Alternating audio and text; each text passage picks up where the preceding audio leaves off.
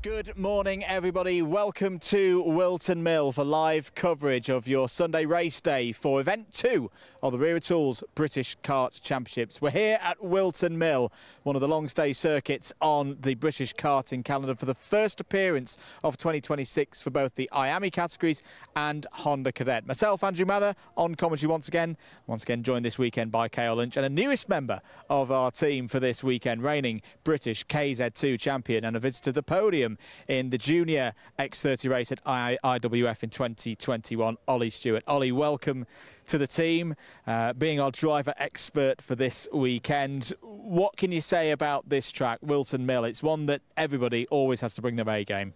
Yeah, absolutely. Fantastic track. Having raced here myself, I understand it's a very technical track, a lot of overtaking opportunities, and there's a lot of spots that lead themselves into a very good stage, and spotlight is very similar to a European stage too. Ceol, good conditions so far this week. It's caught some of us out. It almost feels a little bit more European here this weekend. Practice day was very, very warm indeed. We've already seen one round, of course, yesterday, Saturday, for the start of all the X30 and the Honda Cadet seasons. What have you made of it so far here at Whilton Mill? Well, definitely. I think we were all expecting some rain for all 3 days we've been here so far. Round one, very dry for the drivers. It was hot yesterday. I think a few of them struggled with how physical this circuit is and how hot it was. But yeah, it's been great so far. So, a lot to talk about here today. We're going to take you through all of the classes. We're going to give you some build-up as well, particularly if you're new to this Whilton Mill circuit. In fact, let's start with that. Let's learn a little bit more about this venue. Hello everyone and welcome back to the British Kart Championships. I am here for Event 2 with our IAME and Honda Cadet classes. Here at Whilton Mill Kart Circuit, let's have a closer look at our venue. I am here with Dan Russ, the circuit manager here at Whilton Mill. Dan, what a beautiful venue it is with some gorgeous weather, but talk us through your role here for Whilton Mill. Yeah, I've got a general oversight of the venue, so it's making sure that the venue is looking presentable, especially for the big events like this, for the British Kart Championship. It's making sure we've got the grass cut, the curbs painted. So yeah, that's kind of my role. There's a lot more to it, so but yeah, we've got to make sure it's presentable for these guys. And tell us, it takes a lot of work for you guys behind the scenes to prepare to have a national championship here at Whilton Mill. Can you tell us what some of that consists of? Yeah, there's a lot of stuff on track, so it's dealing with the track team, making sure that the track is ready for racing for this weekend. So it's making sure we're filling in some of the, like there might be some holes behind the curbs that we need to fill in, which we've done. Like I said, the painting the curbs, grass cutting, but also getting everybody into the venue and making sure that it's all presentable and ready for racing. And of course, it's round one here for our IAME and Honda Cadet classes. Double header, is there anything you're particularly excited for?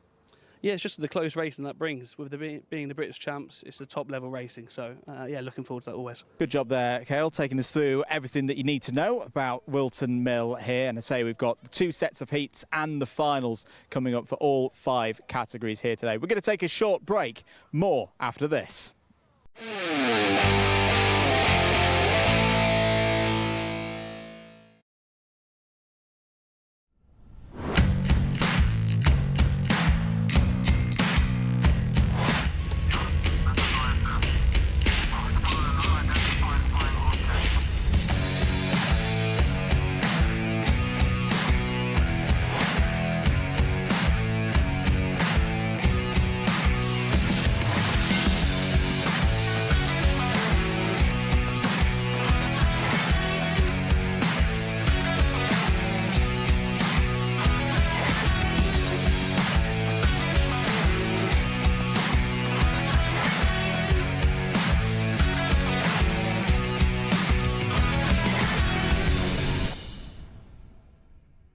Welcome back, everybody, to Whilton Mill live coverage of Event 2 of the Wera Tools British Kart Championships. Racing less than an hour away here with 2 sets of heats and, of course, the all-important finals for the second round of the championship campaigns for all of our X30 categories and Honda Cadets. Now, you may be a new viewer. You may be someone who's been wondering for a while, how do you get on the grid for the British Kart Championships? Well, don't fear. This next little feature will tell you all you need to know if you've never karted before of how to be on the grid for a future event. But what do you need to do when wanting to get involved with the British Kart Championships? I'm going to speak to some of the key people who you'll meet when getting involved. Motorsport UK have developed the karting pathway to introduce new drivers to the sport. Starting with indoor, drivers learn the basics and can compete in NKA venues. Outdoor arrive and drive next, drivers learn at higher speeds on many of the same circuits as on the BKC calendar. Club level, the first level of owner karting, learn the mechanical side of the sport before competing at the British Kart Championships, the top level for karting in the UK. I am here with a driver who's a brilliant example of someone who's come through the foundations of the sport. Harry Grant, talk us through your pathway till now for karting. Well, I think I was at the age of 3 when, I don't know how I remember this, but I saw my dad watching Formula 1 on the TV. And after that, at the age of, I think I was 7, I had my first session in a indoor NKA kart, at a kart circuit indoors, obviously. And then once I had gone from that, I stepped into outdoor karting, which was then at Lyd in a rental kart. So I did a few sessions in that in the small track. I really got used to it, so that means I think I was ready to hop into one of these. So that means then I started racing in club level, all around the country pretty much, like let's say, obviously at Lyd, sometimes around here as well, PFI, Riot House, so I was literally just hopping around the country in one of these. And then we thought, why not give the British Championship a go, which we're obviously at right now. So, and that's how I got here. We are speaking to Richard Locke, Operations Director here at the British Kart Championships. Can you talk to us a bit about the assessment process when drivers are looking to take that step from club championship levels up to national level karting? Yeah, we get a lot of drivers come through from having been on holiday, gone and experienced of karting abroad, then come back to the UK and they want to take it a little bit further. So we have the recognised tracks from the National Karting Association. They'll go in there, do some racing there. Once they've spent some time in the indoor tracks, they'll then venture outside. And there's a standard that we put in just to make sure the drivers are safe, they're competent, their own driving standards, as well as with other drivers out on the circuit. So there's an assessment level there, which can involve flags as well as their driving standards. And then once they've achieved that, they can then pursue this and carry on through to national, international levels as well. I'm here with Louise Brown, Championship Coordinator. Louise, can you talk us through the initial registration process when a driver wants to enter the British Kart Championships?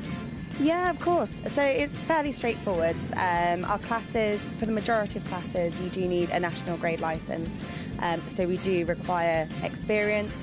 Obviously, some of the classes do differ. So first things first, it's always worth reading the championship regs. Then we have an initial sign up for the championship registration, which usually opens in plenty of time ahead of the events, and that's if you want to compete in the full championship, score championship points, have the opportunity at the end of the year to come to our award dinner, then that's the championship registration. We do permit guests, so if you're on the fence and you're not quite sure, then you can of course come and do a one-off event with us, give it a try, see how you like it, and then go from there. I'm here in a privateer awning with Ollie West and his dad, Dave. Dave, talk us through some of the kit. So this is basically a standard Cadet chassis, 950 axle. They have various makes available, but we are on a KR. The helmet you need is a CMR spec helmet, which is obviously for part of the safety kit we use. We also have rib protectors, neck braces and other parts. Yeah, can I pass that to Ollie? Thank you. Yeah, our engine is a 60cc two-stroke water-cooled electric start. We're allowed to change sprockets, axles, various other parts of the kart to improve performance. Well, thank you for watching. We hope you enjoyed getting an insight on how you can get into the sport. But if you want more information, make sure to head over to the Motorsport UK website. Very much looking forward to seeing more faces on the grid for a future British Kart Championships event and, of course, all the way through the Motorsport UK karting pathway. Ollie, I want to come to you and ask you what your story of getting into karting was like, starting from a young age, working your way up through the ranks and until last year, you know, winning that first British Kart Championship. Yeah, I was always inspired by my dad. My dad did racing before I did, and he stopped the year that my sister was born. So I actually wasn't really that interested to start with, but then my dad said, right, we'll get a kart out here and you can have a go. So I said, okay, I'll see what I can do. And I enjoyed it. I loved it. but probably I was the slowest driver that anyone's ever seen, and he's told me that many times, so I'm very, very much familiar with that. But yeah, just continue to work hard with my dad and lad very often, and just continually working hard and making improvements throughout the rest of my career. And yeah, we've got to the point where we are now, and I couldn't be more happy. Absolutely, great story indeed, and again just shows the level of determination and perseverance that you can get in karting and come through to a good level. Right, let's talk about some of our drivers here today. First up for our previews, it's Honda Cadet. Well, after a warm practice session in Honda Cadet, we're here with Ceol Lynch. Ceol, good to see you back once again here in Honda Cadet. For 2026, we're going to actually look a little bit back to the end of 2025. In some regards, the last round was great for you, wasn't it? It was a win in the second final, and then also a second place in the first final. It was your best weekend to date. But tell us a little bit about the story of that weekend, because it was a strange end to the season, wasn't it? Yeah, it was a very emotional roller coaster, especially on Sunday. Saturday, I thought points-wise it was okay because Ronnie still had a lot of time. But then we just didn't know that anything was going to happen. So we thought, because Riley had spun off, we thought Ronnie had won the championship already, even if he got top 5, because Riley was so far back. But because I won, unfortunate for him, but I'm happy that I won. So the power of hindsight, we in the box knew that changed, sadly for Ronnie Jones, lost him the Honda Cadet title. But you taking your first British Kart Championships victory the last time we raced here at Whilton Mill. That must have been a really special feeling. It was. We were happy and sad at the same time because, like, after the interview that we had, I just started crying because I was happy and sad at the same time. I won, Ronnie didn't win the championship, but we're still good friends. And the team as well is stronger this year. MJR looking to have a bigger roster of drivers. Is that going to give you a lot of confidence to win more races as a team? Yeah, we have a lot of. We have got teamwork, but we just got to bring it all together and we can hopefully win the whole thing. It's a bigger category this year. It's good to see Honda Cadet numbers growing once again after a rough couple of years, but I suppose for you it makes the job even harder now, doesn't it? Yeah, there's a lot more competition and there's 10 more drivers than last year, or even more than that, so it's going to be hard this year. Well, there's one last little bit of business for 2025 to conduct. You won that round at Whilton Mill. It was a great drive, and so much so that you were our Wera Tools Driver of the Day. So, Ceol, coming to receive the trophy. How do you feel?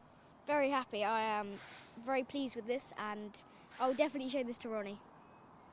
I'm here with Honda Cadet driver Luca Bakoki. Luca, you were that final seed heading into another year of the British Kart Championships. You're relatively new to this championship. Can you talk us through your last couple of seasons?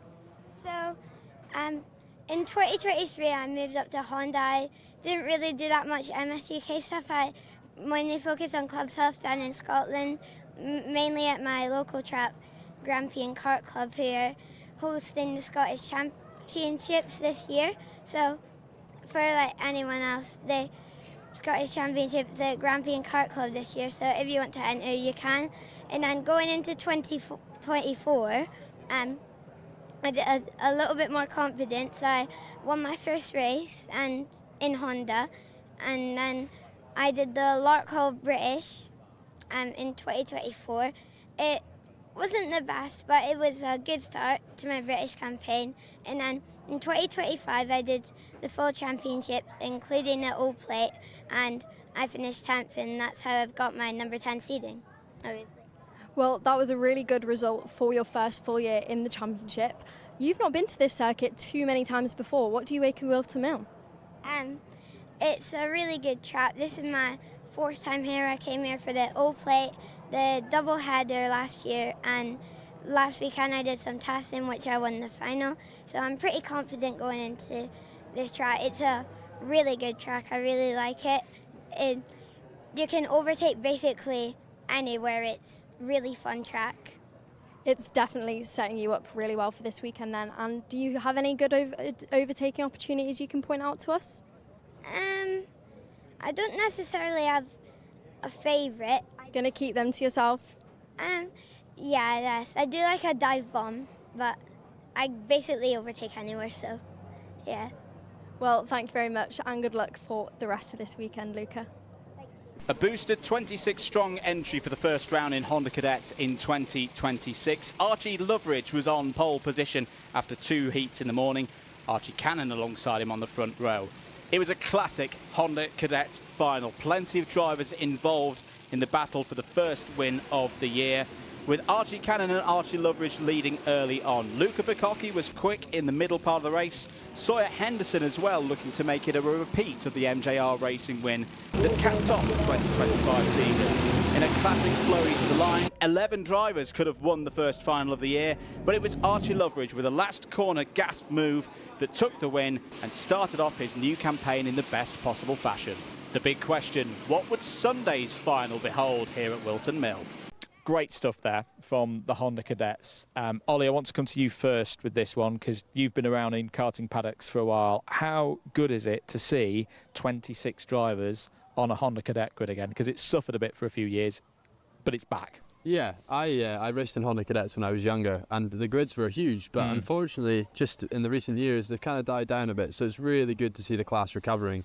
And it deserves to have a lot of drivers because it's a great class with a lot of great drivers in it too. And the stories, Ceol, for the drivers in our top 3 yesterday, you've got to feel for Archie Loveridge, that's a great way to come back after the events of here 1 year ago, losing the British Kart Championships in this category at this very circuit. He bounces back and sticks it at P1 at the end of final one. That's really good to see.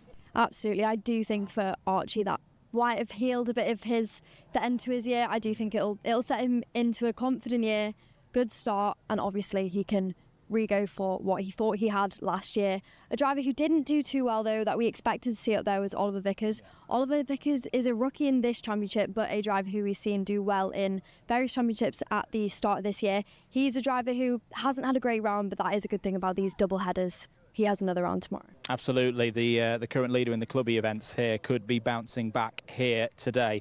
We're going to take another short break. After this, IAME Waterswift Restricted.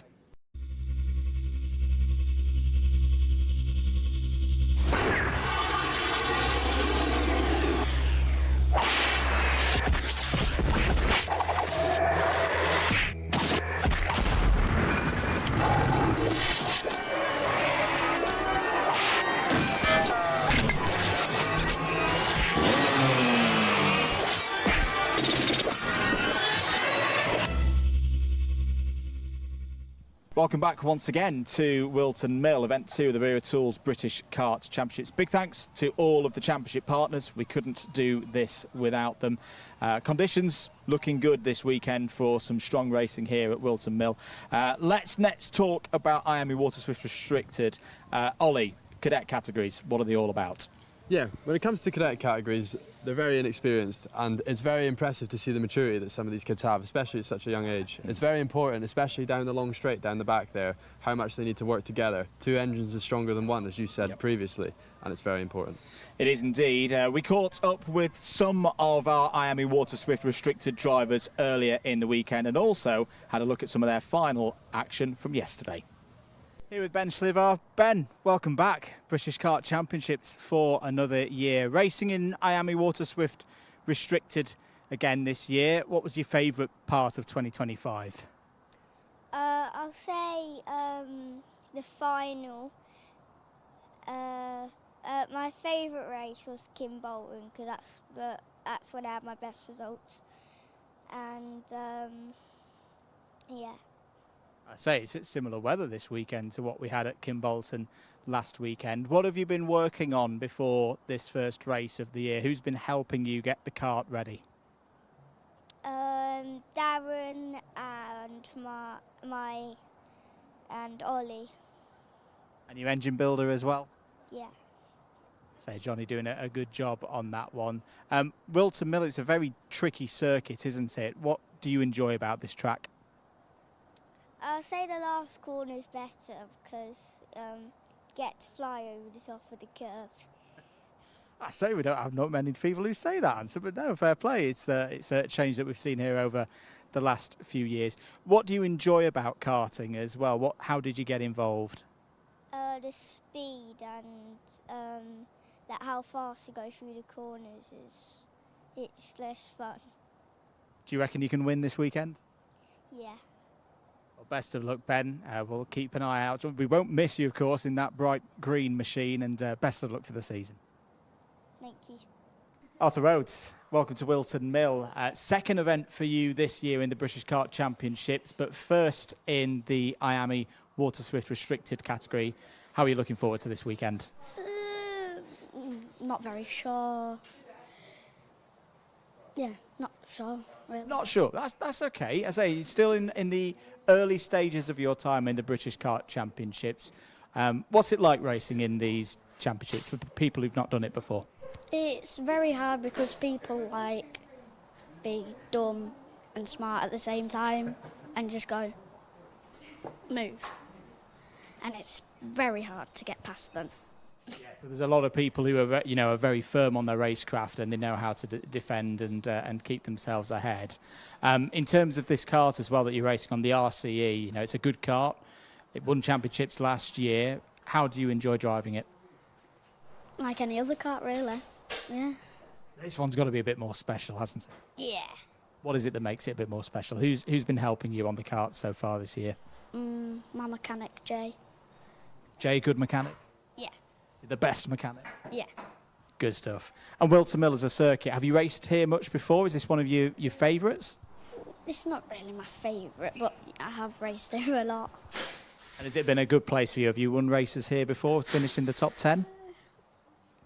I'm not sure. I don't remember anything. But you're going to win this weekend, aren't you? Yeah. Good stuff. Well, Arthur, well done. We'll see you out on track later for the first round on Saturday and then the second round in front of the cameras on Sunday. Best of luck. Thank you. The first final of the year for IAME Waterswift Restricted, the cadet level in the X30 ladder. Hendrix Fallat and Arthur Bowers led the early stages of the first final here at Whilton Mill. Arthur Bowers for the BMR team getting the best start from the front row of the grid.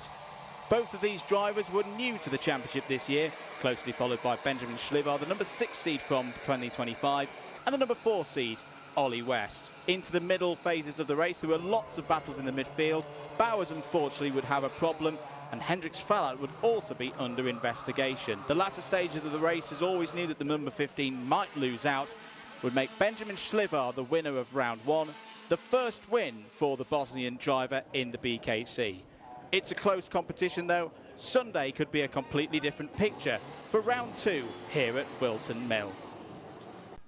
Tasty final there for the IAME Waterswift Restricted, their first one of the year. But for Benjamin Schlivar, coming into the season as a seeded driver, he had so many close moments last year. I always remember GYG last year where he thought he'd got his first podium, then had just lost it in a photo finish. To get that first maiden win at this level, Ollie, how big a result will that be for Benjamin Schlivar? I remember my first win. It's so special. You do everything you can to win, and you put so much work in, not only at the track, but just throughout the week, you're prepping the car out.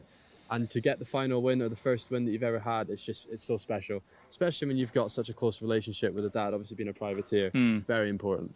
Absolutely. Ceol, I want to bring the attentions to Louis Wilson in the number 63, a rookie to this championship, getting on the podium at the first time of asking within this category. Now, this is a driver that we've both seen, on the club scene so far, do very well this season. Wasn't really backing himself that much when we spoke to him earlier on in the weekend, but just proves that the opportunities in this cadet class are there. A great result there, P3. Well, absolutely. We have to remember for these cadet younger drivers, this is a really physical circuit. It's obviously bumpy in places, and these drivers can get tired. This is a double-header weekend, especially tomorrow. They're going to start feeling it. Their ribs will be sore. They'll be tired.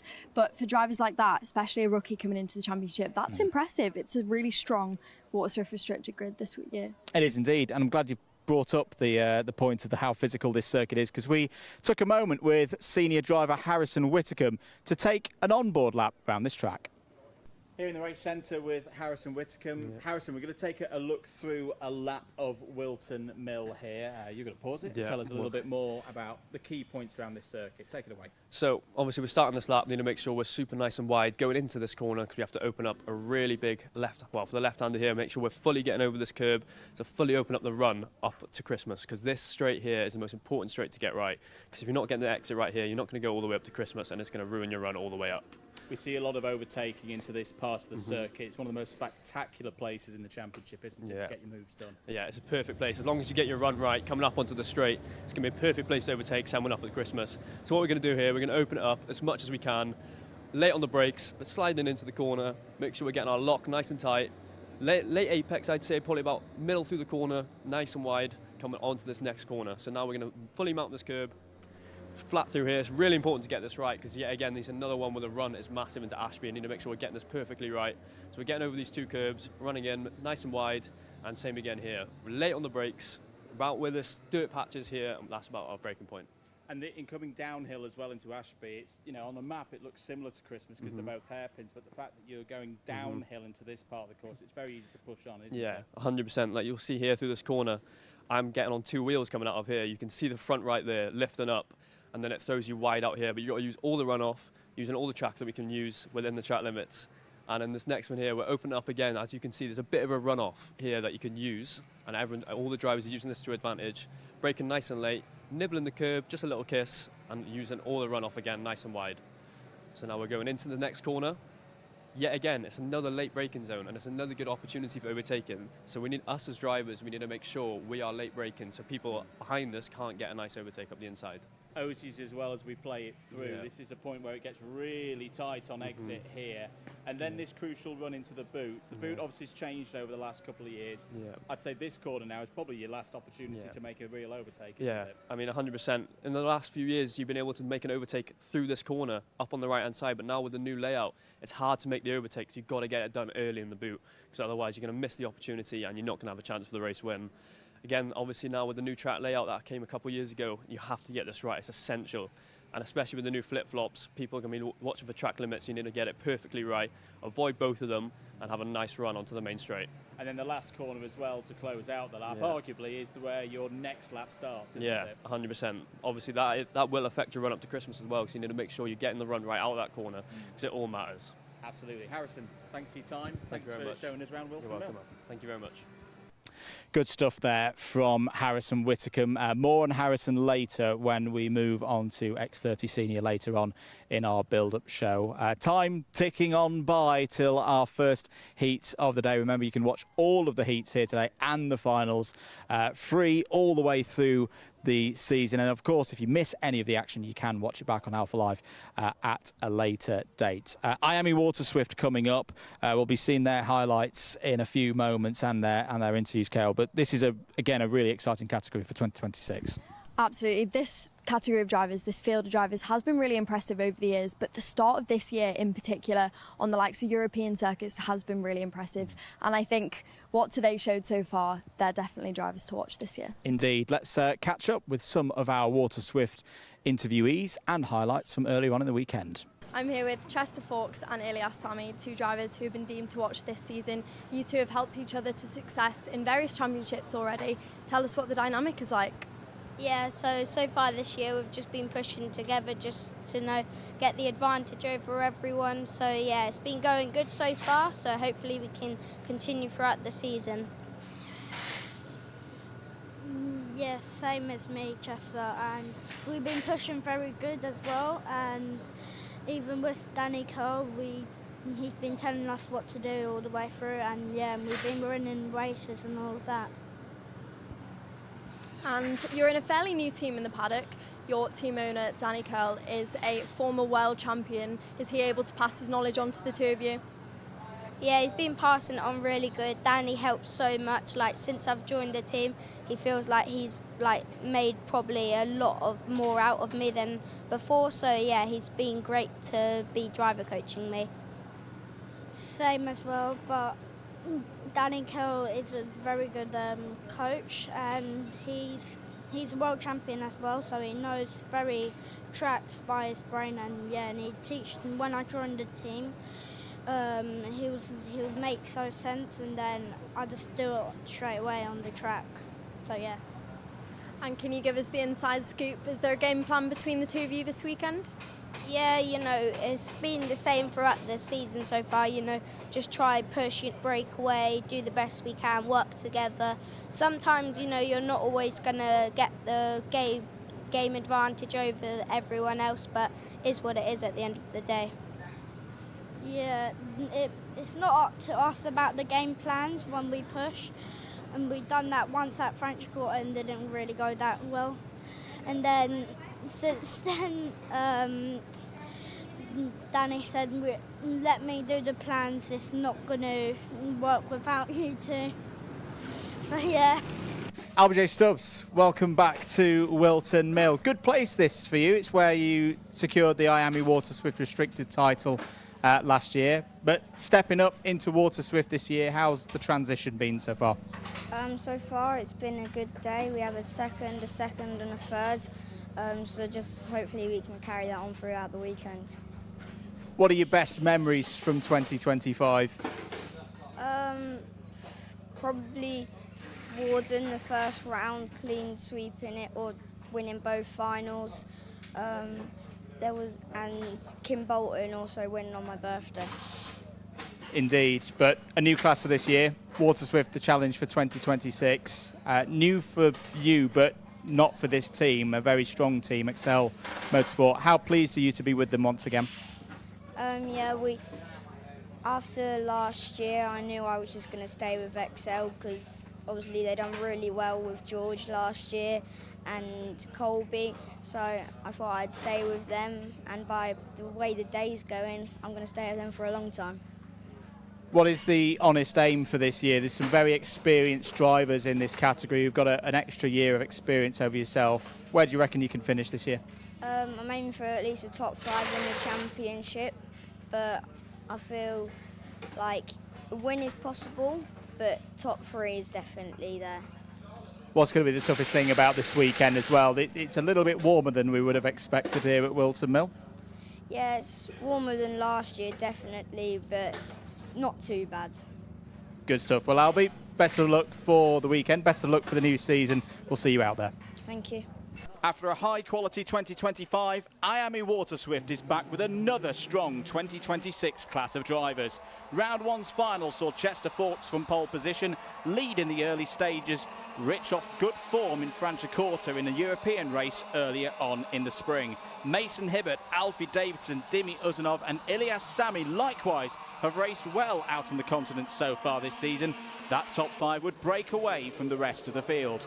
Alfie Davidson led in the middle phases of the race, controlling the pace and controlling his task of trying to get another victory in these championships. But not too far behind, the DK Academy drivers were keeping the Fusions honest, and in the end, Ilyas Sami would break through to take his first win in the British Kart Championships, signalling a new charger in this category ready to win in Waterswift. Once again in Waterswift, it's all to play for here on Sunday. IAME Waterswift Restricted there, round 1, already a potential race of the year. I think they could do the same again today when we get into their heats and their finals. Where do we start? I think we'll start at the top. Ilyas Sami, a first win in the British Kart Championships. Not his first win this year. He had a win out in Europe that was very strong. But we talked about it, didn't we, at Warden Lawcale with the inter-categories in particular, how hard it is to win one of these British Kart Championships races at this age group. That's a big result for Ilyas Sami and for the team. For sure. I mean, Ilyas is a driver who we've seen over the years, recent years, in the British Kart Championships really grow into the talent that he is now. Yeah. And obviously we heard from him and his teammate. They've been really impressive in the European Championships, really working together. They've now been deemed a team to look out for this year also.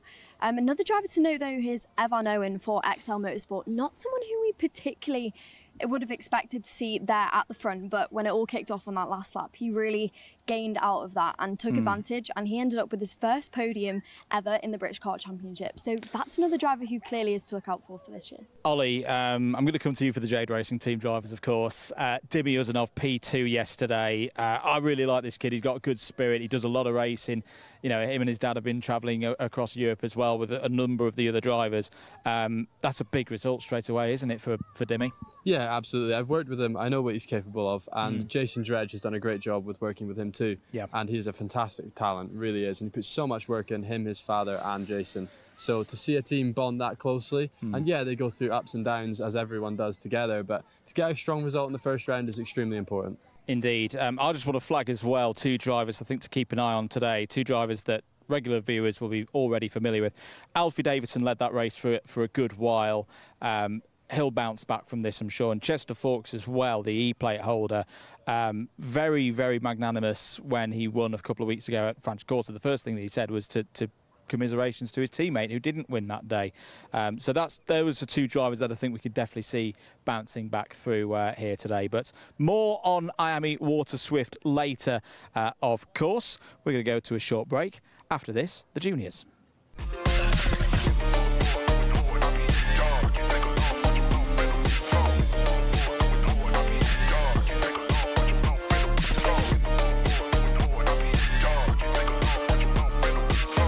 Wera, what a start from the start, heading up into the top section.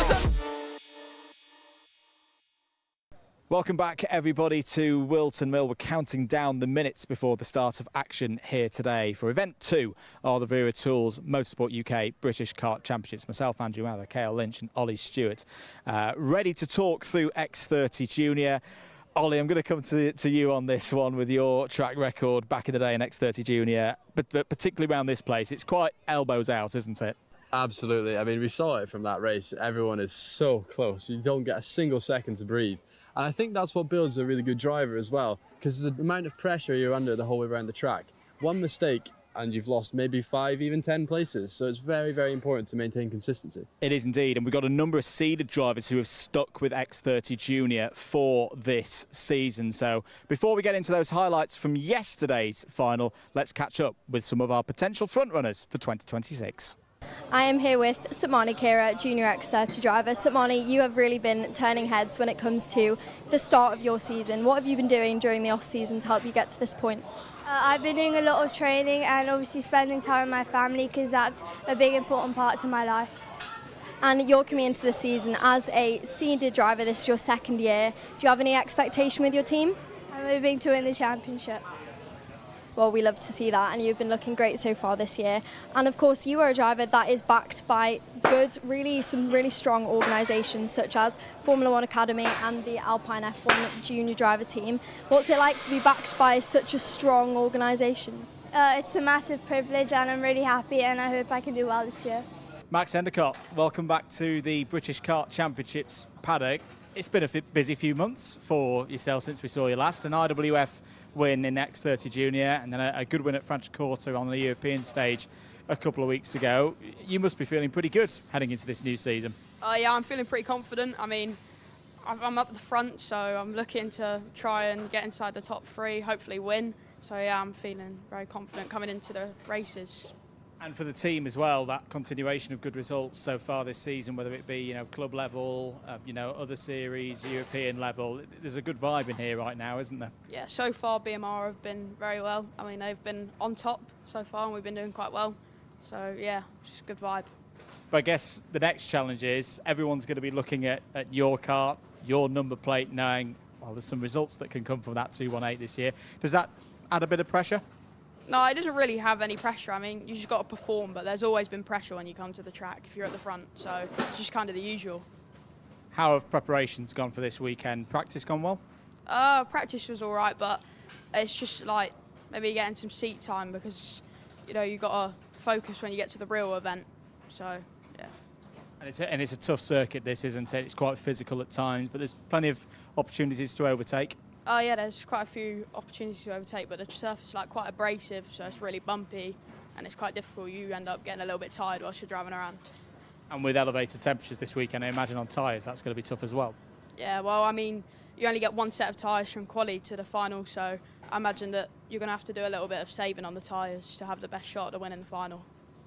I know you'll rise to all of those challenges, Max. Thanks for your time, and we'll see you out there on track. Yep, thank you. A Fusion lockout on the front row for the first X30 Junior final of 2026. Aaron Richardson had won here last year and would lead from pole position in the early stages. Satmani Kira having a difficult start and losing out from P2. Rocco Shenton knows Whilton Mill very well, having raced here since his early club racing days.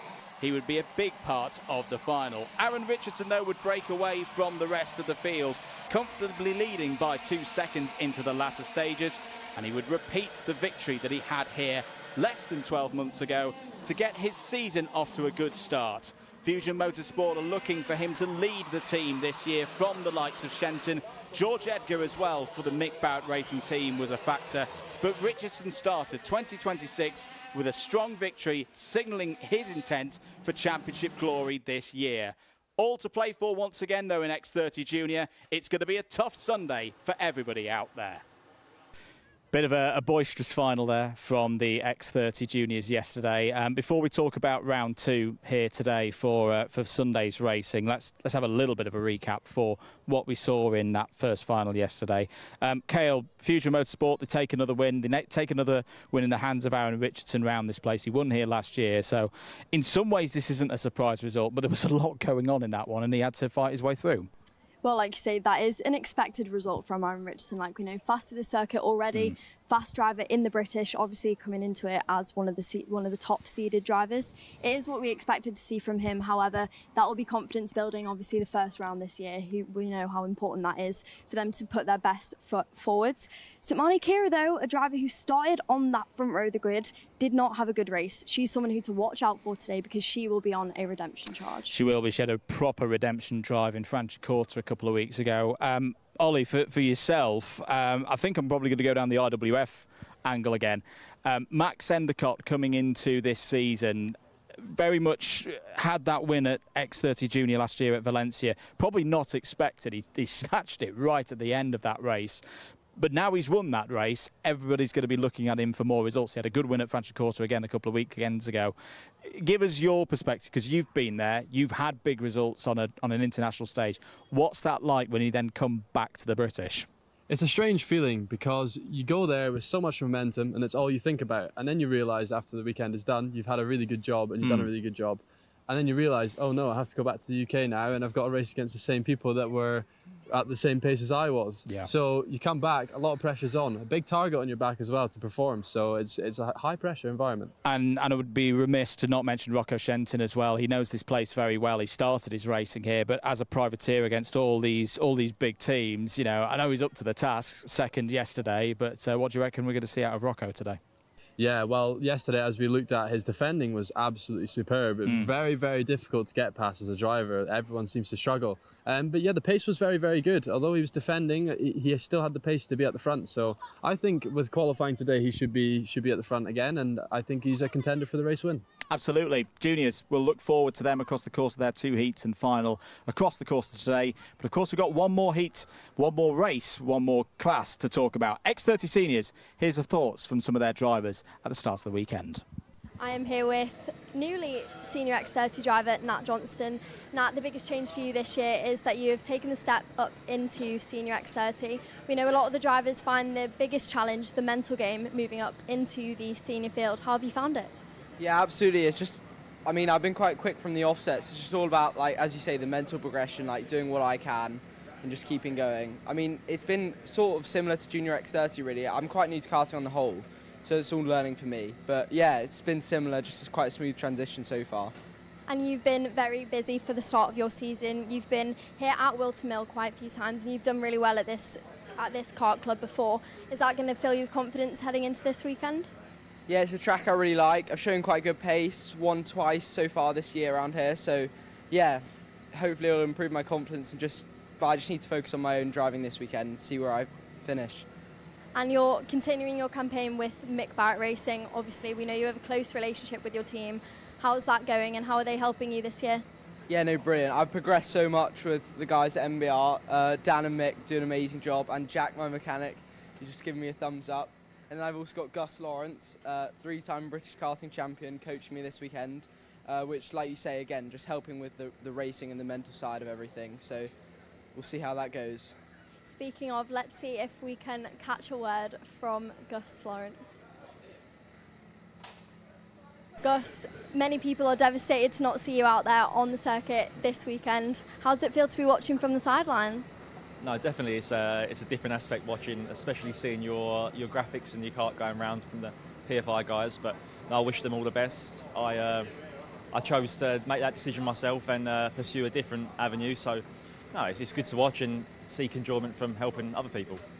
And well, exactly, you're here coaching drivers. What's it like to be able to now pass your knowledge down to the drivers who are hoping to follow in your footsteps? No, as I said, it's enjoyable. So especially when you see them have a good result, it's good and seeing them progress. So the drivers are all at a very good standard, so it's more about like the mindset rather than the actual technique of driving. So we'll see. Obviously, it's the first big race of the year for us, so and see how they get on. And do we think we'll see you out there for a guest round at some point this year? Yeah, I'd like to think so. I quite like the idea of that Silverstone, obviously a new track for us, so it's somewhere new to race, where we've all raced at all these tracks for a while, so it's somewhere different, and see how it races when we get there, and really see how we get on. Thank you very much. That's Gus Lawrence. Here with Mayan Patel in the MDL awning. Mayan, welcome back. Good year last year, race wins in Junior X30, but this is the big one, stepping up to the seniors. How have you found it so far? Yeah, it took me maybe like a day or two to get used to it. I'd say the weight on the car is just the main difference for me.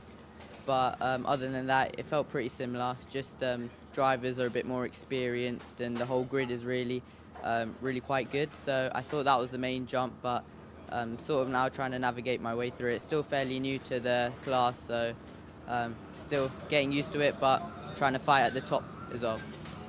New to the class, and you were mentioning to me before, it's a big time off track as well, going through school exams at the moment. How difficult is that to balance those two sides of the coin? Yeah, it's physically quite difficult coming in, and obviously even trying to keep myself fit in the gym, still quite hard compared to being kart fit, but still dealing with it pretty well. Also the mental side, being at home, sort of revising instead of racing, probably quite difficult, but still come back, not done any prior testing, and still ready for, still got the pace to race at the front. As you mentioned, last year was a really good year for you, a good number of wins along the way. I remember, particularly in my mind, Shannington stood out on the Super Prix, those good results at PF in these British Kart Championships as well. But as you say, it's stepping up to seniors. It's a different kind of game. Do you think you're ready for it? Yes, definitely. I think in junior I sort of learnt my craft with the drivers, and now I'm senior. I'm trying to do the same, trying to bring my previous experience and my previous race wins into seniors, and hopefully I can repeat at least one or maybe even more possible wins in the British this year. Whilton Mill as a circuit, what do you think of it? How kind or unkind in the past has it been to you? Well, yeah, it's been very kind to me. It's probably one of my home tracks. However, it's very physical around here. It's quite hard to keep mentally strong while you're maybe physically hurting as well. But I'd say it's been quite enjoyable here. I've had loads of good memories. In particular, last year got a win and had a really good weekend in the British on the last round. So it's been very kind to me, I must say. Good stuff. Well, Mayan, good to catch up with you, and we'll look forward to seeing what you can do on this first weekend in X30 Senior. Thank you. After two heats on Saturday, X30 Seniors grid was a mixed-up affair. Several front-runners out of position ahead of the first final of the year. Sam Lewis would lead from pole position, Max Ewell losing out to teammate Nat Johnston in the early stages through the first couple of corners. Sam Lewis hadn't had a podium in the BKC heading into this race. His best result, P7 here last year. He would break into an early lead, looking to put that record right. Harrison Whitcomb had started from fifth on the grid. A weak qualifying had put him out of position, but the race pace was quite clearly there. Soon up into the top three, then into second place, and soon chasing in on his teammate.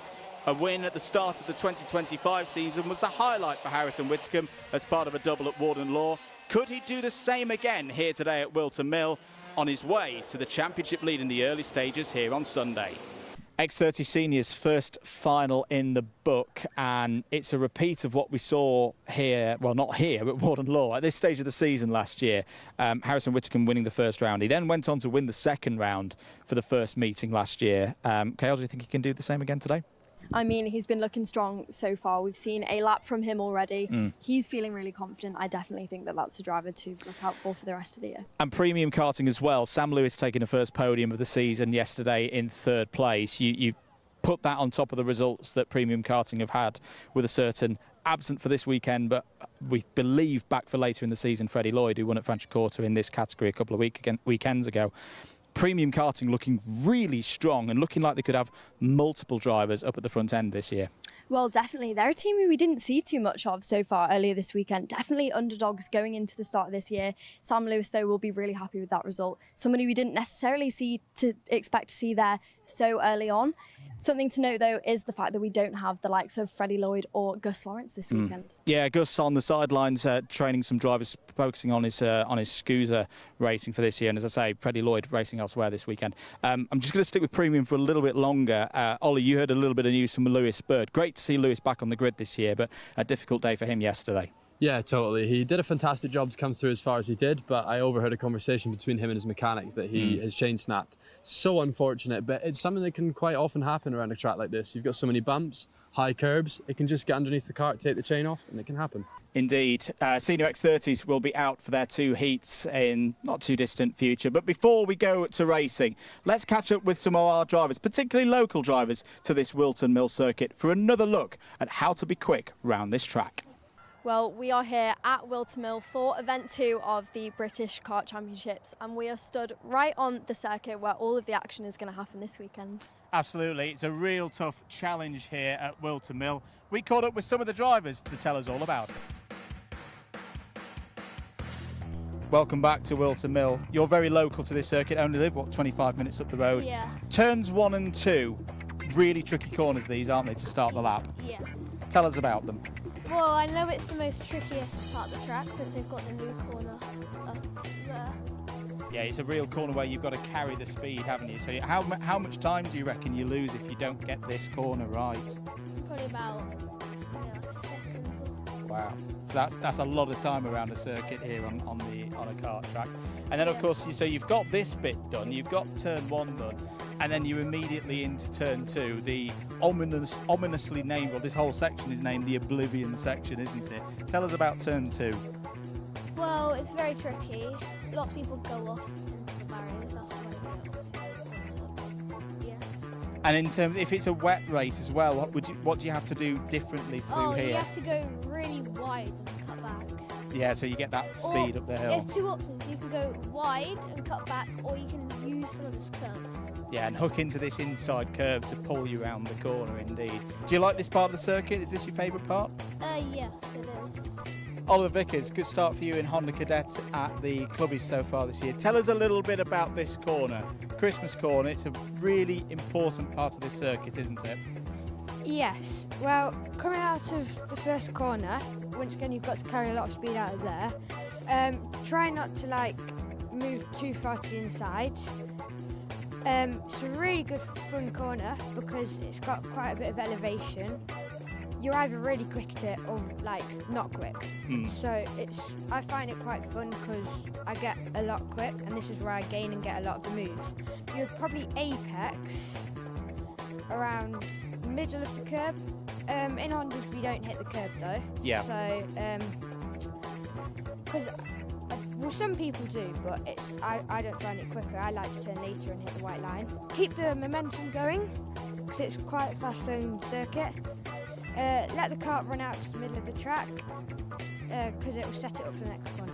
Absolutely. I mean, everything that Oliver has just said there is absolutely on the money here through Christmas.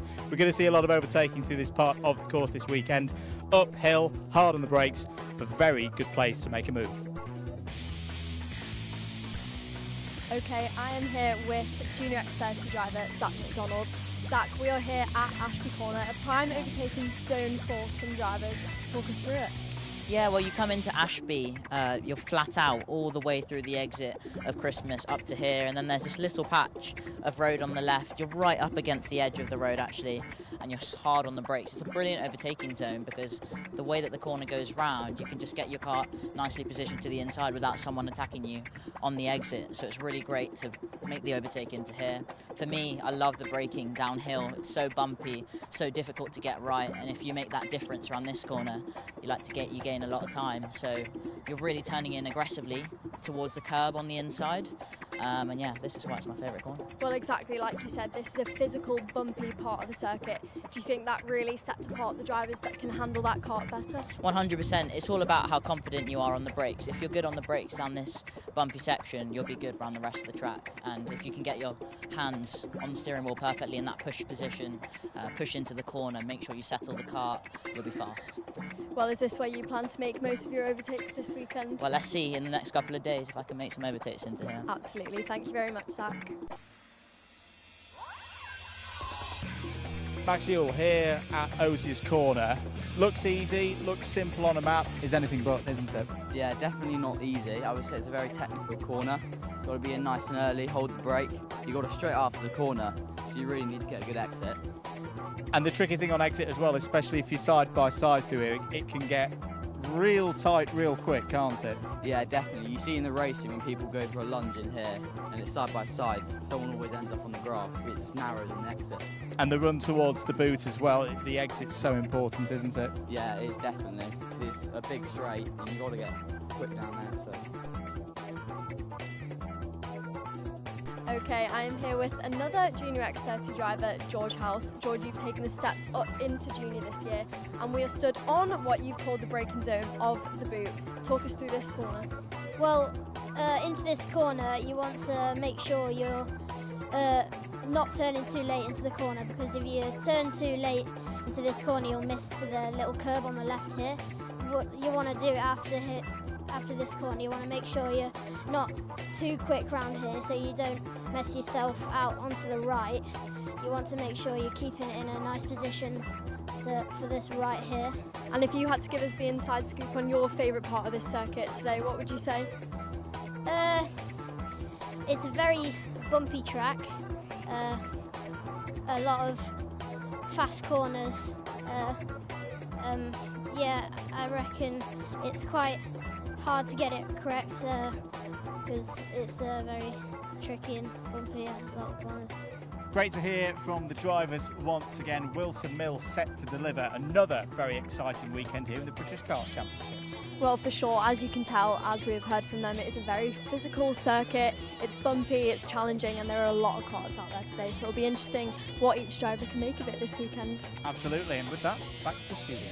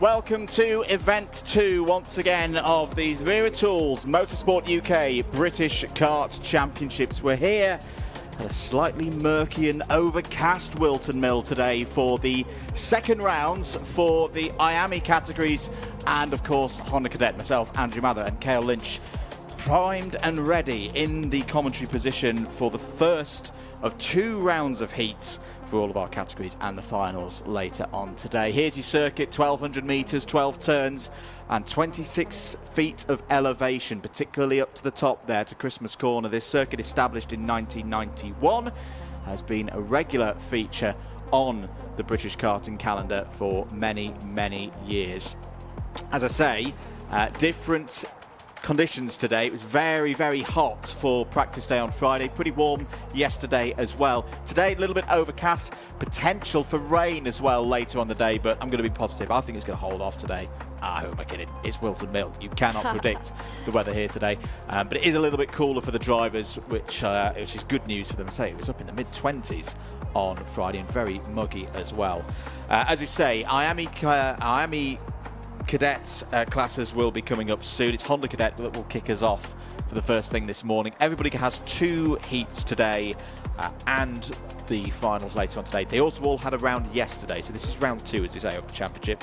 Ceol, what did you make of the racing yesterday? I mean, we had a brilliant day yesterday. It was some close racing between all classes. Now, round 2 yesterday really set the tone, but there were some very mixed grids compared to yesterday's qualifying. Indeed. We're around 5 minutes away from the start of racing. I'm going to ask James to just turn the dub music down for a bit because I wanted to start today with a little bit of recognition for some really sad news that we had in the motorsport world yesterday. Apologies, folks. This one might be quite hard. Real hero of mine passed away on the 1st of this month. Alex Zanardi, earlier this week, died at the age of 59. For those who don't know his career, I appreciate that this is a name from a slightly different era of motorsport to those for many in the paddock. But yeah, let's start with his karting career. What a career it was for Alex Zanardi, particularly the 1987 FIA Karting European Championship, which he dominated, a lineage of title that, of course, continues today, will be competed for next week at Valencia for their next round of the championship, and I know that's a championship that's close to many of people's hearts in this paddock. He, of course, went on to race in Formula 1 in the mid-90s, and possibly his greatest achievements in motorsport came in 1997 and 1998 when he was back-to-back champion in Champ Car. He, of course, last raced in Champ Car on the 15th of September 2001 when he suffered a life-changing accident which, if we're being honest, could have taken him from us all those years ago. But that was the kind of man, that was the kind of human that Alex Zanardi was. He was the kind of person who would not be told no. Many people said there's no way that he would ever race again in an era where disabilities were seen as a barrier to motorsport. He came back with BMW. He developed the hand control system, one of the first hand control systems to allow him to race, not only to compete, but to be a winner again 4 times in the World Touring Car Championship. That's just his motorsport career. In 2007, he then took up paracycling. Once again, he was told there's no way you could do this. There was no way that you could win. There was no way you could compete. He proved them all wrong yet again when, in the London 2012 Paralympic Games, he took the first of 2 golds, and quite appropriately, for a motorsport individual, he did it at Brands Hatch, where he took the first of those 2 Paralympic golds. He then repeated the feat again at the Rio Games of 2016. And then, just for good measure, he then suffered a cycling accident in 2020, which again nearly took his life. As I say, this is someone who did not know the meaning of the word no. He will be greatly missed by many, myself included, and for anyone who needs a little bit of inspiration in their lives when they're suffering, when they're down a bit. Just remember about Alex, because he took on things that all of us couldn't bear to think about, and he didn't only overcome them, but he competed and he emerged victorious. Rest in peace, Alessandro Zanardi. You will never be forgotten.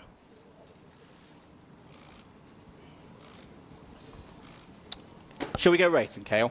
Yes, thank you very much for the lovely feature and, of course, paying our respect. But, Andrew, it is almost time for our first heat of the day. Let's go for it. Heat 1, Honda Cadet, up next.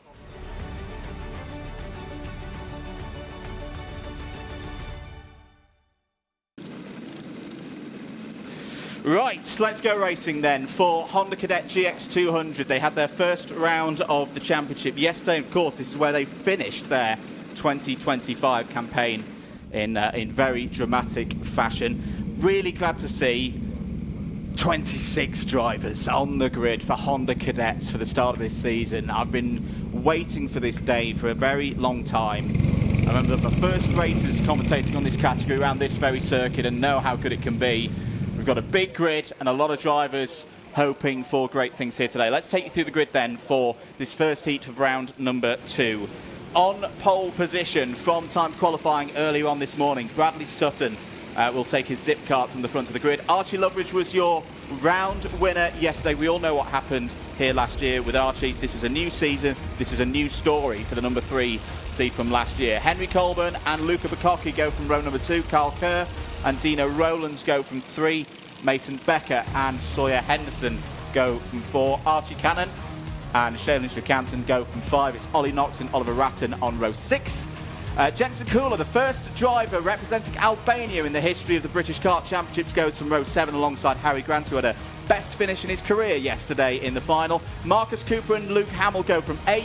Finley Thursfield and Freddie Drury go from row 9. Joshua Adotti and Ali Saunders. Keep an eye out for Rexy the Kart, my new favourite livery in the paddock, going from row number 10. Edward Fry and Austin Dowell on 11. Archie Tosh and Timon Pensac go from row 12. Ben Bowers and Oliver Vickers. Vickers currently the points leader at the club events here after 2 rounds at Whilton Mill. So expect to see Oliver charging from the back of the grid. Some problems for both of those drivers, Ben Bowers and Oliver Vickers, in qualifying mean they start from the back. So 8 minutes plus 1 lap for the drivers here. If you know you're racing around Whilton Mill, don't take your eyes off this one. It'll be a dramatic start. It'll probably simmer down in the middle a little bit and then crescendo to a magnificent finish. We saw that in the final yesterday that was taken by Archie Loveridge. There he is in the blue and yellow helmet with his father, Michael, on the tools once again. But the number of new names this season at the start of a new year for the British Kart Championships and Honda Cadet is really, really good to see. 19 drivers new to the British Kart Championships, kicking off their season campaigns here this weekend. Just waiting for the final moments for these drivers to be under starters' orders. And just a couple of karts being repositioned here. Ceol, they all had a few races yesterday. They had 2 heats and a final. What do you think they'll be taking into today's race? Obviously, that's the first round for our youngsters. Now heading into the live round. It's nearly time though, Andrew. Are you ready? It is indeed. Green flag in the air. Ready to go racing here in Honda Cadet in the British Kart Championships. Round 2 of their 2026 campaign is underway. Away we go then for 8 minutes plus 1 lap. Bradley Sutton, good start there in that blue number 53 machine. The privateer is away and at the front of the field. 2 wide, 3 wide in the middle of the pack. Look out for Archie Cannon there, the number 5 seed from last year's championship. The S-plate winner from last year. It's a little bit of a moment for Ceol Lynch there in the middle of the pack in kart number 23. But apart from that, we're looking pretty good as we head down to Ashby for the first time. They're all through, a little bit 3 wide in the middle there. The number 15 of Joshua Adotti caught out there. But they're all still pointing in the right direction, Ceol. That's a good start from our Hondas. Yes, it is. One thing to note is that it is a privateer front row of the grid for the Honda Cadet class. We see a strong lot of privateers in this class, but it's always good to see those 2 at the front. And that was your pole sitter, now leading with that second place of Archie Loveridge, hunting him down. He's coming off a win yesterday, so full of confidence. Is indeed. So end of the first lap, Sutton leads from Loveridge, Rowlands, Bacocchi, Henderson, Kerr, Becker, Knox, Cannon and Harry Grant's had a good start up to P10 already. Here's a move from one of the Project 1s. Looking down the inside there is Mason Becker, who had some good speed in the practice sessions earlier on in the weekend. Very tricky for the mechanics this weekend. I won't say who I was having a little chat with last night because I don't want to spoil their secrets. But the track this weekend in comparison to last weekend for Kart Club, racing very differently, and that's all to do with the rubber that's been going down. Whereas last week you had a good mix of different classes, different tyre compounds, different tyre brands. The majority of the rubber that's been laid down this week, of course, is the Comet tyres from the X30 classes. Teams have been telling me with Honda Cadet that has pretty much thrown all of the data from last week up in the air, and they've had to go from scratch at the start of Friday. And, of course, we've had the elevated temperatures earlier on in the weekend. So drivers that perhaps you saw that were quick here last week, many of them used it as a practice round. It's a changing of fortunes across the course of these 2 days. There was some exchanges back and forth. That was Henry Colburn in the number 75 going through past Archie Cannon. There, is that one of the BRKs, the British Racing Kart machines, going down the inside and taking a position. So, as expected, in Honda Cadet, it's all going on, Ceol, in that midfield. Well, exactly. As expected, we have a few investigations in the first couple of laps, but nothing too serious just yet. Fastest driver on track is your man in third place, Dino Rowlands, car number 21. Looks like he's closing in on those front two, a good position to be in. There is now kind of a train at the front of the pack as here they all head through the final chicane. We always see a strong, close grid of Honda Cadets.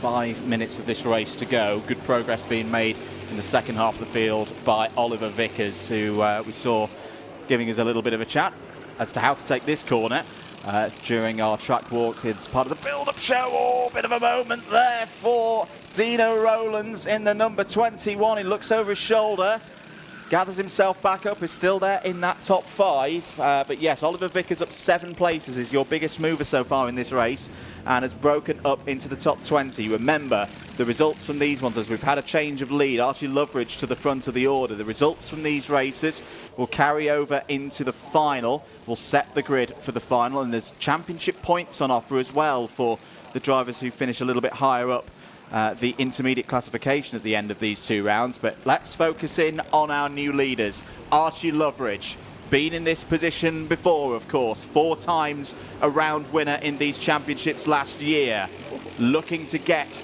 his season underway with a double. There's a move coming in here from Luca Bacocchi.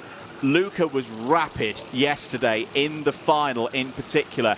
That is a driver and that is a team with the Apollo Karts effort that we need to keep an eye on. There was Ceol Lynch going through past Harry Grant for P10. And I think Marcus Cooper involved there as well. One of the drivers racing as the Works Project 1 team is up to 11th place. But this is a potential problem for the rest of the field, Ceol, that you've got these 2 drivers at the front of the field. Loveridge, Bacocchi, probably the class of the field so far. They could work together over the next minute or so. Well, you're right. Bacocchi didn't have the qualifying you would have expected to have yesterday. He struggled a bit, but he made his way through the pack into the top 5 in round 1, so he was happy with that. Fastest lap setting out, and he is chasing your leader as they head through turns 1 and 2 now, except Mason Becker just took fast lap off him. But look at this, up into Christmas corner, and he is really pushing your leader now. One driver to note, though, just before is Freddie Durry. He had a difficult day yesterday, but he is making his way through the pack now, up 4 or 5 positions, I think. Still 2 minutes and 58 seconds left to go this race. Good move there from Freddie Drury, another of the Apollo Karts runners. Good to see the Apollo Karts team growing as well. We talked a lot last year about the efforts of Archie Cannon and Margaris Kovetskis in the Waterswift category, which will be up later on today. Margaris has moved teams to the BMR team, but that's not stopped the Apollo team growing their ranks, particularly here in this Honda Cadet category.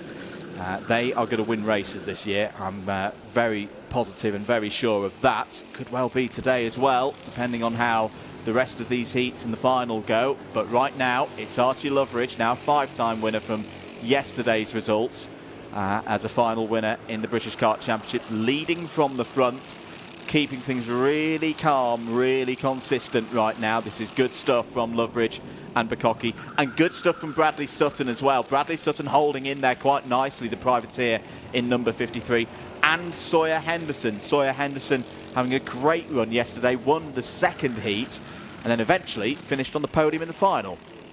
Well, you're right. This is what we expect to see from our Honda Cadet class. All but we are going for a move. That is Luca Bacocchi up into the lead of the race. Brilliant move. We were just saying this is what we tend to see in the last couple of laps for the Honda Cadets. You saw your leader take a look behind him on that last lap to see there is still a very close pack of 5 drivers heading into turn 1 and 2 now, and it is all getting close at the front now. Ceol Lynch, a new fastest lap of this race. We know he runs well around here. Won the last final of 2025 at this circuit and finished second as well on the first day of what was a double-header to cap off 2025. So Ceol now up to P8. Down the hill once again, in towards Ashby Corner. Luca Bacocchi, that was nearly a bit too deep, but just about got away with that. That was good driving from Luca. This is the third season that we've seen Luca appear, the second full season.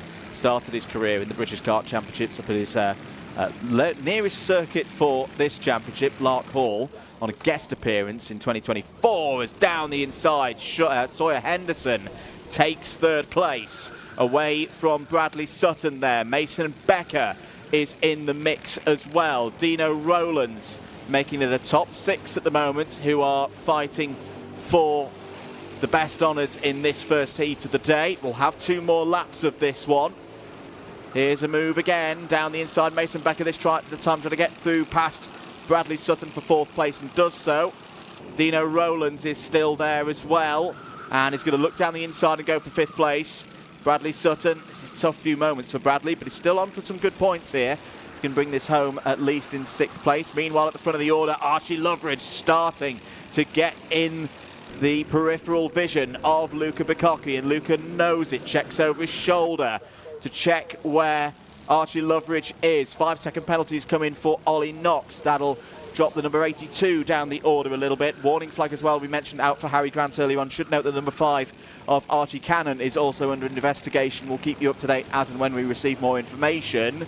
Henry Colborne has set the fastest lap at this stage, but is back in 9th place. We're going to stick with our front runners here. Can there be a move to take the lead away from Luca Bacocchi? Sawyer Henderson trying to go around the outside. That's going to get tight through the little kink after Christmas. Well dealt with by our Hondas. That could have resulted in drivers going on the grass. It didn't. They gave each other racing room. Side by side once again between Loveridge and Henderson. This is proper Honda Cadet racing. Here comes Mason Becker with the assist to his fellow Project 1 runner up to 3rd place. That's not good for Mason Becker, who's going to... Well, no, sorry, for Sawyer Henderson, who moves down the order. But all of this back and forth is going to give the win in this first heat of the day to the Apollo Karts team and Luca Bacocchi. Luca Bacocchi wins heat number 1.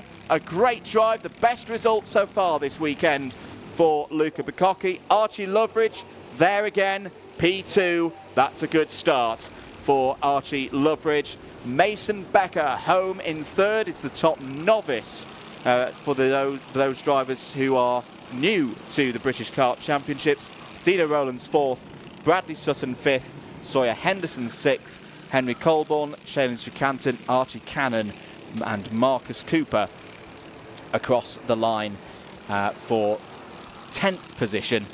Ollie Stewart joins me on commentary for a moment. Good to have you alongside us, mate. What did you make of that?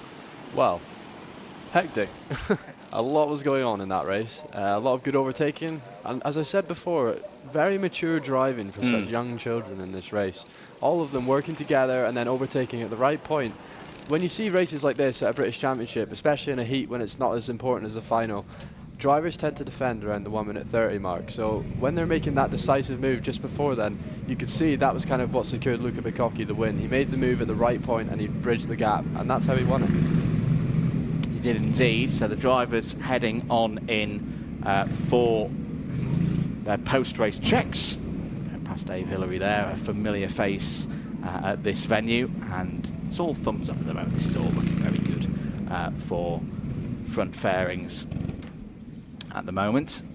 And well, we'll see the Hondas out again later on for their second heat. Meanwhile, let's move on to Waterswift Restricted.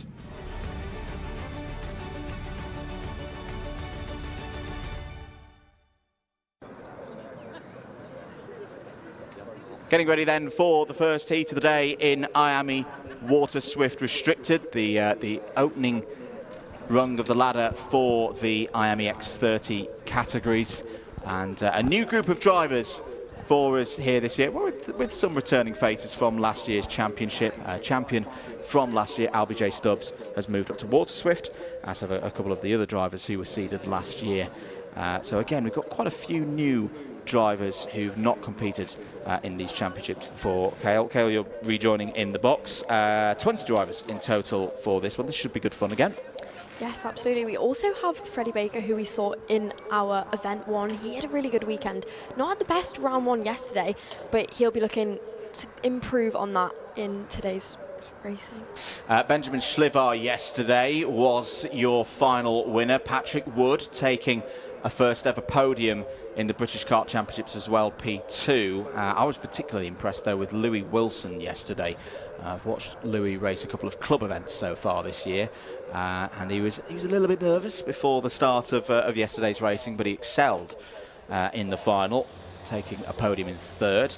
All of these drivers, they've done a TQ this morning. That has set the grid for these heats. Let's take you through the grid for that one. On pole position, the number 15 of Hendrix Fallat for the Pantano Racing TW Racing team. Benjamin Schlivar there on the front row of the grid. Oliver Woodall had a difficult time yesterday, but that's the nice thing about these double headers. You can bounce back with a good day on Sunday. Oliver starts P3. Arthur Bowers are alongside there on row 2. Patrick Wood and Freddie Baker will charge, I'm sure, from row number 3. Ollie West, the number 4 seed from last year, starts in row 4 for this one alongside Arthur Rhodes. Hayden Hakura and Bobby Slater, the Slater name, back in British karting for the first time in a while. There on row 5. Louis Wilson, there he is on row number 6 alongside Harry Murphy. And then running through the rest of the order, Cole Parrish and Logan Hodgetts on row 7. Riley Aston Wilkins and Darcy Durnford on row 8. George Askew and Noah Brad on row 9. And then Max St. Hilaire and Harley Hibbert, the younger brother of Mason Hibbert, completes the 20-strong field. 2 formation laps for everybody, which is useful for these conditions, Ceol, because yes, they've had a TQ earlier on this morning, but they haven't sampled race conditions now that it's a bit cooler. A lot of rubber's gone down across the meeting so far, but heavy rain last night as well. It all kind of burst right above us at about 6 p.m. last night. So the track is going to be different to yesterday. Well, exactly. I feel like we've been waiting for that bit of rain all weekend so far. It's managed to hold off. We had a really hot practice day. Yesterday, again, it was a warm day for the drivers, cloudy at times, but nothing like the rain that we had last night. So, like you say, it was a damp circuit this morning. It's okay now, but it's still cold out there and getting warmer, but it'll be a cold, warm circuit. Obviously, this is the first time our drivers are out today. Driver to note, though, is Patrick Wood made his way through the grid to finish second in yesterday's final. He'll be happy with that, starting from the third row today, so he'll be looking to push for that win this time if he can. Yeah, Patrick had a good run in Europe a few weeks ago. One of many drivers in this category running both a national and a Europe campaign. Here we go then for heat number 1. No, it's not Saturday Night Fever. It's time for an extra formation lap, so we'll go around again. Grid I think it was probably driver's right hand side there, weren't quite fully into formation, but no trouble for the drivers. Get a little bit of extra time to put heat into their materials. You can see, especially at the top end of the circuit, how, I wouldn't say it's greasy, but there's a lot of sliding from the karts up there at the top end of the track. We'll need to keep an eye on that, especially in the early stages of this one. So the drivers will form up the grid again, with Fallat in the number 15. It was third, of course, in event 1 in the other cadet category that's run as part of the British Kart Championships. So it's already made a bit of an impression so far this season up there at Warden Law, and has raced pretty well through the club races that I've seen Hendrix race at places like Shennington and around this part of the country. What can he do here from pole position? Let's go racing then for the first heat in IAME Waterswift Restricted. It's a good start for Fallat. It's a good start for Oliver Woodall as well. The DK Academy driver immediately up to P2. Benjamin Schlivar down to third. There's a couple of drivers in trouble. I think Cole Parrish was one of them in the number 76. Apologies, didn't quite catch who the other driver was. There's Bobby Slater in the middle of it all in number 27. Downhill towards Ashby Corner. Good on the brakes there was Hendrix Fallat. There's the number 63 of Louis Wilson on the podium yesterday in Darcy Durnford. Oh dear, there is Cole Parrish in the number 76. Out of contention for this one. Cole hopefully be able to get back on track and back into the race. Logan Hodgetts was the other driver involved. Logan's got going again. Unfortunately, already about 20 seconds off the pack. Brilliant start though from Hendrix Fallat, straight off the line there, grabbing the lead, looking behind him, seeing he's got a slight gap.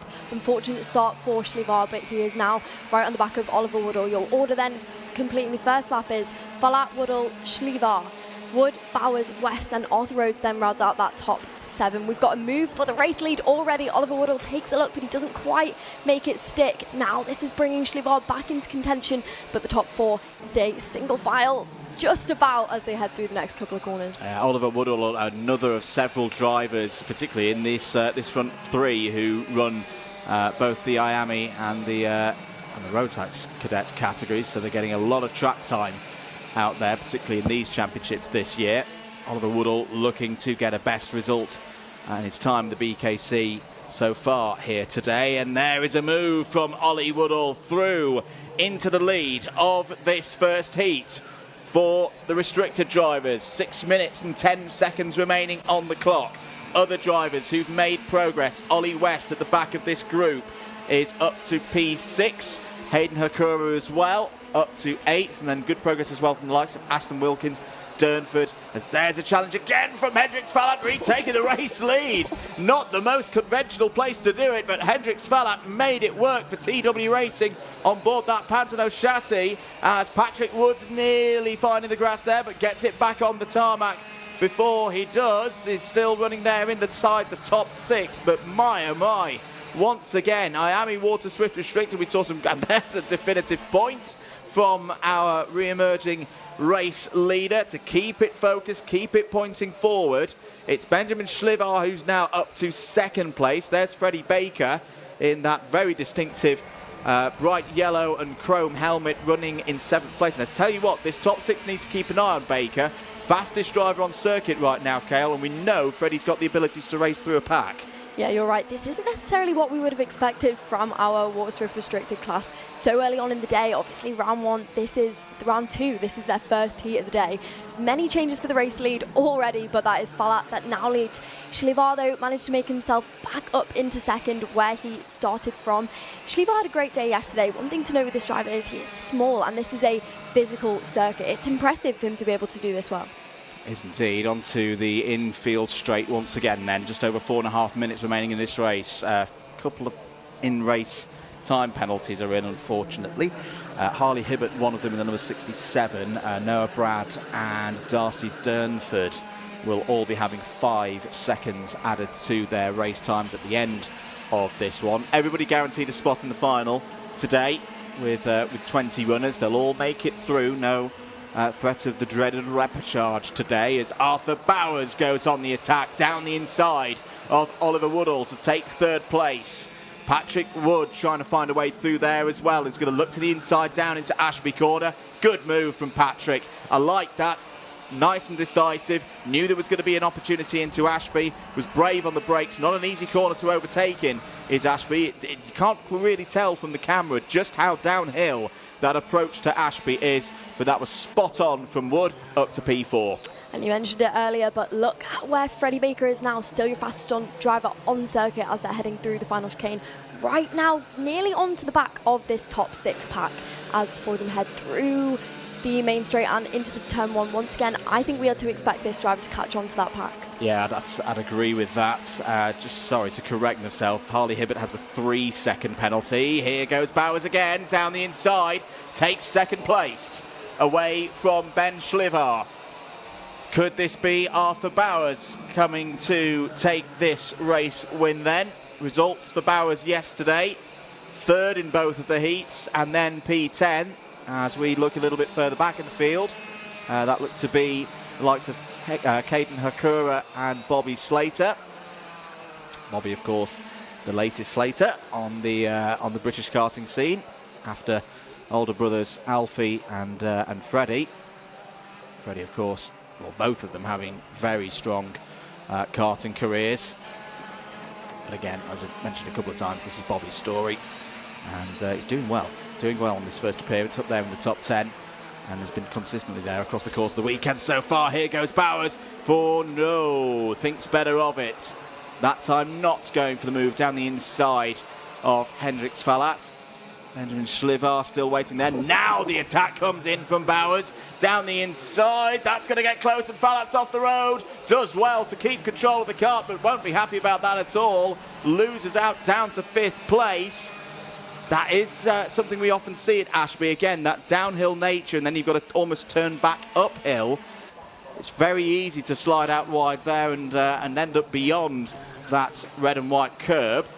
through the new chicane once again. 1 minute and 45 remaining on the clock here, Ceol, and the top 4 breaking away. Well, you're right. This is what we expected. 1 minute and 40, like you said, left to go. Arthur Bowers still leads. Lost his momentum, though, on that last lap because of the situation with him and Falat. Falat now dropped back behind Freddie Baker, who is still your fastest driver on circuit. Schlivar now has the upper hand heading into this next lap.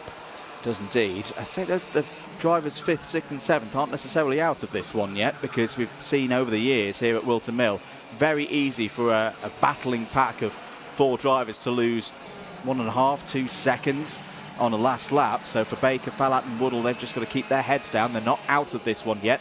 There could be traffic coming into play as well. I think it's the number 76 of Cole Parrish that we saw in trouble a little bit earlier on in this race. Less than 60 seconds remaining on the clock. Through the chicane once again, starting another lap. That's 8 laps done for our Waterswift Restricted, and still Arthur Bowers leads this one from yesterday's final winner, Benjamin Schlivar. Patrick Wood running now in 3rd place. Freddie Baker bangs in another fastest lap of this race so far. As 2 of the seeds from last year. That's good driving from Cole Parrish, just keeping out of the way of the race leaders, abiding by the blue flags very well indeed. Here goes West down the inside. Good defence there from Wood, just pinned the number 4 to the apex of Ashby Corner. West had to back out of that one. This is a very good race from these young drivers. Always impressed with these restricteds. Yeah, absolutely. Benjamin Schlivar now doing all he can in the remainder of this race to push your leader right until the last second. It will be, as Patrick Wood, who has been really strong already yesterday in round 1, is looking to take a better result than he did yesterday with his 2nd place. Here they are along the main straight. Patrick Wood takes a look behind him to see that West and Baker are giving him no time, though, as they head through turn 1 and 2. Oliver Woodall dropped down into 6th with Hendricks Falat right behind. Are we going to have a change then? Nope. Patrick Wood takes a look but doesn't quite get the move done just yet.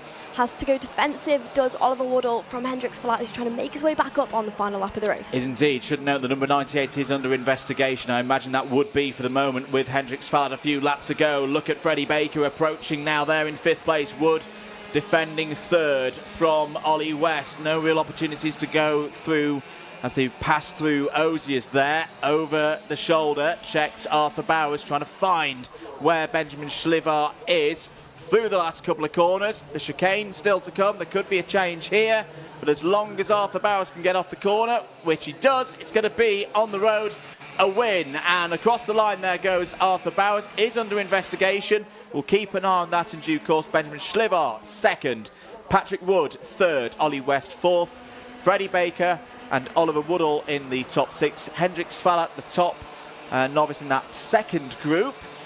Comes across the line in 7th. Good driving as well from the teammates Bobby Slater and Caden Hakura. They can build from there with those top 10s, as can Louis Wilson, who impressed again. The top 10 covered by 5 seconds, so very close again there, Ceol.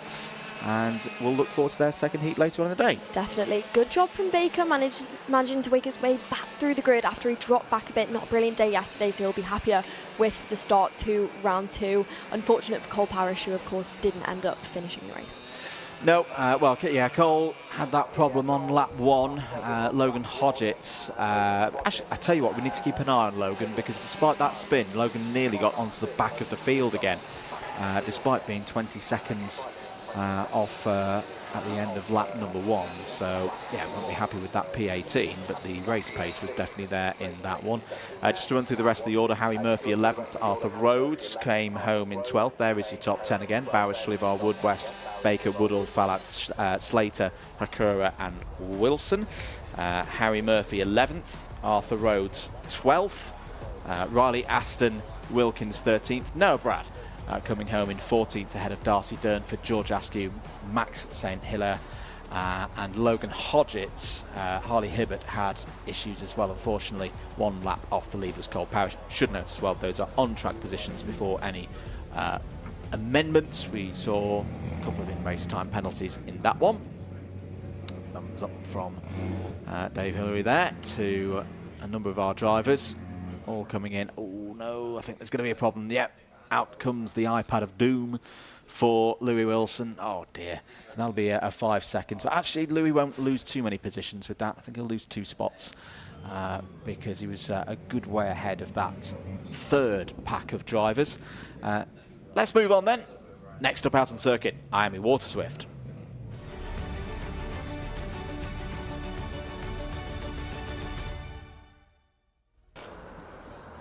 Getting ready then for IAME Waterswift, race number 18 of the weekend.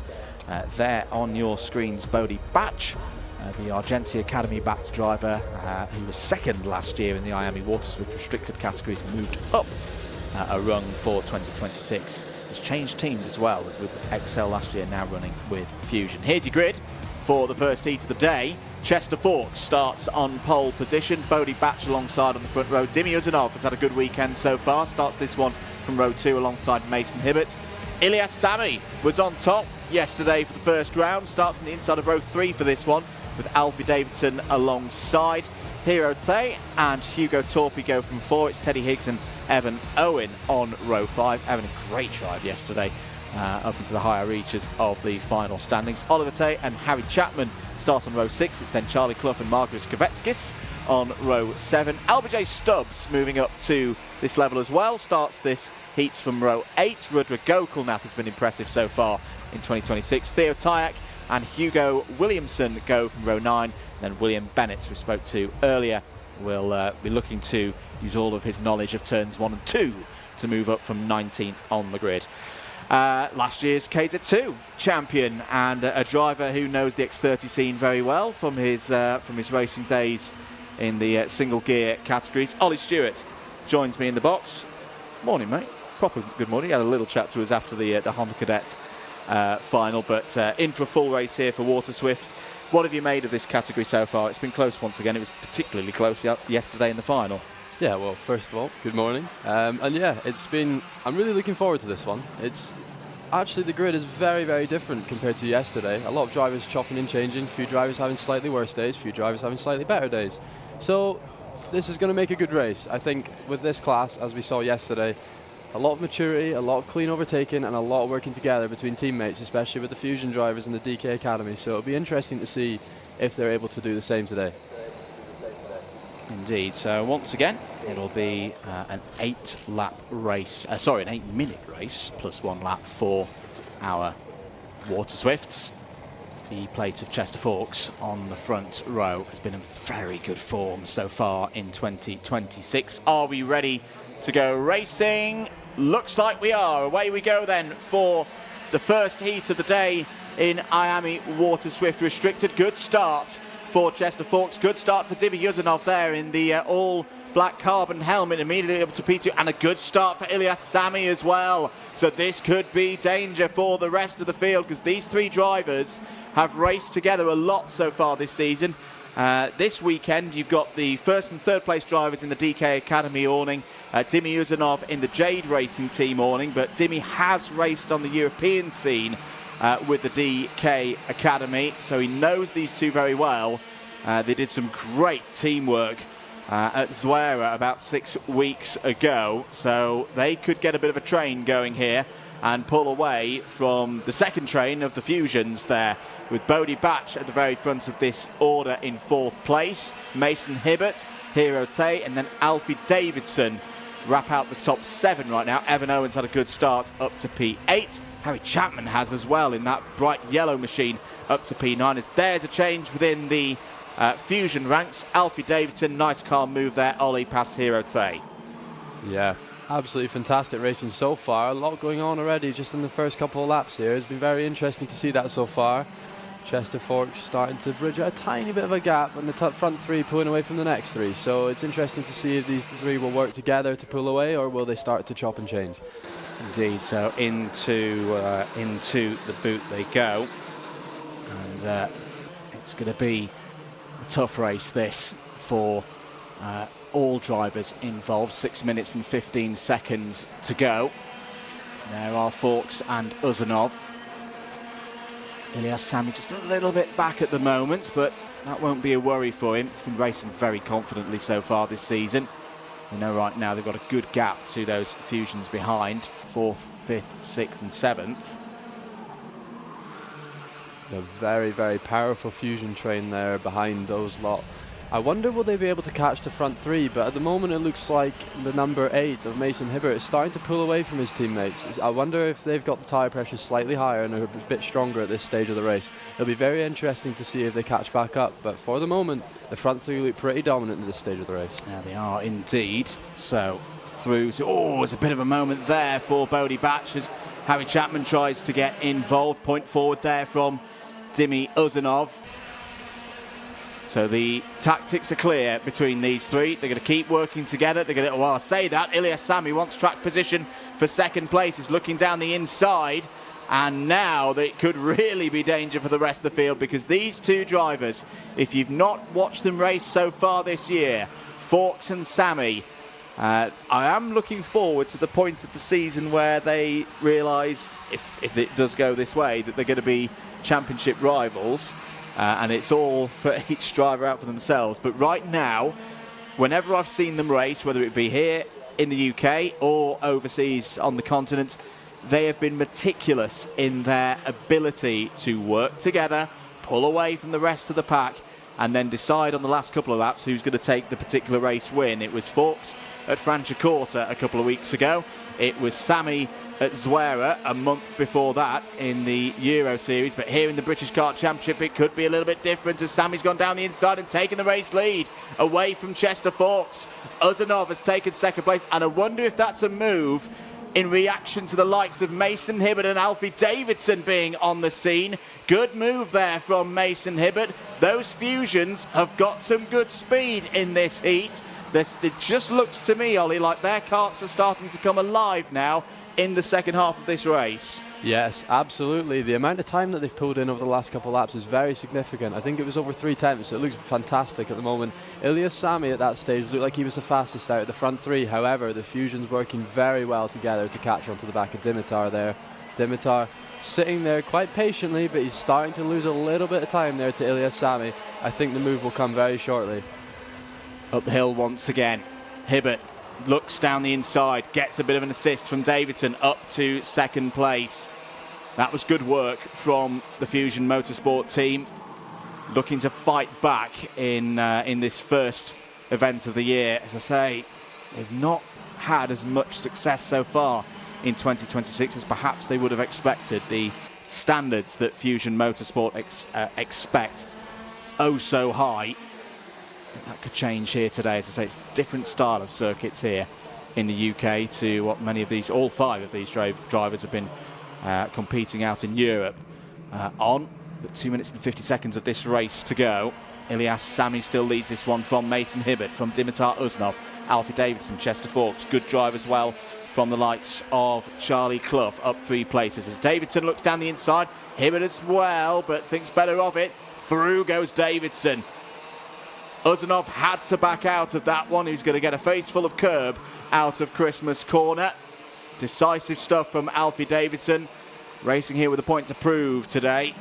Been an up and down start to the season for Alfie Davidson, as Chester Fawkes looks down the inside to return to 4th place ahead of Dimi Uzanov. But one of the things that really impressed me with Alfie Davidson last year, Ollie, obviously it was his step-up year from having won in IAME Waterswift Restricted in 24. Rocky start, but then in the middle part of the season he really started to get into his stride. Was great at Kimbolton, of course, as Hibbert's gone through. Hibbert's taken the race lead away from Ilyas Sami. This is looking good for the Fusions. Quick check over the shoulder from Hibbert, who moves to the middle of the road there to stop Sami getting through. That was nearly a late move from Ilyas Sami, trying to get down the inside. This is a properly good scrap. Now down towards Ashby Corner. Hibbert takes the middle of the road. Davidson still there as well in 3rd place. And I tell you what, Ollie, this is good for Fawkes and good for Uzanov, because they're now back part of this lead pack. Yes, this has brought them straight back into it. I know the Fusion lot, and they work very well together, obviously, with really good coaching from Chris Rogers. He knows exactly what he's talking about. So when it comes to the teamwork, you'll struggle to beat them. And at the moment, he's just made a move through. That is Alfie Davidson up into 2nd place, right on the back of his teammate. I wonder now, will they try to work together to bridge away, or will they start fighting? Be very interesting to see. Although the point forward there from Alfie Davidson would suggest that they're going to work together. That was really, really shrewd work from Alfie Davidson. Ilyas Sami maybe attacked a bit too early there, as Uzanov's down the inside of Fawkes here for 4th place. Good overtaking there from Dimitar Uzanov. Alfie Davidson was quickly onto the opportunity there on the exit of the toe of the boot to take second place. Checked over his shoulder again just to assess the situation, see how far back Ilyas Sami is, see if there's an opportunity potentially for the 126 into Oz's corner. Not this time, so the Fusions will keep pushing on. The Fusions will still try and work together at this stage of the race. There's going to be 2 more laps of this one. They'll come over the line with probably about 15 seconds remaining of the clock. But either way, the time is not expired. The last lap board is not out yet. Hibbert from Davidson, from Sami. Ilyas Sami this year, for me, Ollie, he just keeps charging back. Each time you think he might, oh, here's a move down the inside. Sami takes second place away. Look at Ozanov going through. Ozanov round the outside to the inside through Inkermans. Gets all 3 of them. Brilliant stuff from Dimitar Ozanov down the inside. Oh, Bodie Batch is going flying in there. Hero Tay is off the road as well. It's all broken down at Ashby Corner. But what a move from Dimi Ozanov, who now leads this race, but still, Ollie, a lap and a half to go. Wow, that was hard to keep up with there. That looked like a fantastic game plan from Fusion there, but I don't really know what happened there. Just quite a little bit of argy-bargy into the corner, and then suddenly a little bit of a hard moment and a few drivers off the track. But Dimitar managed to take great advantage of that now with a 2/10 gap going into the final lap. It'll be interesting to see if Mason Hibbert is going to be able to surpass him, but at the moment, he's gone defensive now, so we'll have to see. But kept it tight, perfect defending there from Dimitar, and now we'll see if they manage to get a place in the final lap anywhere else. And keep an eye on Evan Owen, because like the final yesterday, the Welsh driver is having a strong finish here in this heat. Drawing alongside Ilyas Sami, shuffled down a little bit there. Chester Forks now on the outside is going to lose out through the next corner. What a race this has been from the Waterswifts. Hibbert going this way and that, trying to find a way through past Dimi Ozanov to take this first heat win. Evan Owens works his way up to third place as Chester Forks goes in, rides over the top of the front of the axle for Owen. Top 2 have broken away. It's going to be Dimi Ozanov who takes heat 1 in a crazy heat in Waterswift. Thumbs up from Dimitar Ozanov. P1 ahead of Mason Hibbert. Ilyas Sami comes home in 3rd. Evan Owen and Chester Forks wrap out the top 5, and that's good to see as well. A thumbs up between 2 drivers after a hard-fought race there, Ollie. Once again, IAME Waterswift here to entertain. It always produces a great race. Great drivers, sensible and fantastic overtaking. Dimitar just sat there very patiently, almost didn't look like he had the pace in the middle of the race there, but he managed to capitalise on just a little bit of an incident in that corner, and he made it right to the front, and he's won the race. So fantastic job there from Dimitar and the team at Jade. Absolutely. There is your provisional result then. Ozanov from Hibbert, Sami, Owen and Forks. LBJ Stubbs, great drive there from LBJ. Up to P6. Alfie Davidson, P7. Charlie Clough and Teddy Higgs along with Rudra Gokulnath are all in the top 10. Marcus Kovetskis 11th ahead of Harry Chapman in 12th. Bodie Batch, William Bennett and Hugo Torpy complete the top 15. Hugo Williamson, Hero Tay, Theo Tyack and Oliver Tay complete all 19 finish that race, which is good to see, especially considering what happened there at Ashby with a couple of laps to go. So we'll see all of those drivers back out again. Just check my timetable. That'll be at 12:15 that we will see the second heat for Waterswift. First heat of the day still to come up for Junior X30 and for Senior X30. Keep it locked here on your broadcast for the British Kart Championships. And remember, of course, that we've got the highlights on Sky Sports F1 coming up in the week afterwards. Oh no, looks like there's a front fairing there for Alfie Davidson. It's been a tough weekend so far for Alfie Davidson, but having said that, he had a similar kind of run at Franciacorta a couple of weeks ago and still pulled it through in the final to get on the podium. More from the Waterswifts later, of course, then. I think we're just about ready to go to X30 Junior.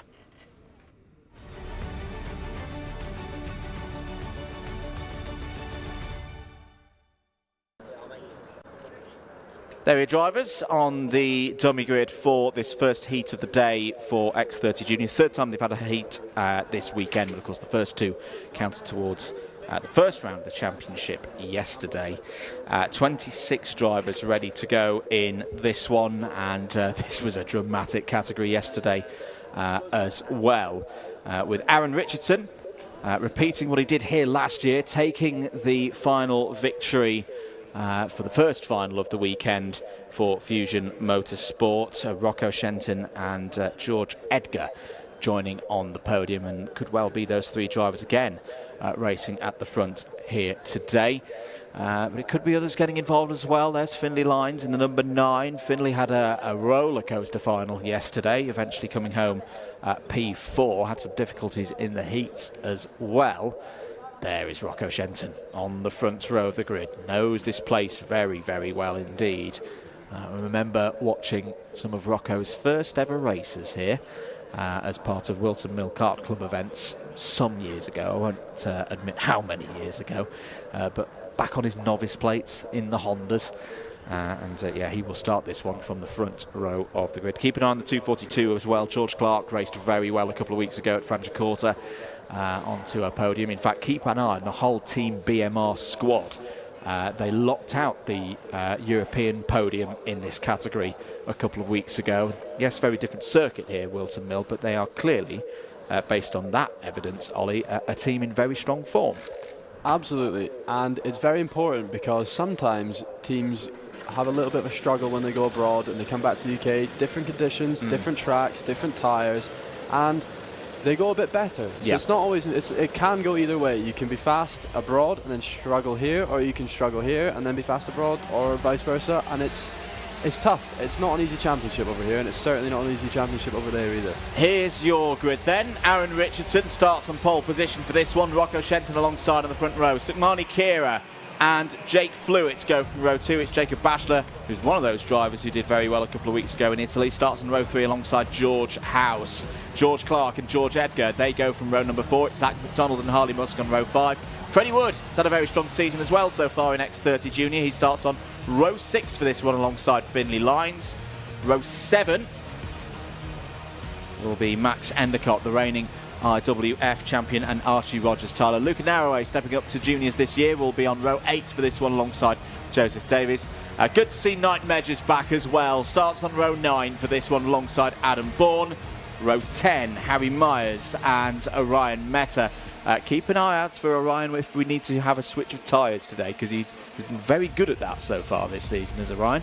Alex Riley and Zach Sidney go from 11. Alessandro Salas and Max Tay go from row 12. George Quinlan and Ollie Brunt complete the 26 strong field. 2 formation laps for everyone. Keep your comments coming in. Apologies, it's been a busy morning so far. Hello to DG cheering on Alessandro Salas in this one. For those wondering, why does Alessandro's kart number start with a 6? That's because he's a wild card, not a full season entry at this stage of the season. That could change. If it does, he'll become 228. But right now, Alessandro Salas racing with a 6 at the start of his number, meaning that we'll probably only see Alessandro for this race. Hopefully that changes, because we'd like to see as many drivers on the grid as possible. So, here we go then. Richardson and Shenton on the front row of the grid for this one. And Aaron Richardson backed by the Argenti Academy as well here this year. They've got one driver in each of these IAME categories. What are we going to see in this heat? The lights are out. We're racing once again in the junior category. Good start for both drivers on the front row. Richardson will lead from Shenton as they head up the hill for the first time. Everybody checking over to driver's right, defending that inside line. Good start for Jake Flewitt there in the Global Karting 236 up to P4. George Edgar and Zach McDonald going wheel to wheel out of Christmas Corner. Finlay Lyons has had a difficult start to this race. I think Finlay's lost a few positions on the first half of this lap as Harley Musk nearly finds himself on the grass there, just ahead of the 217 of Luca Narroway. One of the XLs is in trouble. It's the 267. So that Joseph Davies going round. No, apologies, no, that was Alex Riley in trouble. So Alex, who had a decent start there, started outside the top 20, but all of that hard work has dissipated away. Top 3 breaking away already here. Ollie, Richardson, Shenton and Sukmani Kira as well. Sukmani has been very quick so far in her second year in Junior X30. Yeah, this is a huge gap already, only on one lap, and they've made this much of a gap to the drivers behind. Is absolutely significant. And at the moment, Kira yesterday obviously getting pole position, and then slightly slower in qualifying today with a P3, but still very much so at the front. Aaron Richardson, Rocco Shenton been very consistent again in qualifying, managed to be at the front. And yeah, at this stage of the race, their pace looks very, very fast. So it'll be very interesting to see if they go off with a great move there down the inside into the boot. George Edgar then also capitalising on that move, making his way up to 5th place, I believe. Yeah, and George House was the one sending in there. It's an important season for George House as he steps up to the junior ranks. Had a very good year in the minis, the interclasses in 2025. Jacob Bachelor and George Clark go wheel to wheel, two BMR teammates there fighting over 8th place.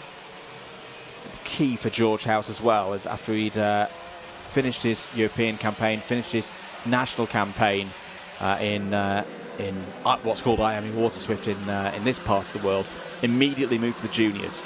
He's still quite short for a junior, but he's already got probably 6 months of driving that kart underneath him, so he's gone through those initial growing pains. And tell us about that, Ollie, particularly from like a driver coaching perspective of how hard is it, we always talk about it, how hard it is moving from the 950mm chassis, the mini kart, up into the full-size karts here.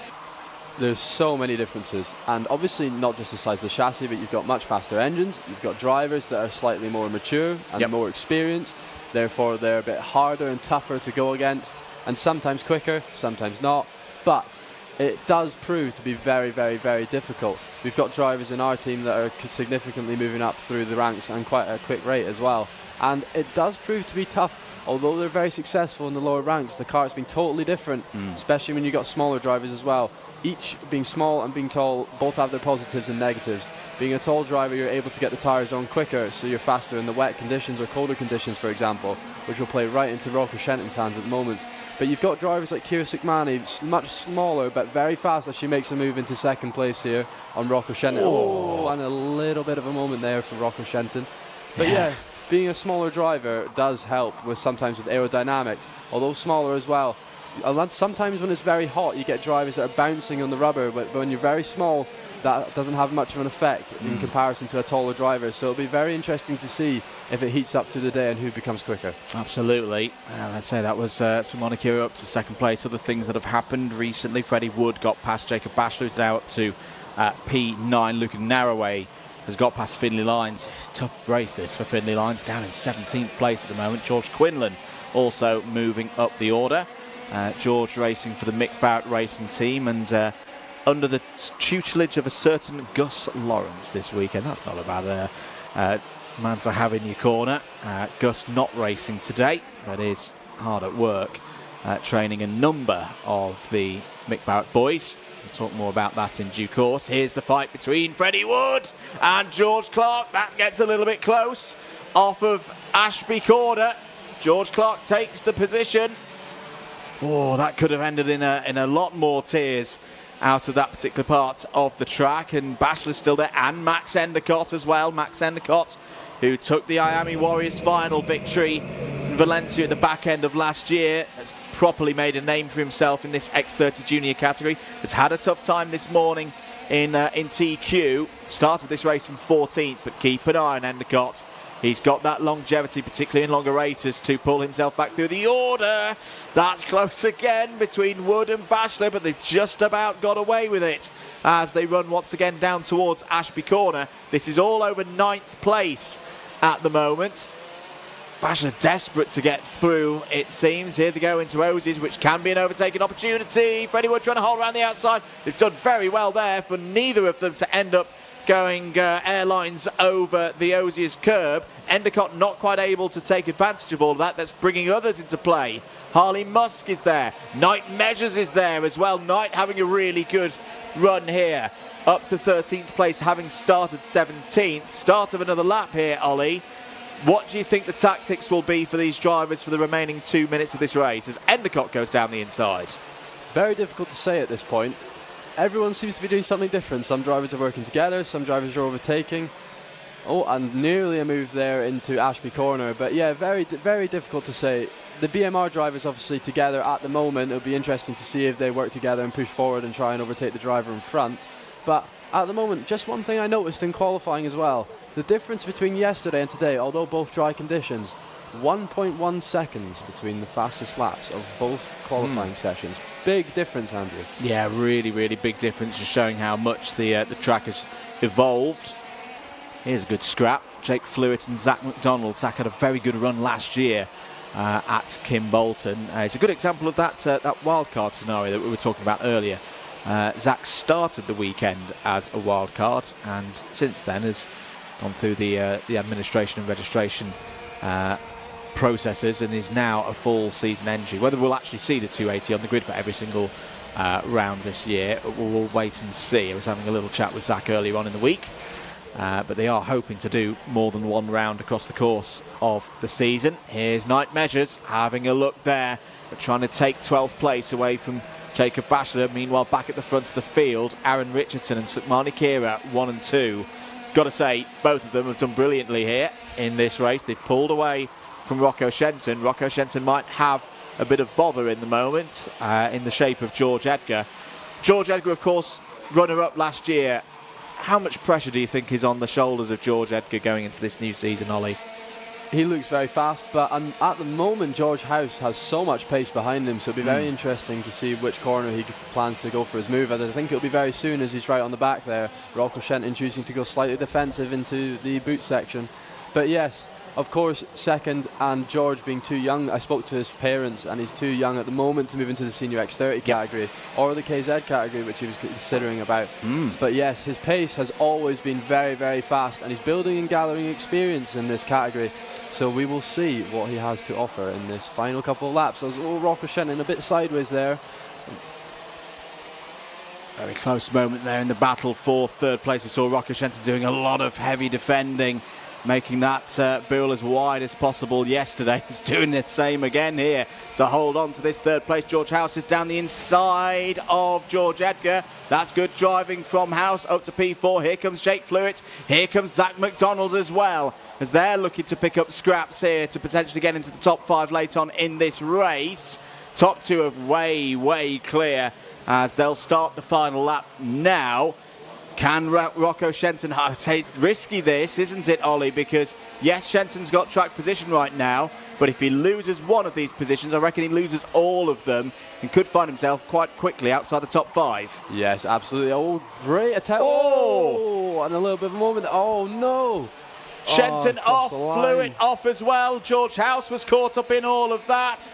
3 karts going for the same piece of tarmac, and that's the end result in that one. Meanwhile, at the front of the field, Aaron Richardson taking up the mantle from Riley Cranham last year in the Fusion Motorsport team, who won the championship. Could this be a great year for Aaron Richardson? Well, on the form here at Whilton Mill, he's definitely looking like a contender. Won the final yesterday and starts the second day with a win in the first heat. Sukmani Kira across the line, P2. Sukmani will be very, very pleased with that result.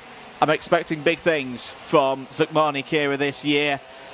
Could well be on for a first podium today if she has luck go her way and the speed stays with her. George Edgar home in third place after that one.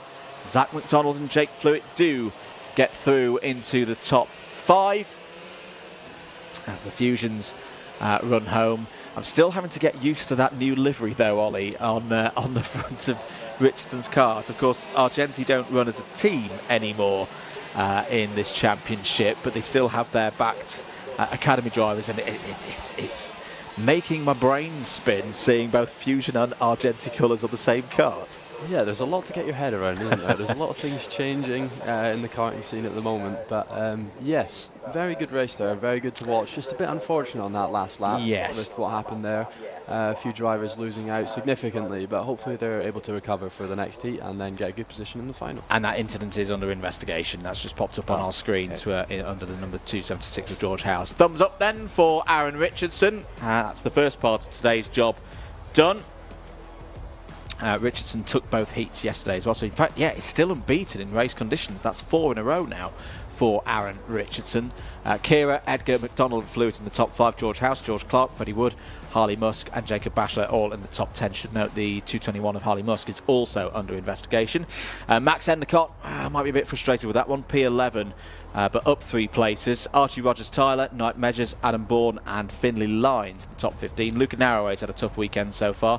16th in that one. Max Tay next up. We've got to move on though, because the senior X30 class, they're up next.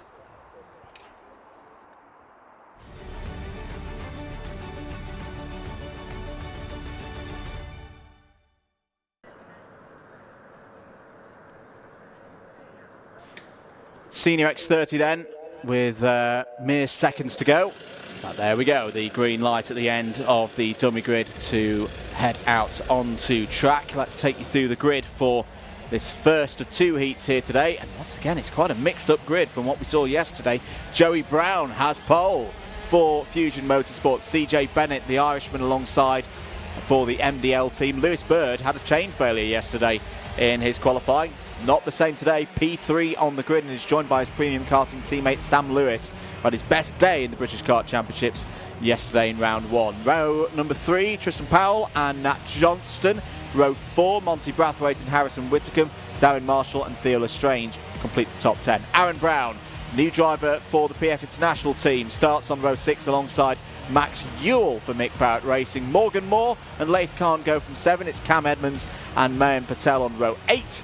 Liam Karabelov and Alfie Gallagher go from row 9. Levi Zangera and Scott Riley on 10. Alex De Benedictis and João Castro on 11. Dylan Patel and Maisie Hitter, who was in the top 10 yesterday in the final, go from row 12. Dylan Masters and Freddie Farrell complete the 26-strong field. Good morning to Alfie Mayer. I think Alfie's in the paddock this weekend, not racing. I'm pretty sure I saw him in the paddock, or at least someone who looks like Alfie there. But morning, mate. He's cheering on a few of the drivers, the younger drivers that we'll see again out for their second heats later on in the day. Hello to Kai Newman as well, who's cheering Jake Flewitt on in that last race. Logan McAllister, morning, mate. Cheering on Zach McDonald. And Lorraine as well. Lorraine Joss cheering on Luca Bacocchi. We'll see the Hondas again out after this one. There will be a little break after this particular race. Don't go anywhere though. We'll have another little one of our features played out for you. If you do have to go out anywhere, don't worry, you can take us with you and you can watch back all of the racing action here at Whilton Mill today, uninterrupted, for free, no paywalls. Good stuff once again from the team at Alpha Live. What are we going to see then in this first heat of the day for Senior X30? We're going to find out in the next 8 minutes plus 1 lap. It's a great start for those on the pole side of the grid. Joey Brown straight to the race lead. Lewis Bird up to P2. A little bit of shuffling in the pack in the second half. Great start as well. In fact, tell you what, Premium Karting could make a bit of an impact on this race. I think they've got 3 drivers already up in the top 5. MDL Motorsport up there as well in the hands of CJ Bennett, the Irishman, very experienced in the senior levels of karting. Had a tough day yesterday though, was there down the inside. Is the 341 going through. That's Theo Lestrange, another of the Premium Karting entrants that we need to keep an eye out for. One of the Birrells off the road, that was Liam Karabelov. That's not what you want to be doing on lap number 1, but at least Liam gets back on the circuit. Over the curb, over the flip-flops. Drivers need to be careful with that. That can be an area where track limits are called. Close at the front though, Ollie, top 3 breaking away. Yes, great job, and it's good to see Lewis Bird at front as CJ Bennett makes a move on Lewis Bird, but it's good to see him back at the front as that chain failure yesterday had a significant effect. He did everything he could to get back to the pack, but it's hard as we see another change back there, and 3 changes in that corner. Very difficult to keep up with this race, but yeah, fantastic moves there. The Premium Karting team, MDL and Fusion, seem to be very good at the front here. We've got the Mick Barrett Racing team starting to catch up again, but for the moment, Joey Brown, CJ Bennett and Lewis Bird looking very good so far. Yeah, Nat Johnston there breaking the pattern of blue and white karts, sitting behind the race lead at the moment. Nat, of course, moving up to the seniors, is another one of the drivers who's being under the tutelage of 3-time British champion in this category, Gus Lawrence. And Nat's been in good form so far this week. 2nd and 6th in the heats yesterday, 5th in the finals. There's a move from another of the MDL drivers moving up the order there. The 355 of Levi Zangera flying the flag for Canada once again. Joey Brown, though, in good control of this race. Good morning to Harrison Mackie. Hope you're doing well, mate. Pedalling around in the Ginettas this year is Harrison, and doing a very, very good job indeed, and cheering on his former Fusion Motorsport teammate Joey Brown in this one. He's keeping his eyes forward right now, but he's only got 2/10 in hand over Lewis Bird, a rejuvenated Lewis Bird at the start of this 2026 British karting season. Not close enough. Oh dear, as out of the race is Morgan Moore. Well, Morgan Moore was on the podium yesterday in the final, but a very different start to this second round of the championship campaign as Nat Johnston gets through past Harrison Whitcomb, yesterday's winner. Harrison Whitcomb trying to repeat that double victory that he kicked off last year's championship with up at Warden Law, but right now that's looking a little bit difficult. Down to 7th place right now in this one. Do you see a move coming in here from Lewis Bird, Ollie? Because Joey Brown content in first place, but isn't exactly galloping away. Yes, absolutely. And proving just what I said earlier about the taller drivers managing to get the car on and the tyres on earlier. He's managing to stay there very easily behind Joey Brown, just waiting patiently. But could the kart go off? We'll have to see in the future. It's hard to know right now, but oh, there we go. He goes for the move into Ashby Corner. Successful move there. CJ Bennett trying to follow through, but doesn't quite get it done. And a bit of swapping and changing back there in the background. Oh, I think that was a Mick Barrett kart sideways coming out of that corner, but I think he's recovered well. We'll see what's going on now. Yeah, big hold there from Nat Johnston. CJ Bennett nearly going over the top of the back of Joey Brown. That's going to lose momentum for the number 9 seed from last year. Over the line, 4 minutes of this one to go. Lewis Bird leads as, oh, the teammates getting wheel to wheel there as Harrison Whitcomb and Ceol Lynch nearly trade a little bit of rubber going into turn number 1. In comes Laith Khan as well in the 378. It's all going on just inside the top 10. I think Max Ewell is having a good race as well. Max, who was giving us a helping hand on the track walk that you saw earlier on in the build-up show. He's a local to this circuit and knows how to race around here. Gaining a position, also moving up the order there, Monty Brathwaite. Monty Brathwaite impressed me a lot at the club round at Shennington a couple of weeks ago. Really good spirit, really good determination. He's moving up the order now into the top 10. Nat Johnston, new fastest lap of the race. This one with 3 1/4 minutes to go is starting to, I wouldn't say overboil, Ollie, but it's definitely ferocious out there. Yeah, I would like to describe this as a good old senior X30 scrap. I think that's a fair way to put it. Looking very good so far. A lot of drivers very strong. Harrison Whitcomb obviously very, very, very strong yesterday, but at the moment seems to be struggling a bit more. Not got the pace that he did yesterday and the dominance, but it'll be interesting to see if he improves on that. Lewis Bird now edging out a 3/10 gap, and then Nat Johnston managing to hang on to the back. Joey Brown being dropped a little bit here, but I think with 2 minutes and 30 seconds to go, Lewis Bird might need to start thinking about who's behind him if he can't bridge the gap out. So I think this is boiling up to be a very, very close battle with probably 10 to 15 karts in the final lap. Indeed, Nat Johnston looking to improve on those results from yesterday. It was a good baseline for Nat Johnston yesterday. Here's another move. This is the 320 of Mayan Patel going through. Mayan, who's stepped up to seniors this year, won races in the junior categories last year, was very, very impressive in some of those battles in the junior categories. Good move there as well from the 385 of Scott Riley. Scott Riley, very quick at the start of the weekend, is a newcomer to this championship. Of course, for those watching from the Emerald Isle, they'll know Scott very, very well indeed. Another strong Irish driver in the X30 categories on the scene, joining the likes of Morgan Moore. Of course, Finn McLaughlin a few years ago used to race at this level. Irish motorsport is very, very strong at the moment, and it's good to see. There, down the inside, Harrison Whitcomb takes 6th place away from Tristan Powell. Nat Johnston nagging away there at the rear axle of Lewis Bird. Joey Brown runs a little bit deep through Ashby Corner, but recovers it well for another of the Irish stars in X30 racing at the moment, CJ Bennett. 1 minute and 15 remaining here, Ollie. It feels like it's tempered down a little bit over the last minute or so. Don't speak too soon. I know. Don't speak too soon, Andrew.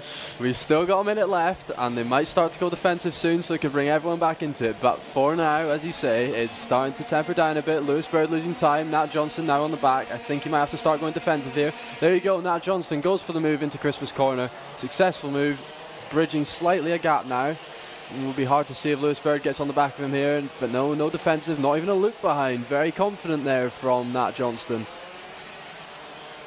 Let's head down to Ceol Lynch. I think Ceol's got an update for us. Well then, boys, what a race it has been so far. We can see Morgan Moore off on the inside of the boot, now having to watch the remainder of that race. Clearly a tough pill to swallow, but I'm sure he'll be back out as this is only heat 1 for our seniors. Absolutely. Morgan knows how to face, difficult moments. He'll bounce back, but yeah, I'll be a little bit frustrated that he's out of this one at the moment. We'll have at least some work to do in the final now. Everyone will make it through to the final with a grid of 26. But of course, the results from these first 2 heats combine together to then set the grid for that final. Morgan Moore could well be, at best, looking at the 5th or 6th row of the grid, I reckon, with this retirement in heat 1, even if he does go and win the next race. As there's a good move. Max Ewell down the inside. Mick Barrett Racing. Drivers finishing strong now with change for the through with Nat Johnson. We saw that a few moments ago. And in fact, this is going to add to this theory as well. Mick Barrett Racing set up karts in 2025 had this tendency to finish strong, whether it be here in the British Championships or overseas. We've been talking about a lot of these drivers do race in Europe as well. And it's going to be a factor that we need to keep on top of here today. The track conditions, whilst they've changed, Ollie, I would say are more what we'd expect at Whilton Mill in early May. So is the guesswork there that a lot of the teams, a lot of the drivers will have data that they can fall back on from previous events? Yes, this is a familiar track for all of the drivers and all of the teams here. And it's one thing to note and take into account that, well, we're going on to last lap now, but one thing to take into account is that the release agent of the tyre is all the time on the racing line. So when these X30 drivers go out and qualifying with new tyres, sometimes it causes a little bit of a nod there from Nat Johnson. Yeah, I wonder, that is it. That's the checkered flag. Nat Johnston takes the race win. Sorry, I asked you that question at the wrong time there, Ollie. That's my bad. No problem. Nat Johnston takes the win in Heat 1. Happy ending to that race then for Nat Johnston.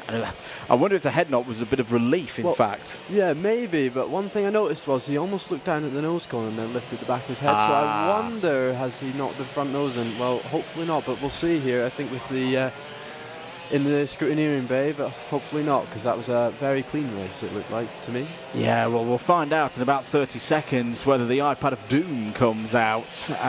Clouds started to build overhead as well. As I said, it's pretty tricky to predict the weather here at Whilton Mill, but at least provisionally, Nat Johnston takes the race win. Lewis Bird P2. I think Lewis will be quite pleased with that. That's a good start to the day. Joey Brown led for quite a while in that one. Gets good points for P3. Sam Lewis, Harrison Whitcomb, they're in the top 5. Max Ewell, CJ Bennett, Theo Lestrange, Monty Brathwaite and Tristan Powell, all inside the top 10. Aaron Brown ends where we started, P11 for that one. Laith Khan up 2 spots to 12th. Mayan Patel as well moved forward to 13th. David Marshall in 14th ahead of Levi Sangera, who was up 4 places in that race. Scott Riley, Cameron Edmonds, Liam Karabelov, Dylan Patel and Alfie Gallagher complete the top 20. It's Joao Castro 21st ahead of Alexander de Benedictis. And then Freddie Farrell, Macy Hitter and Dylan Masters, the last of the 25 finishers. Morgan Moore was the single retirement from that race. Well, there is a picture being taken for Cameron Edmonds. We'll wait to see. Apologies, we didn't quite catch whether Nat Johnston is all good, but if he isn't, we'll find out soon enough when the formal results do come through. We will see the seniors back out again. Apologies, I'm just going to take a moment to get our schedule back up at 12:45. In fact, we'll have this little pause now. 11:45 is when we've got the next Hondas heat out. 12 o'clock for the IAME Waterswift Restricted. 12:15 for Waterswift. 12:30 for Junior X30, and then, as we say, 12:45 for the seniors. We'll take a short break here on the commentary. As I say, a little bit of a pause here at the circuit whilst the classes turn themselves round. If you've ever wondered, how do you get on the grid? How do you get part of the British Kart Championships? Well, take a look at this and you'll hopefully learn some new information. But what do you need to do when wanting to get involved with the British Kart Championships? I'm going to speak to some of the key people who you'll meet when getting involved. Motorsport UK have developed the karting pathway to introduce new drivers to the sport. Starting with indoor, drivers learn the basics and can compete in NKA venues. Outdoor arrive and drive next, drivers learn at higher speeds on many of the same circuits as on the BKC calendar. Club level, the first level of owner karting, learn the mechanical side of the sport before competing at the British Kart Championships, the top level for karting in the UK. I am here with a driver who's a brilliant example of someone who's come through the foundations of the sport. Harry Grant, talk us through your pathway till now for karting. Well, I think I was at the age of 3 when, I don't know how I remember this, but I saw my dad watching Formula 1 on the TV. And after that, at the age of, I think I was 7, I had my first session in a indoor NKA kart, at a kart circuit indoors, obviously. And then once I had gone from that, I stepped into outdoor karting, which was then at Lyd in a rental kart.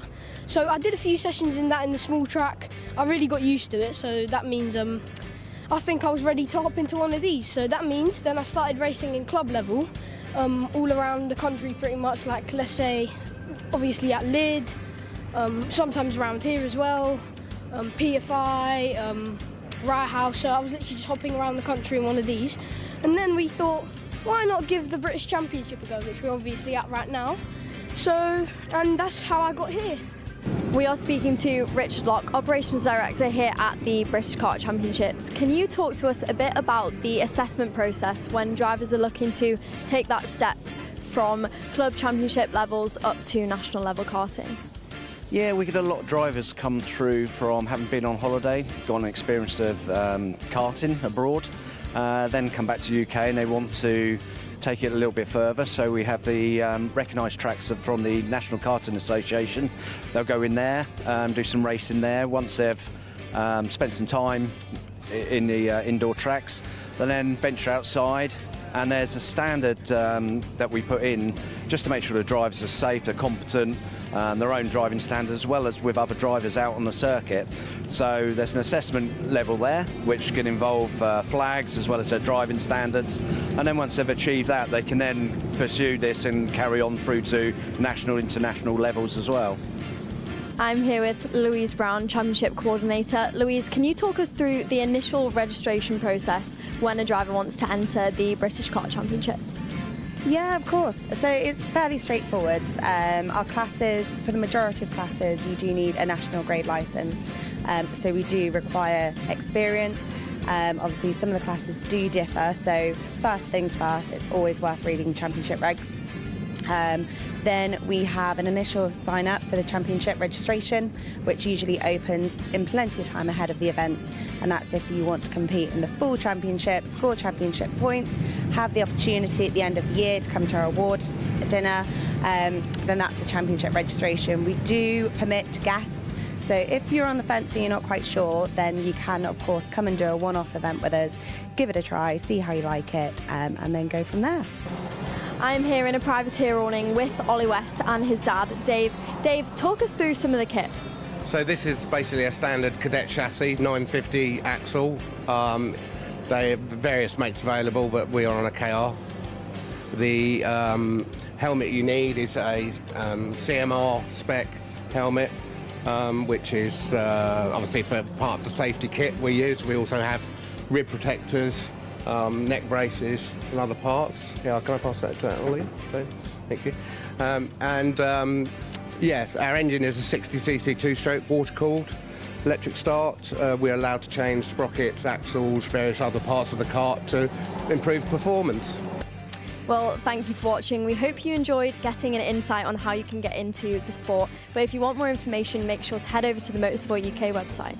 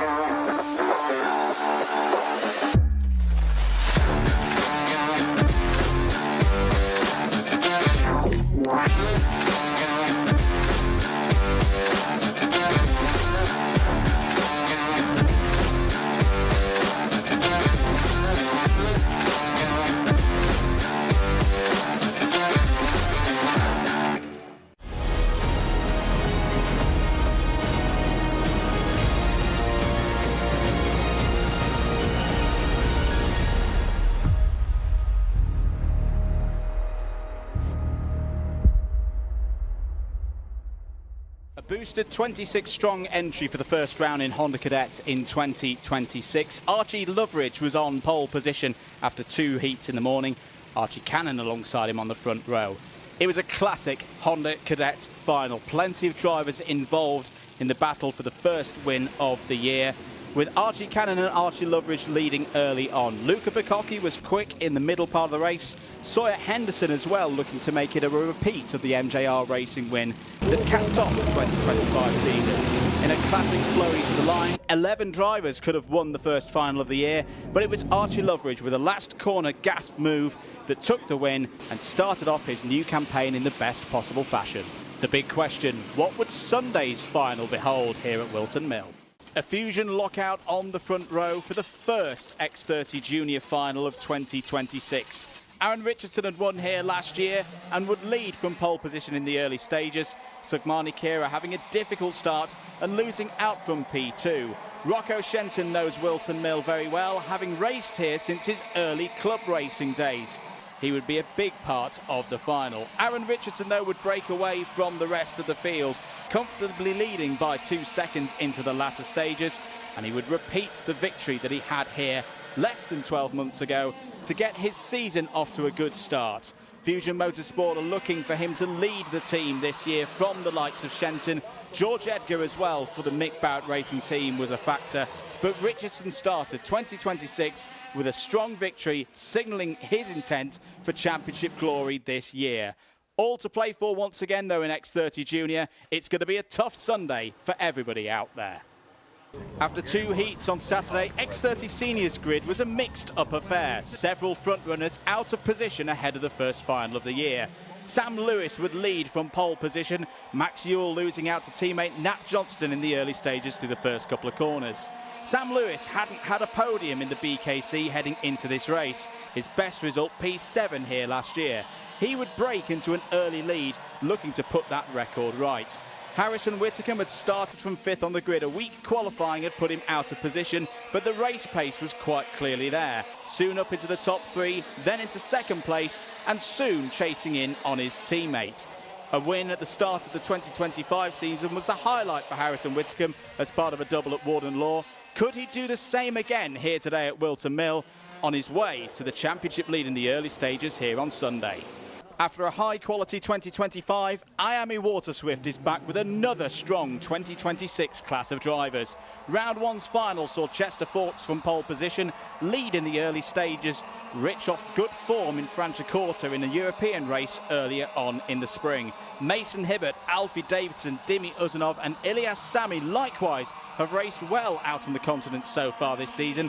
That top 5 would break away from the rest of the field.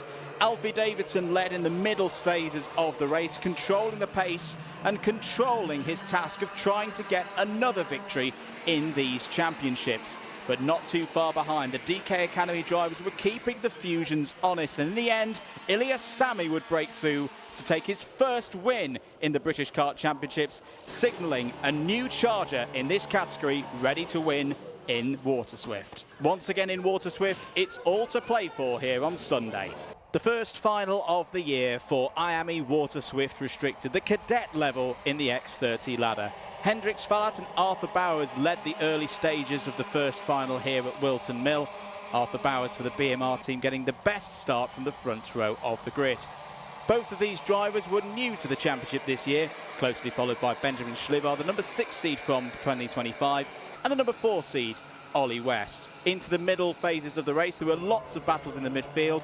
Bowers unfortunately would have a problem, and Hendrix Fallat would also be under investigation. The latter stages of the races always knew that the number 15 might lose out, would make Benjamin Schlivar the winner of round 1, the first win for the Bosnian driver in the BKC. It's a close competition though. Sunday could be a completely different picture for round 2 here at Whilton Mill.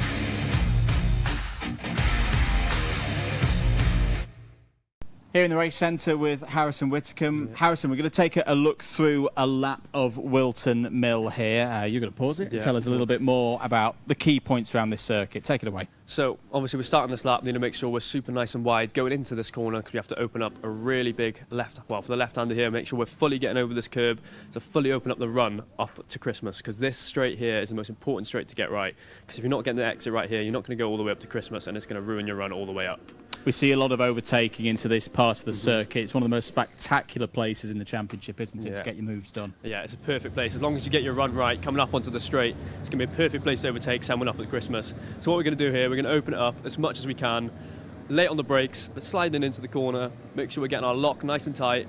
Late apex, I'd say, probably about middle through the corner, nice and wide, coming onto this next corner. So now we're going to fully mount this curb.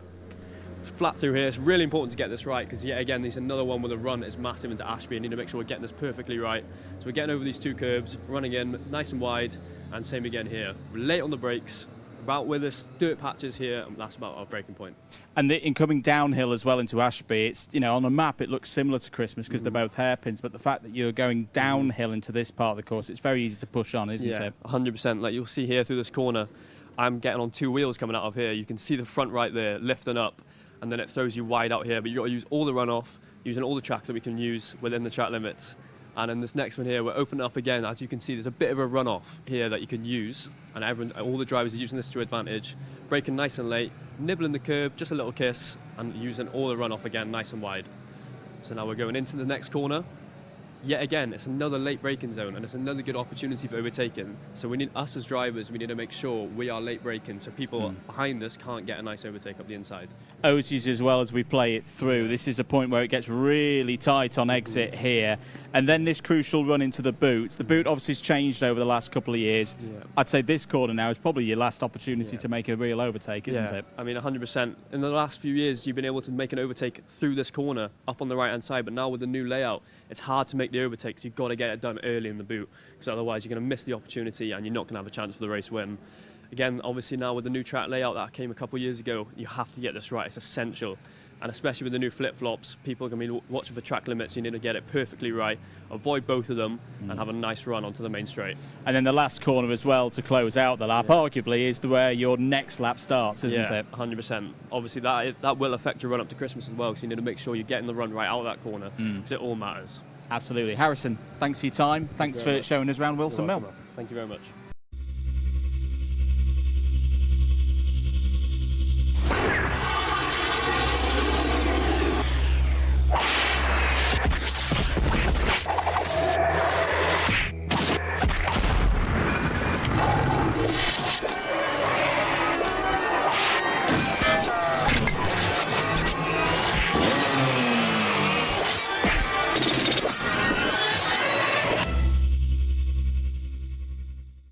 Here at Demon Tweaks, you probably know us for our massive kartwear range. We've got everything from suits, boots, gloves and helmets from the biggest brands in the business. But we are so much more than that, because if you're looking for kart parts, well, we've got you covered too.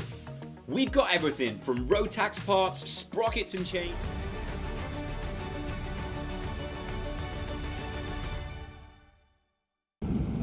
Welcome back, everybody, to live coverage of Event 2 of the Wera Tools Motorsport UK British Kart Championships. Let's take you through the grid then for Honda Cadet. Their second heat, determined by the second fastest laps for each driver in qualifying practice earlier on this morning. Luca Bacocchi will be on pole position for this one. Dino Rowlands alongside on the front row. Sawyer Henderson and Bradley Sutton go from row 2. Oliver Ratton and Ceol Lynch go from 3. Archie Loveridge has work to do from row number 4 in this one, and will start alongside Henry Colborne, Ollie Knox and Marcus Cooper on row 5. Mason Becker and Harry Grant wrap out the top 12. It's then Jensen Kula and Finley Thursfield on row 7. Freddie Drury and Archie Cannon, who had a penalty in the first race, they go from row number 8. Carl Kerr, Boom Racing, starts on row 9 alongside Edward Fry, Joshua Adoti and Luke Hamill on row 10. Ali Saunders and Rexy go from row 11 alongside Archie Tosh. Austin Dowell and Timon Pensac go from 12. Ben Bowers and Oliver Vickers, as we saw in the first heat, they had problems in TQ. So they start this race like they did in heat number 1 from the very back of the field. Hello to Anna Blakemore cheering on Archie Cannon. That's actually Riley Blakemore. Hello, Riley. Hope you're doing well, mate. So probably on Mum's account, cheering on Archie Cannon. And this it's so good to have 20-plus drivers. Oh, no, we've lost one. Now, that is going to be, as I try and work out, I think that might have been Oliver Ratton. No, it wasn't. No, it's the number 83 that has not made it. That's Archie Tosh for the McRae Motorsport team, who unfortunately, by the looks of that picture, will not be taking the start of this race. So it's same again, 8 minutes plus 1 lap. Results from this one combined with the results from race number 1 to give us, or heat number 1 I should say, to give us the grid for the final later on today. It was Bukkake from Loveridge, Becker, Rowland, Sutton, your top 5 earlier on today. Green flag in the air there, indicating that we are ready to race here in Honda Cadet GX200. Second heat of the day, 4th of the weekend here at Whilton Mill. Lights are out. We are racing once again in Honda Cadet. A pretty even start for those on the front row of the grid, but it will be Luca Bukkake who leads up the hill to Christmas for the first time. They're all through, 25 of them towards Christmas corner. As, oh dear, bit of a spin there for the number 72, the number 14 getting caught out of that. That was Finley Thursfield and Carl Kerr, who have not had the starts to this race that they would have wanted. Archie Loveridge in the middle of it all there. Started this one 7th, has gone back a little bit there in the early stages, but at least is still running, unlike 3 drivers who were hoping to be in the mix at this stage. That was a very dramatic run up to Christmas there, Ceol. It definitely was. Great start from Luca Bukkake, though, who was your pole sitter. We saw him do a brilliant job yesterday after not the qualifying that he wanted. Clawed his way back up through in Heat 1 today as well. So great job from him. He's going to hope to control this for the remainder of the race, but there is a long, just under 7 minutes to go as he enters turn 1 and 2, still in that lead. It looks like there's going to be a change in position, though, for 3rd place as they head side by side, Bradley Sutton and Sawyer Henderson, and it is going to be Sawyer Henderson that heads back through Christmas corner, now up into 3rd. Good move there from Sawyer Henderson, who impressed yesterday and looking to be the top novice at least once again here today. There's Archie Cannon in the bright green helmet. The former S. I keep having to remind myself he's now running the number 5, because for a lot of last year he ran the S plate, and an S and a 5 look pretty similar on cards sometimes. There down the inside again, move for 2nd place. Good stuff from Sawyer Henderson, and Bradley Sutton's going to get involved. Oh, that's beautiful work from Oliver Ratton for the MJR racing team. We've got a good record around this place. Drawing alongside now is Dino Rowlands. This is all good. In fact, this is very good now for Bukkake and Henderson. They've got a breakaway. They've got a 2-kart breakaway ahead of the rest of them. 3 wide going up through Fine Lady. This is proper stuff. Marcus Cooper in the number 56. Good race number, that. Oh, not a good moment, though, for Cooper. Loses out. Shellinger Canton's got many a position there. Out on the grass nearly is Archie Loveridge. My goodness me, this is looking like the M1 on a Friday night at the moment as they go down to Ashby Corner. Out onto the grass is Ollie Knox in the number 82. Back on circuit, loses out, probably down to around 15th place. This is where Honda Cadet develops drivers' racecraft, because you've got to be on your A game, particularly around a circuit like this. It's so well raced. Often drivers come here for multiple championships. They do the club events as well. If you're not on your 99th percentile of performance, you're going to be back in the field, aren't you, Ceol? Yeah, you're right. I mean, you can see how close it is there. Sideways action, up into Christmas corner, wheel banging. But here are your 2 leaders. Sawyer Henderson currently the fastest car on that circuit. Brilliant start for Sawyer Henderson there from the 2nd row of the grid. So good qualifying anyway, good 2nd lap. Fastest lap, though, Luca Bukkake has 4 minutes left to go. Is he going to defend? We are seeing right now, though, them working together, which at this stage in the race is to be expected from these 2 drivers. I had a quick sight there on a couple of shots ago of Ben Bowers in the number 28 for the Team 17 outfit. Ben having a cracking race, up 11 places at the moment to 14th. So keep an eye on that. It's kind of like a purple and pink kart out there. It's charging through the field. 4.25 minutes of this one remaining. Luca Bacocchi still leads this one from Sawyer Henderson.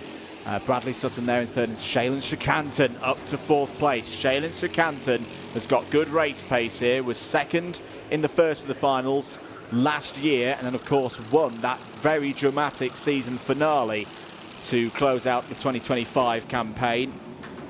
For those efforts was voted the Wera Tools driver of the day, of course, as there is a close moment between Oliver Ratton and Dino Rowlands. Dino holding on to that position of 6th right now, and here comes Archie Cannon in the number 5, up the order a little bit more. Mason Becker looking to get involved. Off of Ozier's go Ratton and Rowlands, and Henry Colborne as well in that number 75 machine, looking to gain positions. Cannon on the inside there. Forceful stuff as out wide and through the old version of Whilton Mill goes Dino Rowlands. Now that might attract the attention of the race officials to at least take a second glance on that one. Of course, big CCTV network of cameras around this circuit, as here's a move for third place. Ceol Lynch down the inside, takes that spot away from Bradley Sutton. I like the look of that number 23 machine today. It's looking quick in the hands of the winner here in 2025. You are right. Srikantan made the choice to lead that kind of third pack, looking for that third podium position, thinking maybe he's the fastest out of the 3 to hopefully draw them towards your leaders who are there off in the distance. Not too far just yet, though. Let's take a look a bit further down the pack. Ben Bowers. Oh, sorry, Ceol. Off the road, Dino Rowlands in the number 21. That looked to be out of Ozier's corner. Spinning round on the grass, and there was a hand in the air to say what happened there to Dino Rowlands. That is a real shame for one of the front runners in the early stages of this race. Once again, we see a driver who started on the front row of the grid end up out the back of the pack in this one. You're right, it's been difficult for the Hondas so far. Change a little bit further down the order there. That is the inside at Christmas corner. That is the seeded car number 5, Archie Cannon, working his way back through the grid. Now running in 7th in that mid-pack. We've seen plenty of wheel banging. He takes a look again, but not quite gets the move done. We've seen lots of wheel banging and 3-way action from these Honda Cadets so far. Still just under 2 minutes to go, but if we have a second, take 2 seconds to look further down the pack. You've got Ben Bowers, who did wake his way up about 12 places, now just dropped down back to that 19th position. Unfortunate for him after such a claw through the pack. Finley Thursfield, obviously one of the drivers who just missed out on that last lap. Now out, Dino Rowlands now, unfortunately, after that first start, and then Archie Tosh, who we have lost. Another Scotsman. We've got plenty of Scottish drivers out here this weekend. The Scottish drivers are a big driving force behind this renaissance of Honda Cadet racing, and full credit to them. I know we've got a Scotsman in our commentary box this weekend who's got a long journey home at the end of today. But yeah, no, it's really, really good to see. At the end of the day, this is a British karting championship for all parts of the UK. Very, very well supported by the Hondas from the northern parts of the nation. Less than a minute to go then. Luca Bacocchi still leads this race as one of those drivers based up above the border. Sawyer Henderson pushing on, and this is falling into your classic Honda Cadet race. You've got 2 at the very front, 2 trying to chase them down. Make that 3 actually. Marcus Cooper's having an awesome drive. Told you number 56 is a good kart number. And he's just about to assist Srikantan and Sutton to potentially gain some positions in the latter stage of this race. Here's the battle for 6th place. Archie Cannon ahead of Mason Becker. Henry Colborne still there. That's 6th, 7th and 8th places right now. Right now, if you're this second group, Srikantan, Sutton, Cooper, you've got to keep pressing on. I'll say it again, the number of times I've seen Honda Cadet races at this circuit over the years and leaders lose 2.5 seconds on the last lap because they're battling back and forth, as that's a good move from Mason Becker to be back up to 6th place ahead of Archie Cannon. It can happen. It can easily happen, and you've got to believe, if you're Srikantan, Sutton and Cooper, that it is going to happen for you in the next few moments and still give you a chance of winning this race. We're on to the final lap now, this second heat for the Honda Cadets. Luca Bacocchi looking to close this one out, looking to take pole position for the final. Here comes Bradley Sutton. No, they're not going to work together. You're going to get two scraps on your screen now between Bukaki and Henderson, and Sutton going through there past Canton and into third place. Down the hill once again. Middle of the road taken there by Luca Bukaki. There's not really going to be an opportunity for Henderson to draw alongside, or is there? Off of Ashby Corner. Good defence from Luca Bukaki. He's got to chop down, got to make sure that there's no route through there through Osiers. Spot on from Luca Bukaki there. That was very good defence from the Scottish driver in towards the boot for the final time. Can Sawyer Henderson get down the inside? No, not at that part of the course. It's pretty tight through here now in this new chicane. That was a brilliant last lap from both drivers, from all 5 drivers here on your screen, but it's Luca Bukaki who takes heat 2. Sawyer Henderson along the line in second place. Bradley Sutton, fastest lap of the race, comes home in third. Ceol Lynch showing his prowess around this circuit once again with P4, and Marcus Cooper with a really good run there. 5th in the second heat yesterday. He's repeated that result. Sorry, no, that was 5th in... No, it was in the second heat yesterday that Marcus was 5th, so that's a repeat again. That result then led into a final where Marcus was in the top 10 yesterday. We'll see whether that is the same case again, but Luca Bukaki takes it for the Apollo Karts team. It's a great battle this weekend between the Apollo runners and those on Project Ones. It's been fascinating to watch, and it is not over at all. Bukaki from Henderson, Sutton, Trecanton, Cooper. Henry Colborne comes home P6 ahead of Mason Becker. Jensen Kula 8th, Freddie Drury 9th, and Harry Grant's back into the top 10 once again. Archie Cannon, tough heats for Archie today, but don't count him out, especially in a longer final. P11 in that one ahead of Ollie Knox. Archie Loveridge 13th, Oliver Ratton and Ali Saunders up into the top 15. Ali up 6 places in that one in number 58. Joshua Doty next up ahead of Luke Hamill, Oliver Vickers, Edward Fry and Austin Dowell completing the top 20. Ben Bowers did see the technical flag towards the end of that race, so I'm not sure whether that P21 is going to stand, if I'm honest. Carl Kerr 22nd, Simon Pensack in 22nd. 23rd. Finley Thursfield, the last of 24 finishes, 2 retirements, Dino Rowlands and Archie Tosh. Love that livery. It's great. I'm a big sports car fan, and yeah, I like that one. It's like my Lego model at home. You seem to be favouring the black and green liveries today. No, I've been very clear. That's a okay use of Dayglow Yellow. It's good mix with the blue, but yeah, no, that stands out. That livery.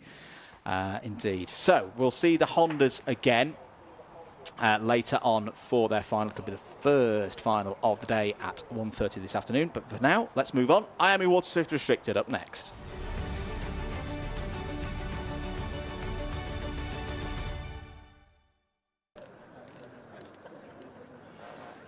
On the grid then for the second heat in IAME Waterswift Restricted.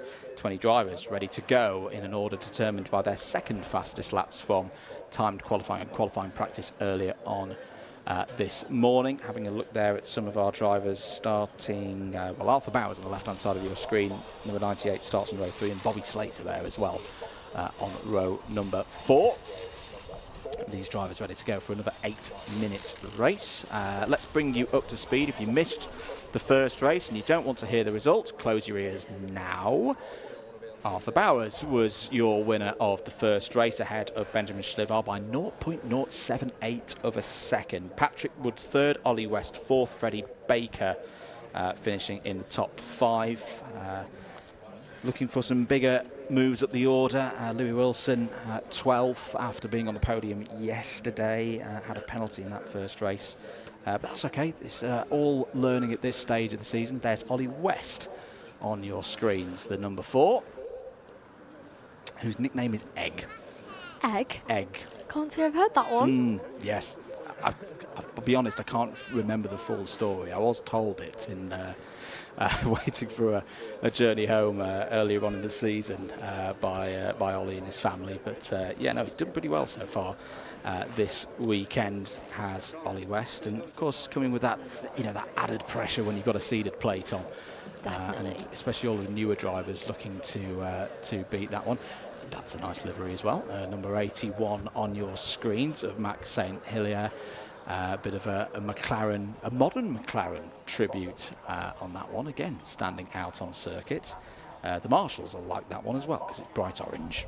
You can see all the families now stood waiting to watch the Waterswift Restricted for their second heat of the day. Tensions are building now in the restricted grid as they've got short amount of opportunities left to make their way to their final results. Yeah, let's take you through the grid then. In full for this next race. On pole position again, Hendrix Fallat. Very good timed qualifying from Hendrix earlier on in the day. Oliver Woodall alongside on the front row. Patrick Wood and Ollie West go from row 2. It's Freddie Baker and Arthur Bowers on row number 3. Arthur Rhodes, Bobby Slater, they form up the 4th row for this one. Caden Hakura and Louis Wilson go from 5. Benjamin Schlivar's got work to do. Starts alongside Logan Hodgetts for this one on row 6. Cole Parrish and Harry Murphy go from 7. Darcy Durnford and George Askew start on row 8. It's then Riley Aston Wilkins and Noah Brad on row 9.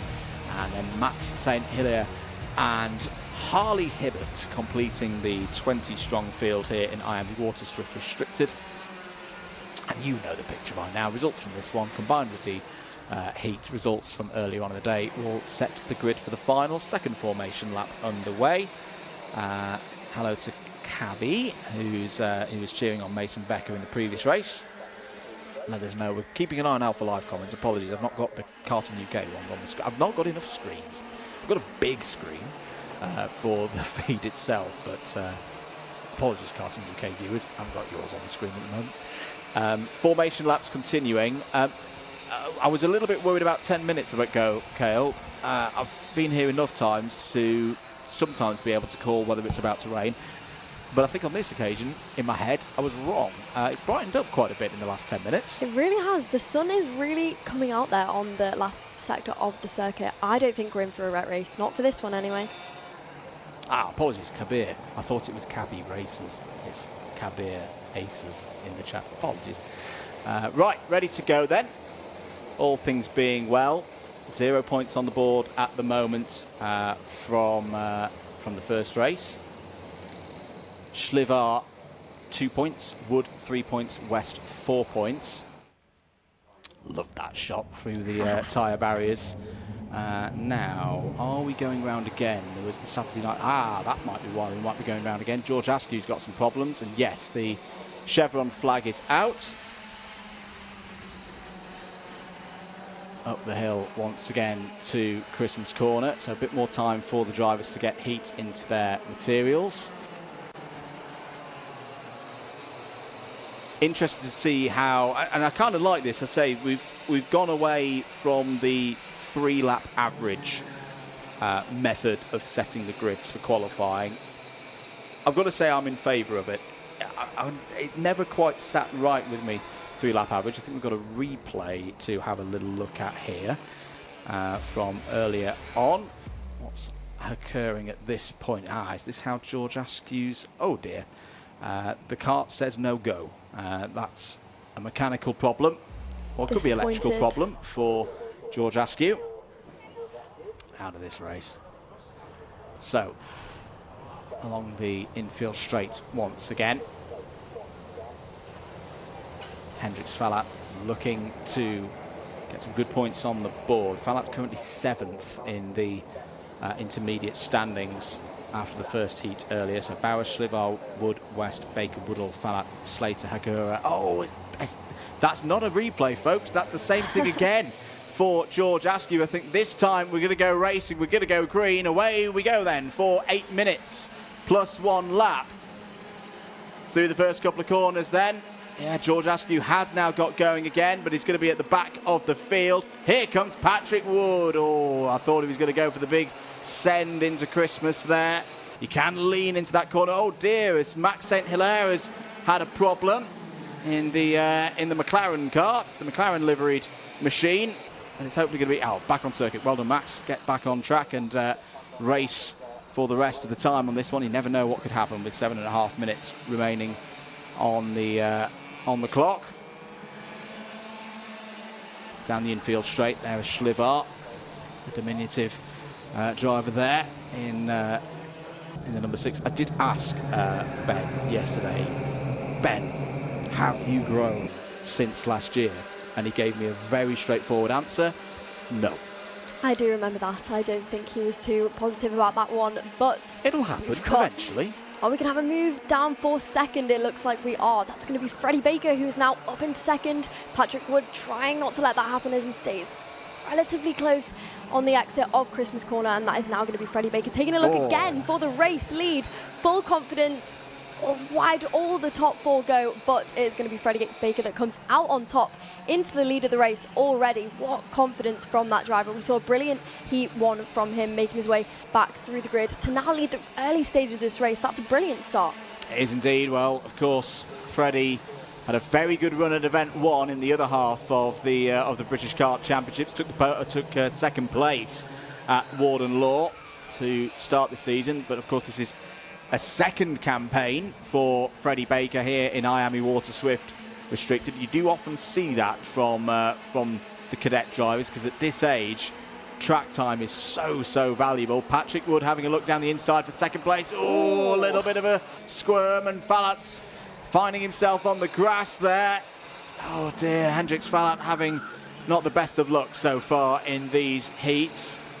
Just wondered it would lose the back end of the kart ever so slightly. Might have been with a little nudge, a little bit of a bump draft assist from Ollie West behind. And then it's actually quite a quick corner, Christmas. It's one of those that on a map, you look at it, it's a hairpin, and you think, well, that's going to be quite a slow corner, isn't it? But because you're uphill and it's cambered down towards the apex, you can swing through that corner, but it tightens on the exit. If you've got two karts trying to go side by side through there, that is what can happen from time to time. 5 minutes and 10 seconds of this race to go. Freddie Baker is extending his lead now to 0.4 of a second, ahead of Patrick Wood, then Ollie West, then Oliver Woodall, and then Arthur Bowers, the first of the novices right now, completing the top 5. Brilliant start for Freddie Baker once again, managing to make his way up into the lead, pulled that gap to about half a second, but Patrick Wood has reined him in a bit, now only 0.2, and it looks like those top four are going to be working together. Freddie Baker, though, like you say, a driver who we have seen in the other half of the championship, looking to do well, didn't have the best run in yesterday's round one, but clearly hopes are looking higher for him this weekend. Here we see a fusion train. That's what we've seen a lot of this weekend. Also the fusions working together in various classes. Hendrix Fallat, though, dropping back down the order.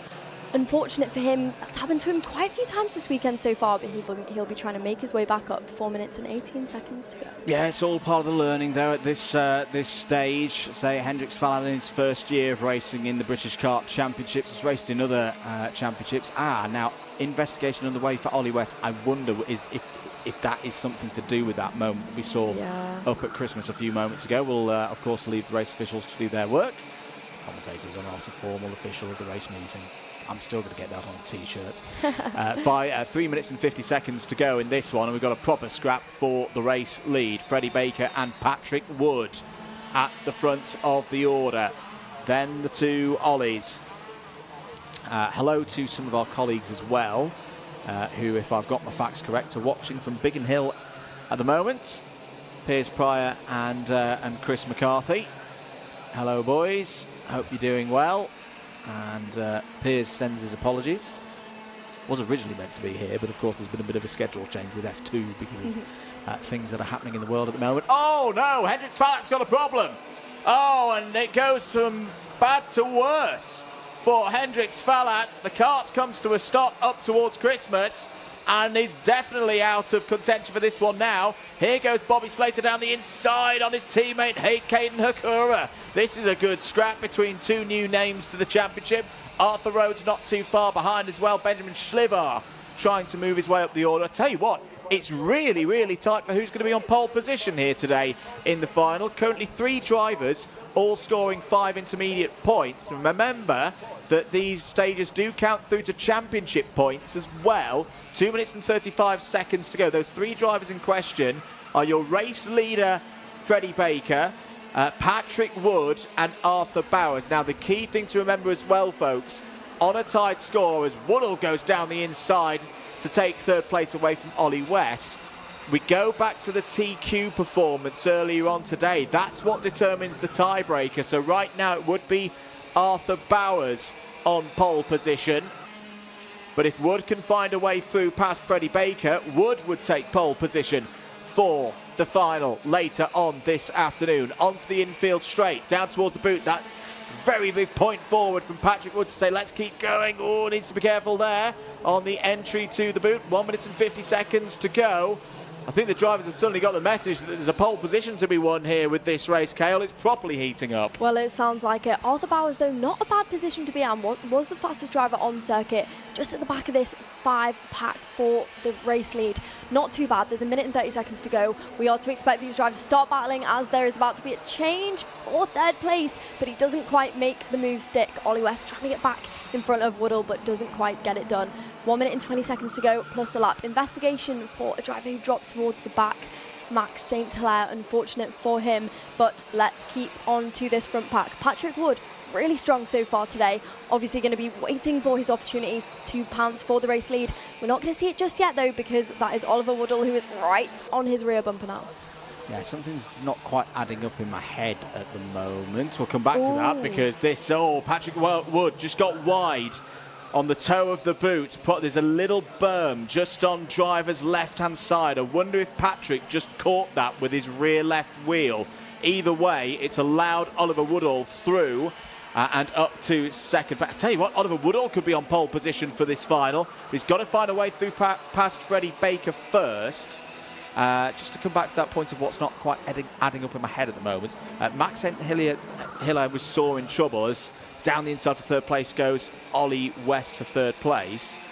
Max is now back on the back of the field. So he's gained that time back, and I'm not quite sure how.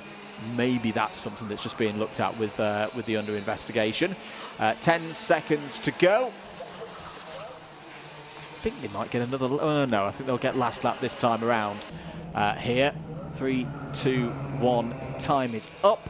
So last lap board will be out this time around. There it is. Freddie Baker still has the lead of this race, so it's 2 drivers now tied on 5 points for a share of the lead, but only one of them can be on pole position not tomorrow, this afternoon in fact. Freddie Baker still leads this one. That's where he needs to finish if he's going to be at the front of the grid. Arthur Bowers could further consolidate that pole position, though, if he can find a way through past Patrick Wood for 4th.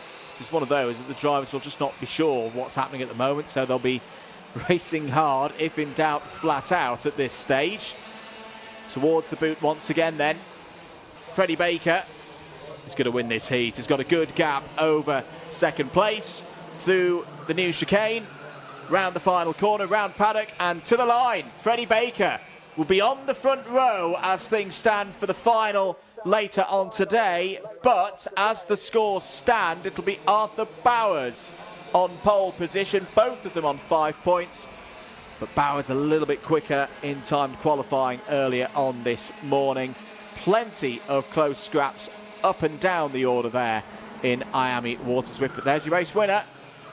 Could it be a first British Kart Championships win in a final later on today for Freddie Baker? Go one better than Freddie achieved at Warden Law in event number 1. Well, we'll have to wait and see till 2 o'clock for that one. But let's take you through that provisional order then. Freddie Baker wins from Oliver Woodall. Ollie West at home in 3rd place. Patrick Wood and Arthur Bowers in the top 5. That should be enough, all being well, for Bowers to be on top of the intermediate classification and also take the full complement of 65 championship points at this early stage of the year. Caden Hakura, good drive there from Caden, up 3 spots to P6 ahead of teammate Bobby Slater in 7th. Louis Wilson home in 8th place. It's then Logan Hodgetts and Arthur Rhodes completing the top 10. Benjamin Schlivar, bit of a difficult race there for Benjamin, drops down the order a bit in those intermediate points with that 11th place. Harry Murphy 12th, Cole Parrish, Riley Aston, Wilkins and Darcy Durnford all in the top 15. Noah Brad, George Askew, Max St. Hilaire and Harley Hibberts, the last of the 19 finishes in that one. Hendricks Fallat was a retirement with technical issues about halfway through the race. So Bowers and Baker there on the front row for the final, all being well. Of course, these results are provisional. Wood and West on row 2, Woodall and Schlivar on row 3, Hakura and Slater row 4, Wilson and Rhodes row 5. The rest of those drivers will update you in due course as to where they'll start that final, which will be at 2 o'clock here at Whilton Mill. the second round of the year for the IAME Waterswift Restricted. There's number 67, Harley Hibbert, and a thought for Hendricks Fallat as well. Not what we want to see, but I'm sure that Hendricks will be back stronger than ever in the final. We'll take a short break here on the comms. Next up after this, Waterswift.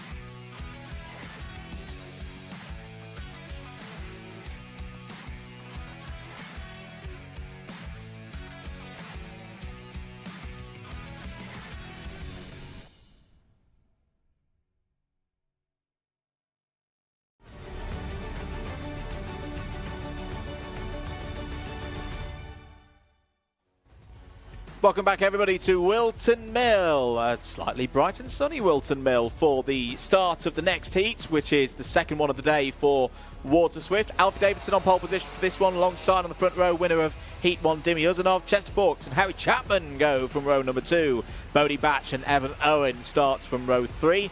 Ilyas Sami and Hugo Torpy start on 4. Mason Hibbert and Teddy Higgs, they wrap out the top 10 for the start of this one.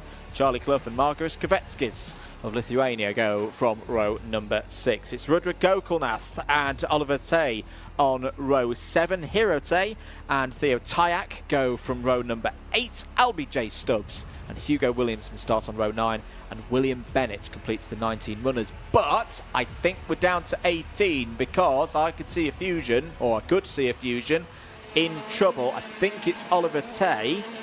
Yeah, the 1:23 is not clocking up on our timing screens. I think I saw a fusion off to driver's left, running up to Christmas corner. So that is a real shame for Oliver. All these drivers will make it through to the final, but Oliver had penalties in the first heat, so it's guaranteed now he's going to be starting at the back for the final. Ollie Stewart rejoins me in the box. Dimmy Uzanov for the Jade Racing team, a team you're very familiar with, of course. Top of the table at the moment after the first heat. What do you reckon he can do here? Yeah, he's done a great job. Yesterday, obviously, struggled a little bit in qualifying, just didn't quite get the track position right. But today, new day, as I said to him already, and what a day he's made of it so far. Winning the first heat, and now he's starting at the front for the second heat. So we will see what he can do in this heat. They're all going quite slow at the moment, so hopefully no one oils up too much. But you can never say never, can you? What do we mean to the uninitiated, what oiling up means? Okay, so it's when the engine gets flooded with too much fuel. So what happens is when the spark plug in the top of the engine ignites the fuel, and that's what causes the piston to go up and down, which gives you drive.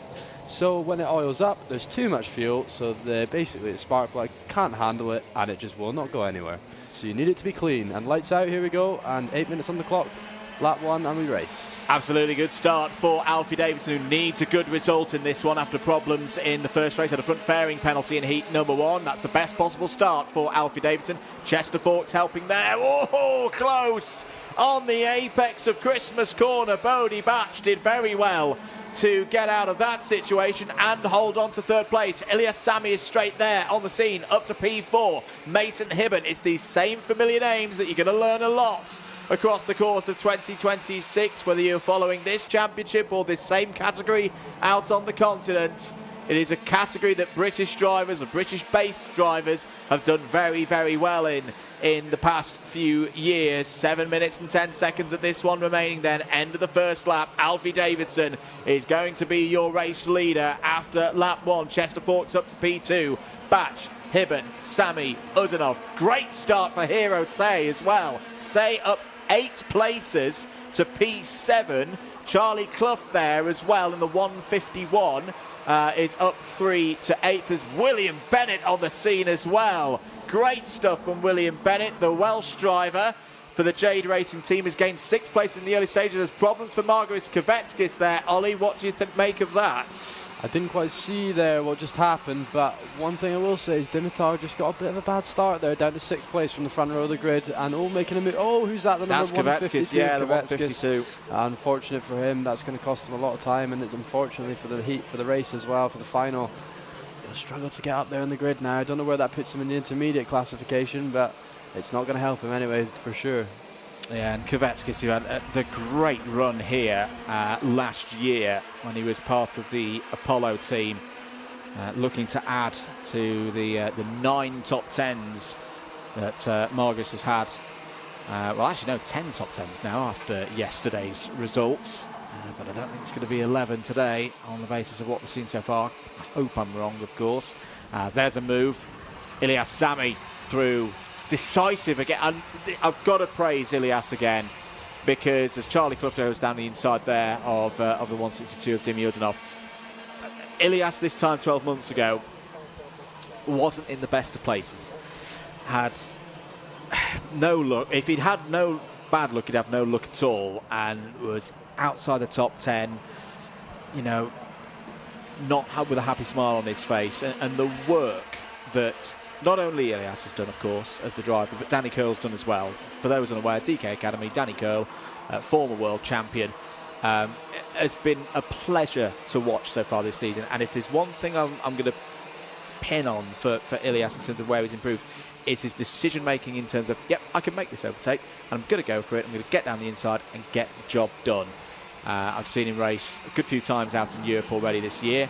And of course, here last weekend as well, we were keeping an eye on him for Kart Club, and it's really, really positive to see. And I think similar to what we were saying with some drivers at Warden Law, drivers who are maybe outside the top 10 now and thinking, oh, I'm not maybe cut out for this.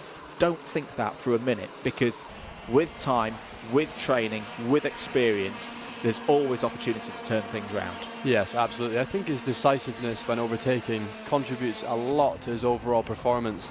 And the one thing is, I was probably the worst driver I've ever seen, or anyone's ever seen when I started. I was terrible. My dad used to buy me an ice cream every single time I didn't get lapped.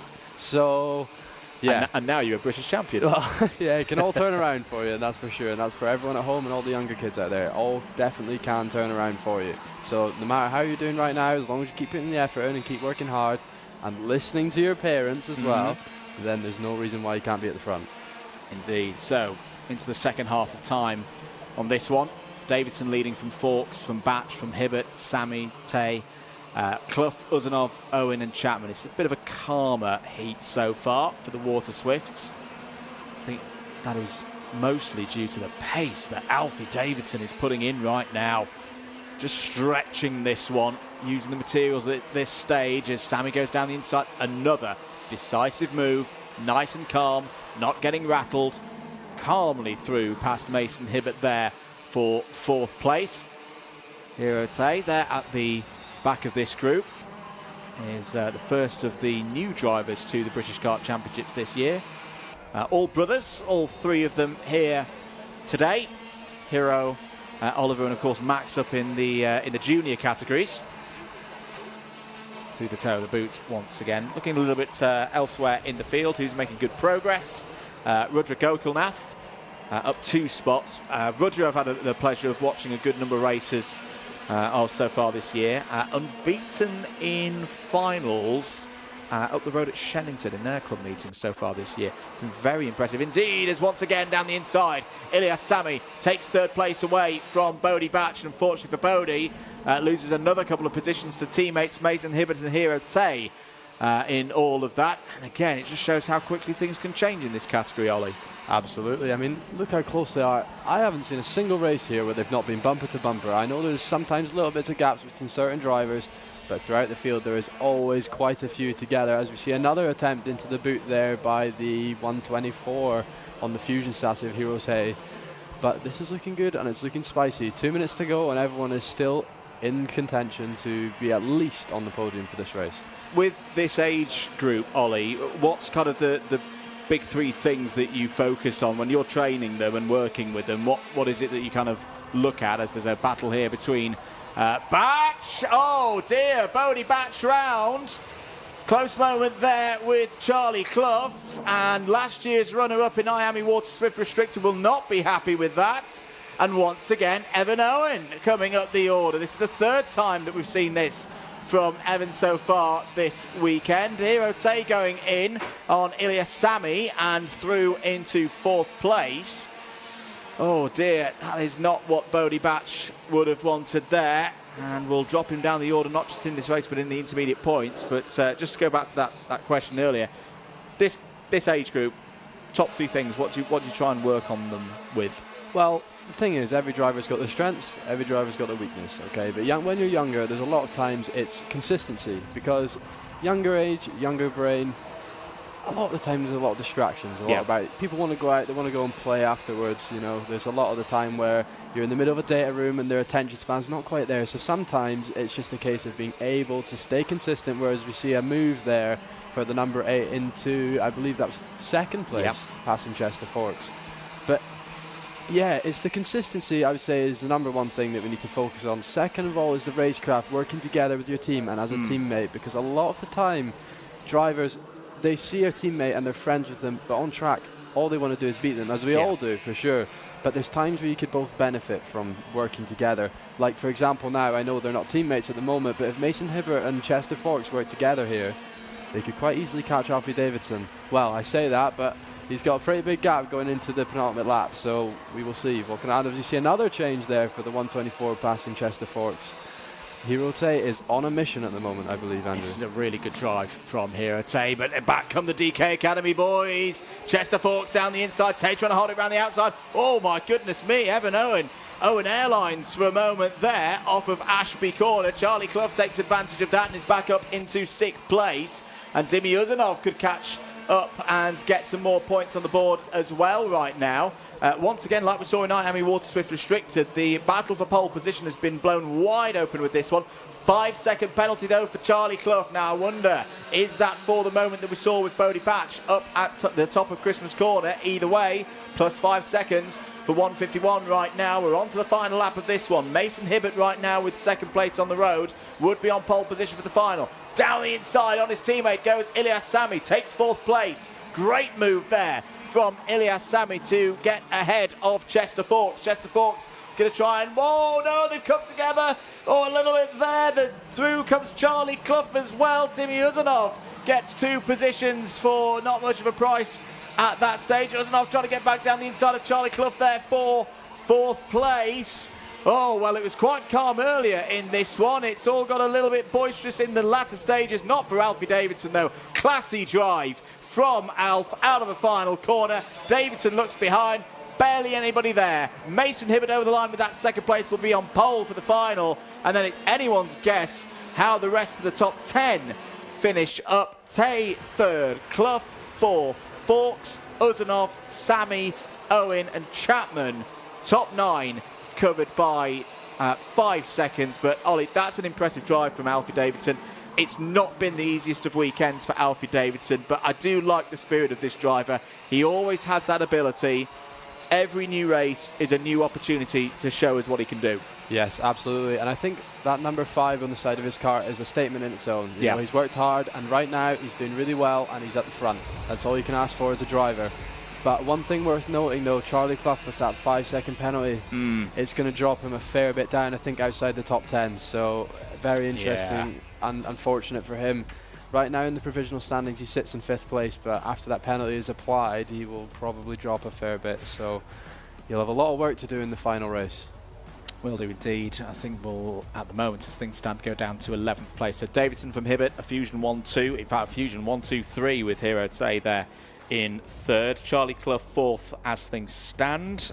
Chester Forks, Dimi Uzanov, Ilyas Sami, Ethan Owen, Harry Chapman, and a good try from Albert J. Stubbs there as well.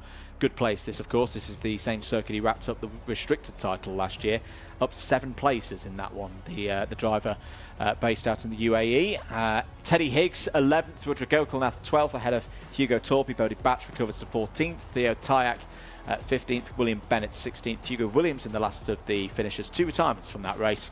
Margaris Klovetskis, and unfortunately there on your screens, walking back to the paddock, Oliver Tay did not see the start. Thumbs up there for Rudra Gokulnath. That's another livery I quite like on that one, the black and the chrome gold. Does it's look very good. nice indeed. And the helmet as well goes very well with it, I say. Absolutely. The Waterswifts will be out for their final, of course, later on today.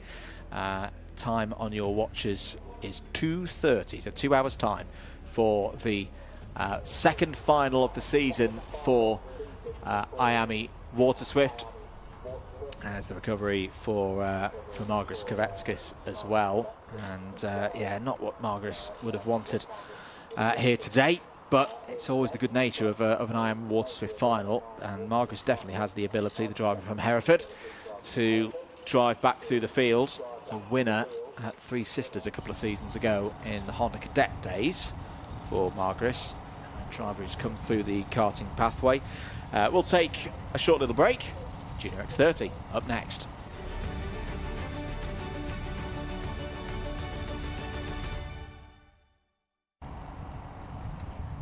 Time for, or nearly time, for Junior X30 to get their second heat of the day underway here. You're watching live coverage of Event 2 of the Wera Tools Motorsport UK British Kart Championships. Andrew Mather on commentary duties, and I'm joined right now by reigning British KZ2 champion Ollie Stewart. Ollie, this is of course the category that you had one of your greatest days in your karting career at IWF back in 2021. What will the drivers be thinking at this precise moment? Well, every driver is different. Some drivers may have had a bad qualifying, some drivers may have had a positive qualifying, but regardless, the mindset going into this will need to be positive. It's a very intense grid and a very tough grid at that, so you need to make sure that the whole time you're staying positive, thinking about the opportunities to overtake, and constantly thinking about getting in front of the driver that is in front of you.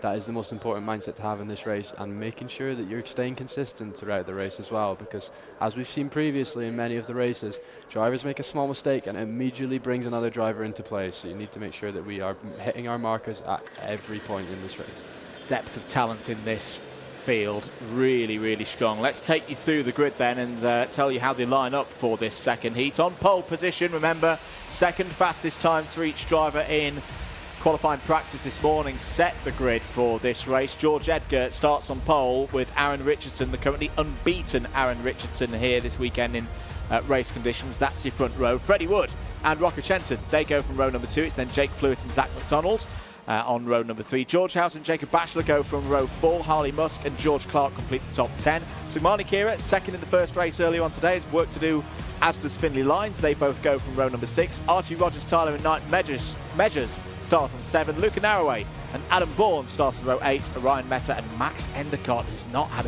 a good day so far today, start on row 9. Harry Myers and Max Tay go from row 10. It's Zach Sidney and Alessandro Salas going from 11. Alex Riley, Joseph Davies, they're on row 12. Last row of the grid is George Quinlan and Ollie Brunt. Quick update for you in terms of what we saw earlier. Close your ears if you don't want to hear it and you want to watch it back later. Richardson, well, you already know, is the winner from heat number 1 because he's unbeaten so far this weekend. Kira alongside top 2 last time out. George Edgar was 3rd.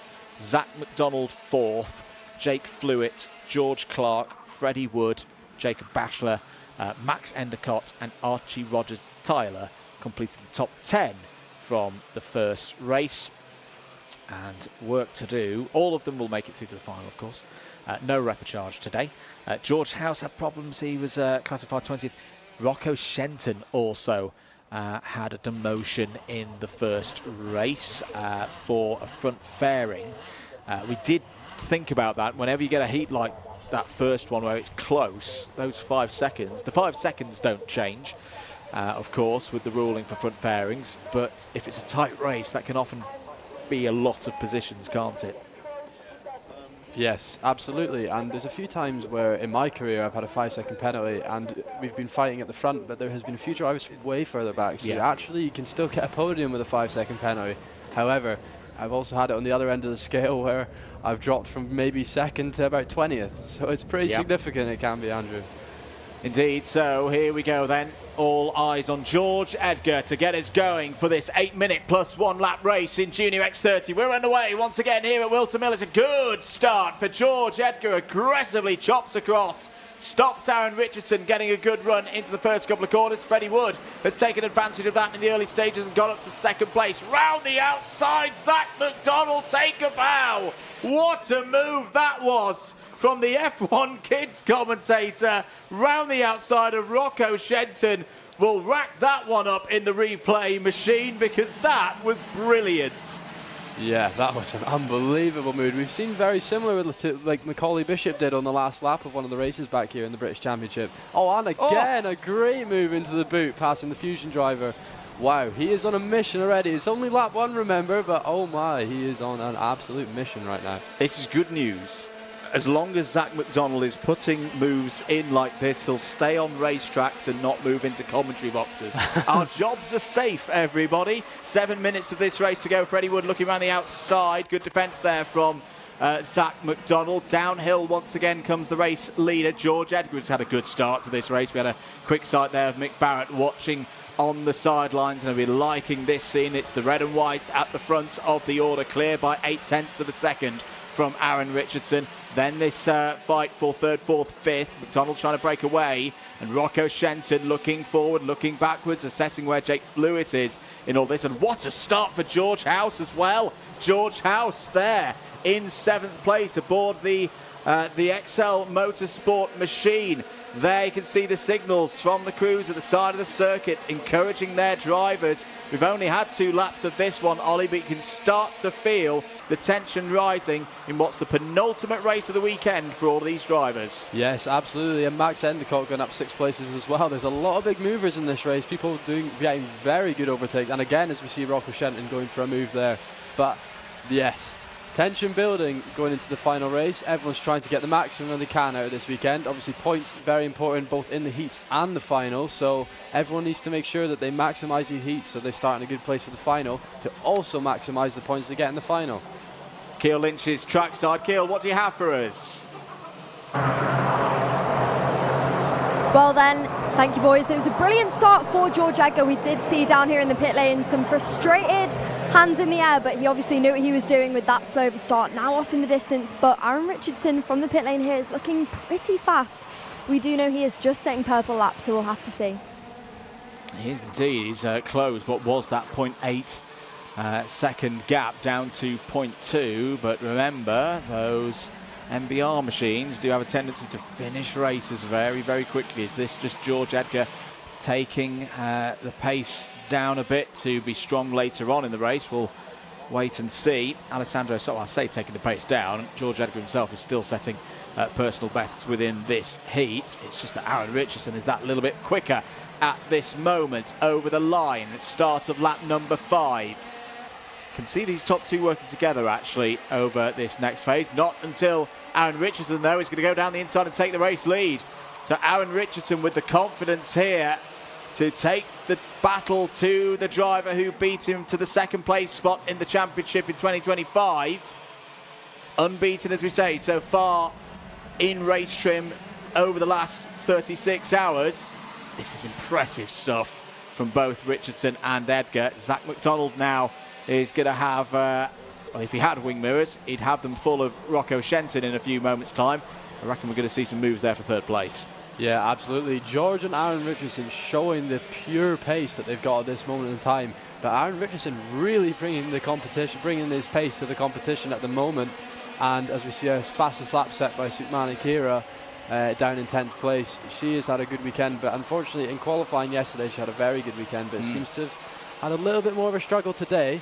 So hopefully she can come back to defeat. As we see another move from Rocco Shenton in there on Zach McDonald for 3rd place. He is on a mission. Those 2 are both on a mission, so let's see if they can catch the front 2. This is good for Rocco that he's on the attack in this race. In the previous heat he was more on the defensive, and he was the same in the final yesterday as Max Endicott and Freddie Wood have a bit of a debate over 12th place there. Jake Flewitt driving really well today there. Top novice. It's all a little bit too much for some at the side of the start line. Here's Sukmani Kira. Now, we'll come back to that story about Sukmani. Here's George House down the inside of Zach McDonald for 4th place. But I do need to make a note about Sukmani Kira as McDonald responds back down.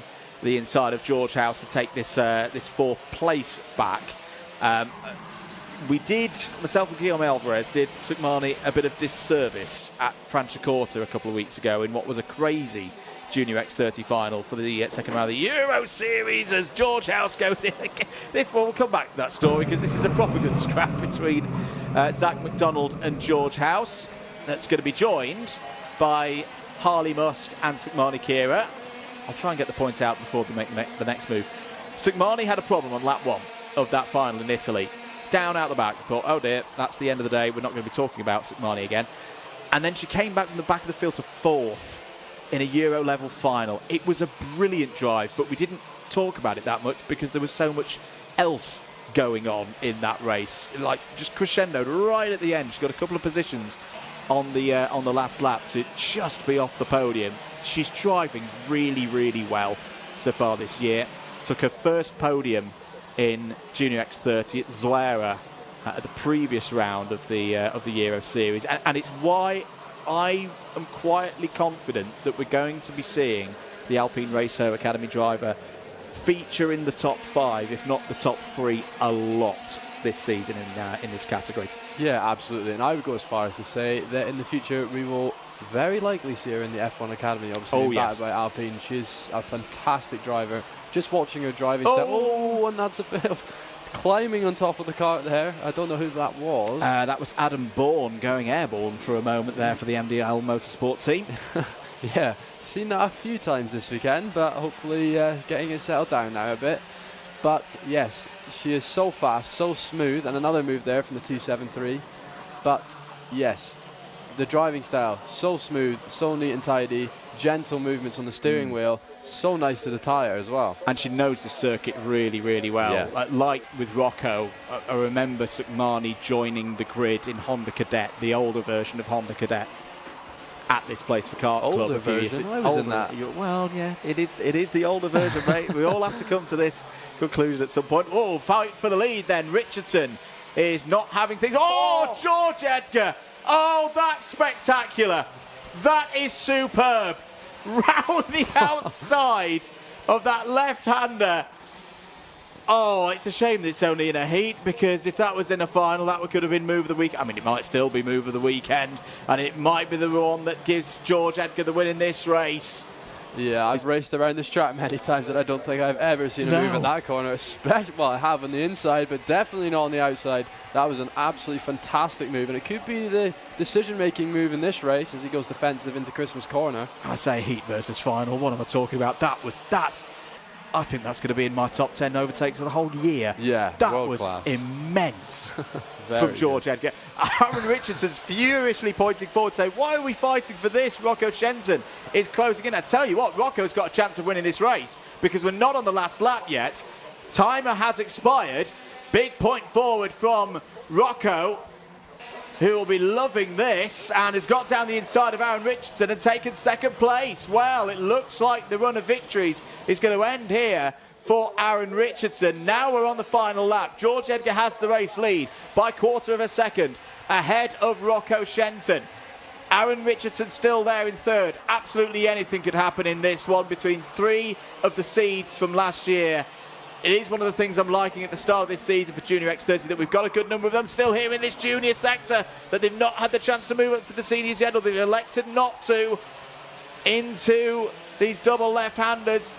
Bit of defence now for Shenton. I think George Edgar's going to have this race won, as long as he doesn't make a mistake through the boot. George House would have been wishing this one to go a little bit longer because he's closing in 4th place. But after that spectacular move round the outside of Aaron Richardson, George Edgar will have a smile on his face after that one.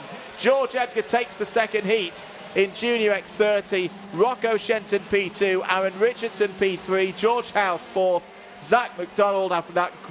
Two great overtakes in that one, with Zach McDonald on lap 1 as well. Jake Flewitt home again in P6. Sukmani Kira up 4 spots in that one to P7. There was so much going on in that one, and it's not over yet. George Quinlan's got a 5-second penalty in that one that we didn't even mention what that does to the intermediate scores and who's got pole for the final. It's Richardson. It's a tie of 3 points between Richardson and Edgar. Again, we go back to qualifying practice. and how the drivers did in that one to break the tie on that one. Big smile on George Edgar's face, big smiles on the faces of us in the commentary position. That was superb from the runner-up in this championship last year, who's going for that #1 plate, of course, when we get to the autumn. Shenton P2, Richardson, House, McDonald, Fluid, Kira, Musk, Clark and Endicott all in the top 10. Archie Rogers-Tyler 11th ahead of Jacob Bachelor. Freddie Wood, difficult race there for Freddie, down 10 spots to 13th. Luca Narroway and Max Tate in the top 15. Orion Meta, Adam Bourne, Knight Measures, Alex Riley and Harry Myers in the top 20. Alessandro Tarlas, Joseph Davis, George Quinlan, Finley Lyons. Finley's having a torrid day here. He's normally got a really good record around here, but problems for the #9 seed from last year. Zach Sidney and Ollie Brunt mean that all 26 drivers made it through to the end of that one. Very quickly, before we move to the seniors, it's Richardson and Edgar on the front row for the final, as that was Max Tate pushing that Fusion into the chicken run. Sukmani Kira will start on the inside of row 2. That's a useful place to start round here. Zach McDonald on the outside of row number 2. Fluid and Clark on row 3. Endicott and Bachelor on row 4. Wood and Rogers-Tyler on row 5. We've got to move on though. Seniors up next.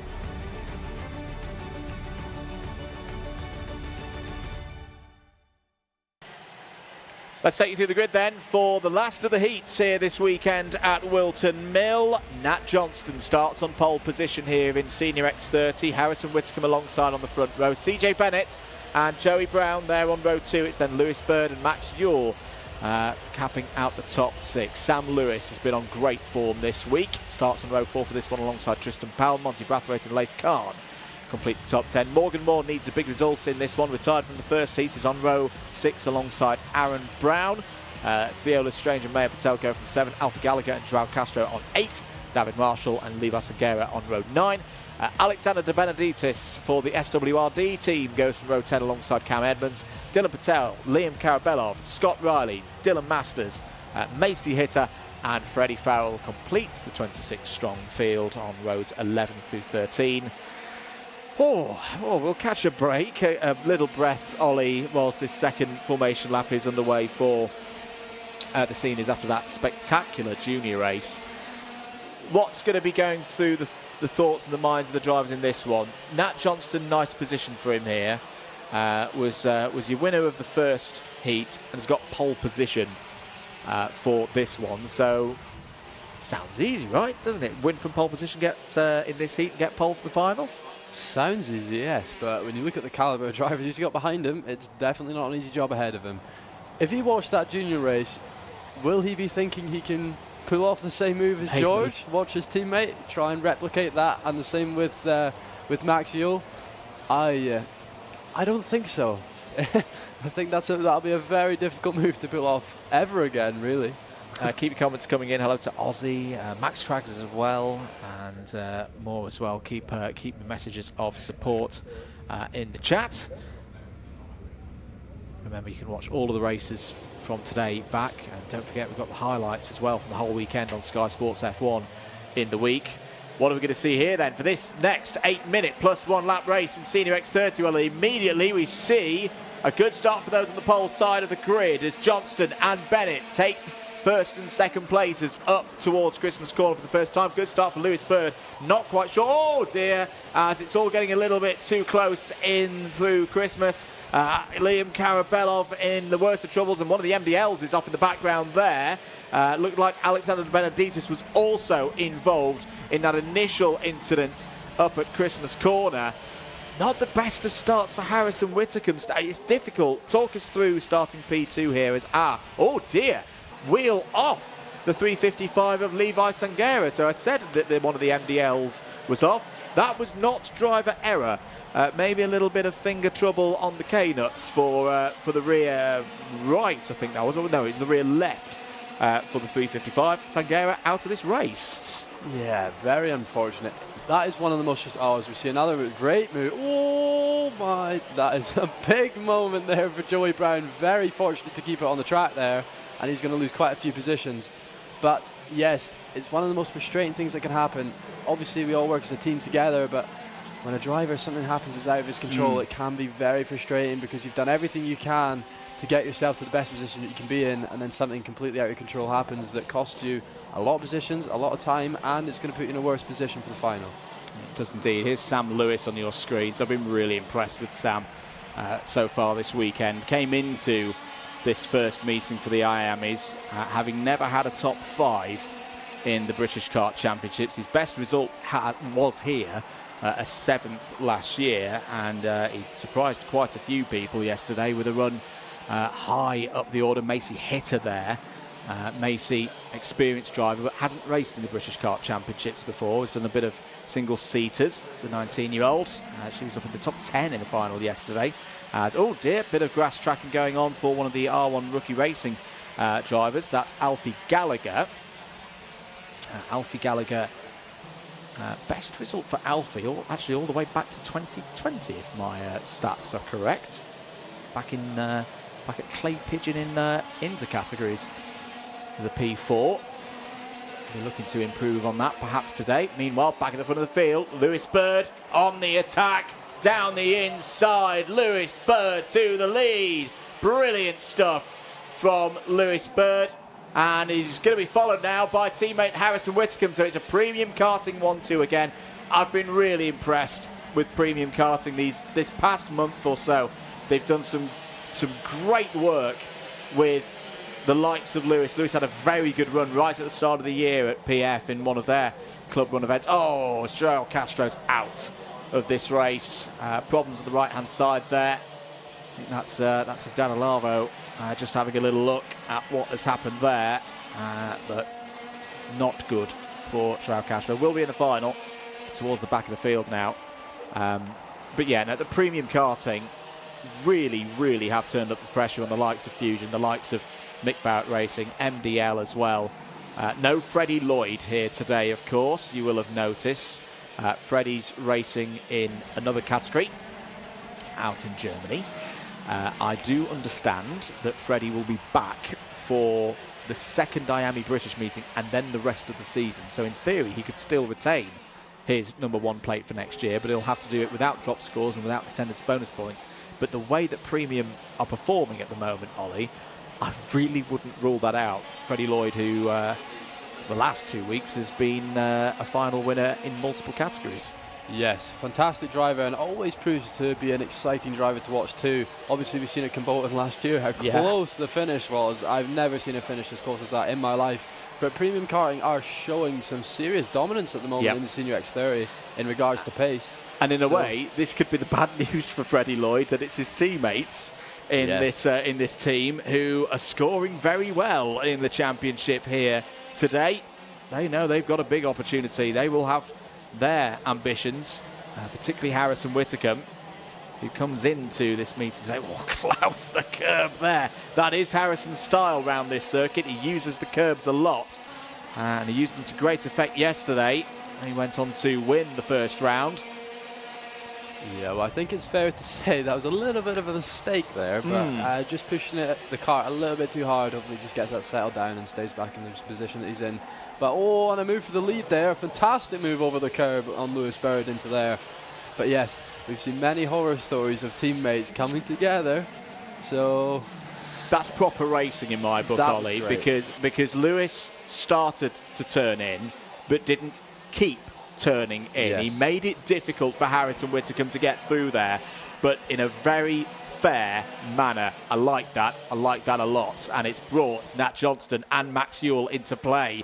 Could Mick Barrett Racing get another race victory here with a late flourish? Laith Khan's under investigation. There's been a warning flag out for Morgan Moore as well a few minutes ago. I wonder if that was for the moment with Joey Brown earlier on in the race. Downhill once again towards Ashby Corner. At this stage in the final yesterday, Harrison Whitcomb kind of just disappeared off the front of the pack, but something tells me he's going to have to work a little bit harder here today. 2 minutes remaining in this one. Other drivers, just to note, having good races out there. Two of the novices to the BKC. We mentioned them before and we'll mention them again. Scott Riley up 9 places, the Irish driver for Excel Motorsport, and Macy Hitters into the top 15 for Jade Racing Team. Macy, I think, has impressed a number of people here this week, particularly that run, as I say, to the top 10 yesterday in the final, Ollie. And me. Impressed me too. But yes, also just to draw some attention back to the front. As we see another move there from 8th place up to P5 there. So fantastic move on Sam Lewis. But this looks like premium karting versus Mick Barrett at the moment. Yeah, very, very close. But one thing to mention was you were talking about Harrison Whitcomb driving away, Andrew. But Lewis Bird wasn't there at the front yesterday. No, he wasn't. No, that is a very, very good point to make, mate. That's Lewis Bird had that chain failure in TQ yesterday, and it was a bit of a damage limitation day, and did very well to get back up the order, the number 7 seed from last year. It was 13th and 14th in the heat, and then finished in the top 6 in the final. And as I say, this is going to be a close championship battle, which it could well be. We saw it last year between Freddie Lloyd and Gus Lawrence. Every single point could matter when we get to the autumn. Absolutely. And just to go back to the previous point, being a rookie in this championship is very important to impress other drivers, not other drivers, but sponsors potentially, or teams that may be looking at you. So there's been a very good spotlight in the British Karting Championship that we have there. Many teams watching, F1 teams and teams from other categories such as GTs. It does provide a potential career path for a lot of these drivers here. It does indeed. 20 seconds on the clock, so we'll get 2 more laps out of this one. Harrison Whitcomb, nice and calm at the wheel, raced in the FIA Karting Academy Trophy last year, representing Motorsport UK as the ASN here in the UK. He's the first driver in the senior category. And once again, there'll be another 2 drivers heading to the FIA rounds later on in the spring to compete across both the junior and the senior categories. But here, back in these national championships, many people say is one of the toughest national karting championships in the world to be successful in. Absolutely. And one good thing to look at here as well, 2 tall drivers. I'm going on to the final lap, but usually 2 tall drivers, very aggressive on the steering wheel. If you notice, not many inputs with these drivers, very smooth, although pushing hard.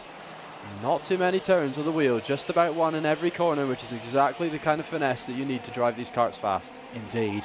Lewis Bird looks really, really good on the brakes here. This is not done yet. Harrison Whitcomb, that's the first time he's checked over his shoulder in a few laps. Sees that Lewis Bird is only behind by, what, a kart length at max 2 kart lengths.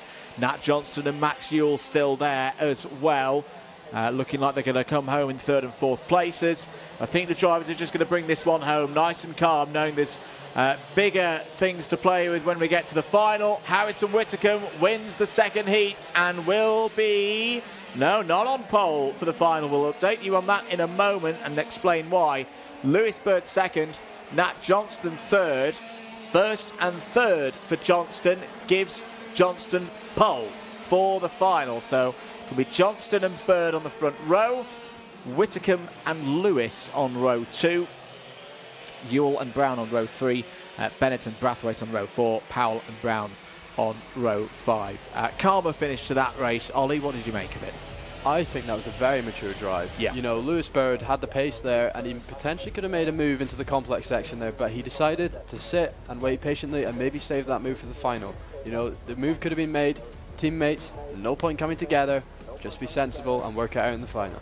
There we go then. Harrison Whitcomb takes another heat in Senior X30 on an important weekend for Whitcomb's championship hopes this year. Lewis Bird makes it a premium karting 1-2. Great work from that team. Nat Johnston and Max Ewell, 3rd and 4th for Mick Barrett. Fusion Motorsports get 5th place in the hands of Morgan Moore in that one. Sam Lewis, CJ Bennett, Monty Brathwaite, Tristan Powell and Joey Brown all in the top 10.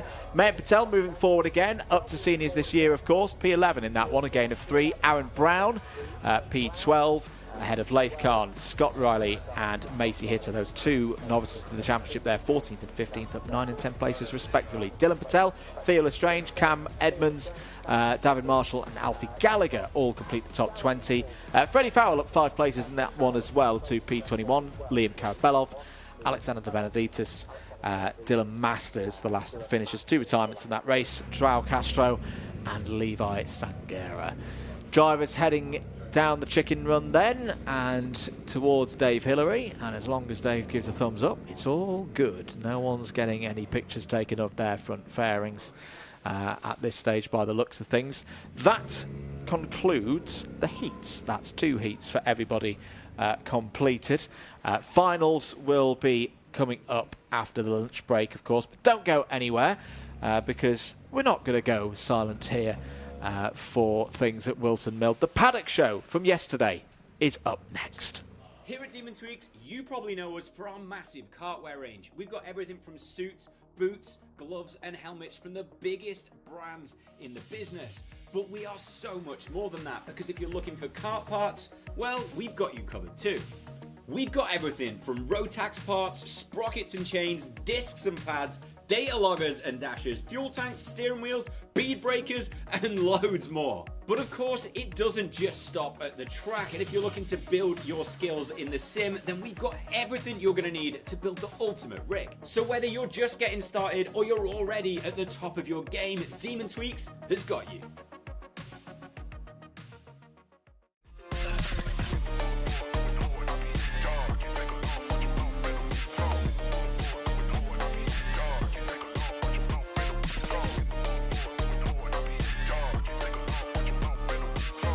Wera, what a start from the so hard. Heading up into the top section.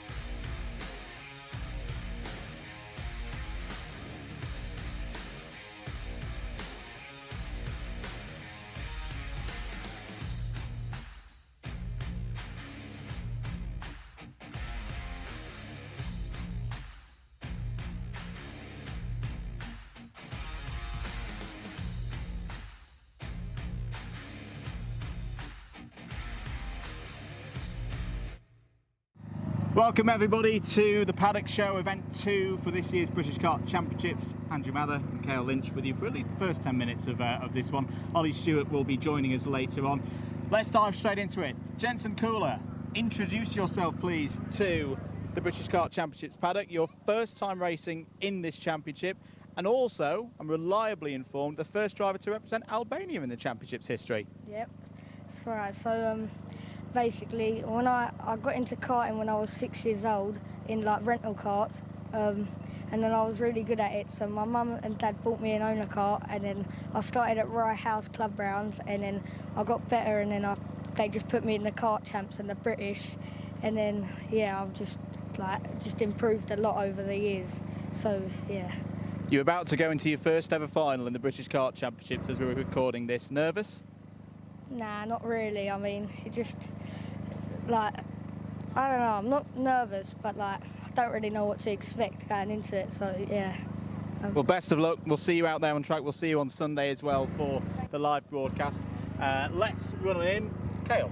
Yes, I've managed to collar another Honda driver for us to speak to. Come on in. Can you remind our audience of your name and your class? I am Dino Rowlands and I race in Honda Cadet. And we've just been talking about your day so far. This is a double-header weekend. You've not had a brilliant run in qualifying, but you've been clawing through the pack so far, haven't you? Yeah, so we tried our hardest. We didn't give up. We came from P15 to P6. Quite happy with that because Heat 1 we didn't do as good. We only gained 2 positions that one. So happy with the redemption, really. And of course, this is round 1 of the year. What are your ambitions for this weekend? Hopefully we can get a top 5. We start in P12 next race because we don't have a great Heat 1 but good Heat 2. So hopefully we can get P5, but I'll be happy with top 10. And before we quickly move on, you have a book here to show us. Can you tell us a bit about that? Yeah, so me and my dad wrote it. It's all about like my journey and like a guide for future racers, or like if you're already racing and you're just starting and you want like a guide. So it tells you like everything, like all the costs, everything that happens behind the scenes, everything that happens on the track, everything that goes behind like my head and everything.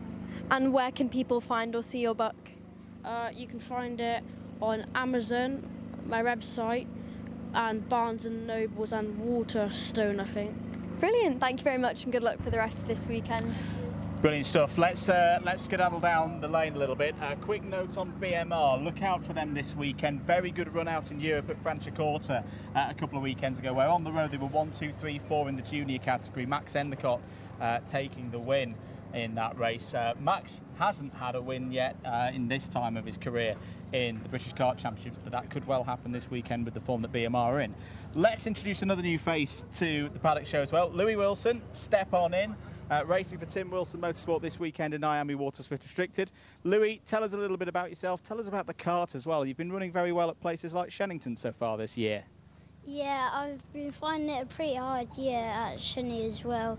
I know British champs, it's not the same, but just has to be more challenging. What do you enjoy about karting? Well, I don't know. You like the speed? Yeah. Good stuff. Well, best of luck for the weekend, Louis. But yeah, keep an eye on that number 63 machine for Tim Wilson Motorsport. Looking pretty good. I've lost Ceol. I'm not quite sure where she is. I think she's just popping into the Apollo Karts tent.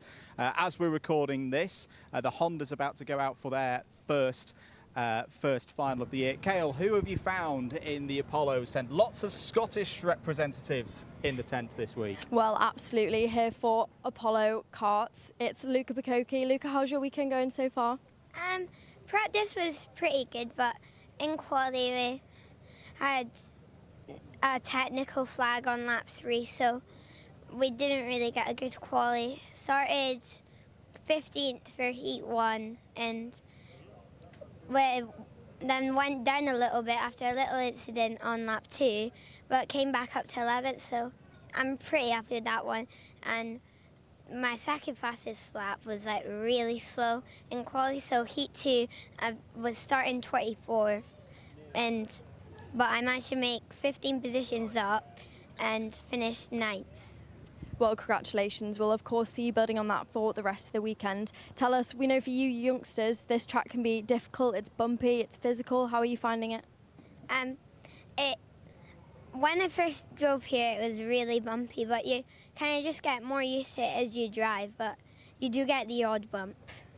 Well, thank you very much, Luca. We will move along quickly, and good luck for the rest of your weekend. Good to see Luca Bakoki there. As a number of really strong drivers in this Apollo Karts awning. Yeah. Keep an eye on the likes of Archie Cannon. Cannon back for another year is the seed number 5 going into this new season. And good to see Honda Cadets back in good numbers as well. It's suffered for a couple of years, but you know, more than 20. I'd like more. I always want more Honda Cadets on a racetrack. If we can get up to that full 34, that would be fantastic. But best of luck to all of these drivers. BRK team we've just passed there. That's another one of the new teams, particularly in Honda Cadet. They're running some good machinery here this week. Mick Barrett Racing.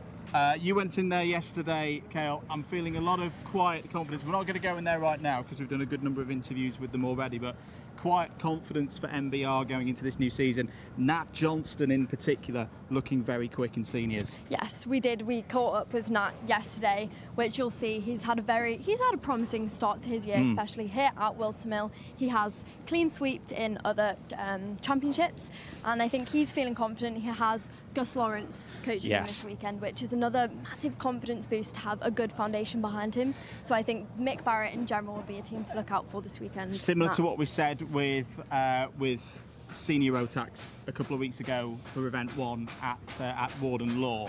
A bit of a changing of the guard, I think, for the senior category. As you mentioned, Gus Lawrence at the moment focusing on his workout in America. He's racing in the Scooter event, of course, X30 Pro champion at the Super Nats last year. He's going for those big money prizes, but still earning his keep here in the UK driver training.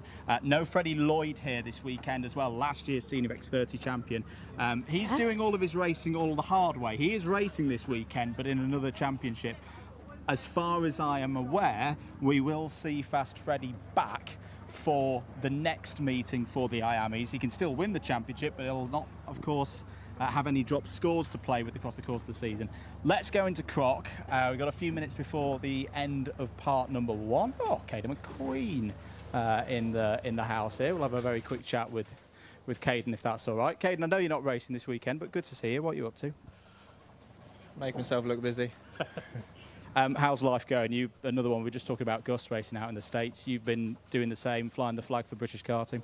Yeah, it's a good move, and the weather is a lot more like today, so that's nice. Yeah, it's good. It's exciting, so yeah. We miss you though here. Go well, mate. We're good to see you. Let's have a chat with Monty Brathwaite. Monty, step on up. Great drive from you at Shannington a couple of weeks ago in one of the clubbies. How are we feeling going into this round of the British? All right. I think it's just been a struggle so far in the heat, but it's going all right. We've done better than I thought I would. You mentioned that heat. It's caught a lot of us out this weekend. It was particularly tough yesterday in the free practices, wasn't it? Yeah, I mean, I'm not very good in the heat personally, but yeah, it's been hard. And tackling those curbs as well around this circuit, it's got to be done, hasn't it? It's a bit brutal. I'm a bit hurt and everywhere. I'm hopes, not very strong. Hopes for the season though, what are we aiming for? Hopefully a seed. I mean, I've not done the British since 23, so hopefully a seed, yeah. Good stuff. We'll catch up with you later. Ceol, have you found anyone?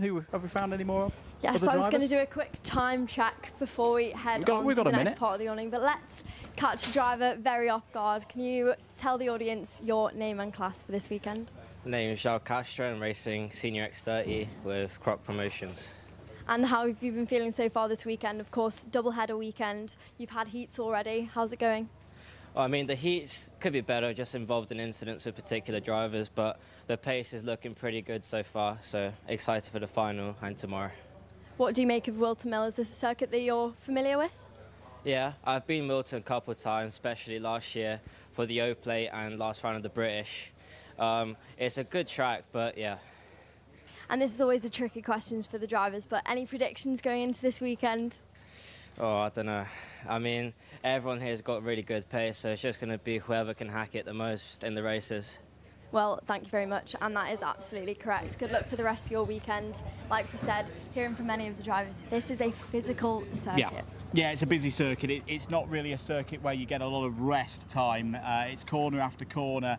It's not the oldest circuit on the calendar, but it's a well-established racetrack as well, so it's had those kind of changes over the years that drivers who've been here a lot have got used to.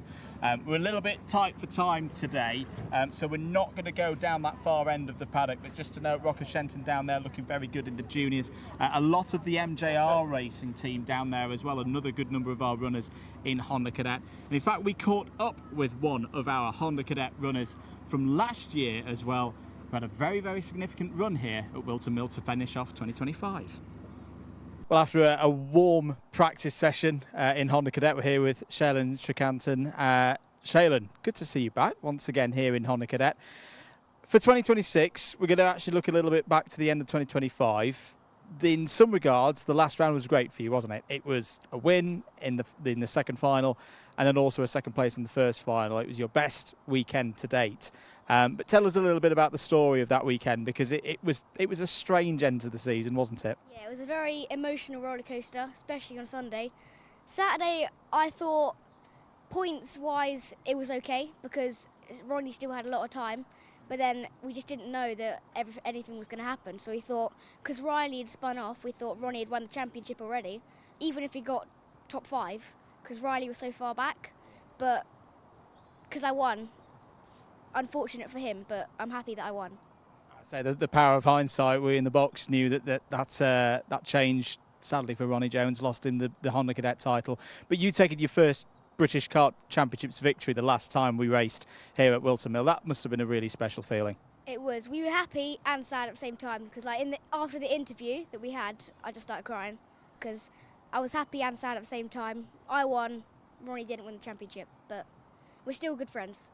And the team as well is stronger this year. MJR looking to have a bigger roster of drivers. Is that going to give you a lot of confidence to win more races as a team? Yeah, we have we have got teamwork, but we just got to bring it all together and we can hopefully win the whole thing. It's a bigger category this year. It's good to see Honda Cadet numbers growing once again after a rough couple of years, but I suppose for you it makes the job even harder now, doesn't it? Yeah, there's a lot more competition and there's 10 more drivers than last year, or even more than that, so it's going to be hard this year. Well, there's one last little bit of business for 2025 to conduct. You won that round at Whilton Mill. It was a great drive, and so much so that you were our Wera Tools Driver of the Day. So, Ceol, coming to receive the trophy. How do you feel? Very happy. I am very pleased with this, and I'll definitely show this to Ronnie.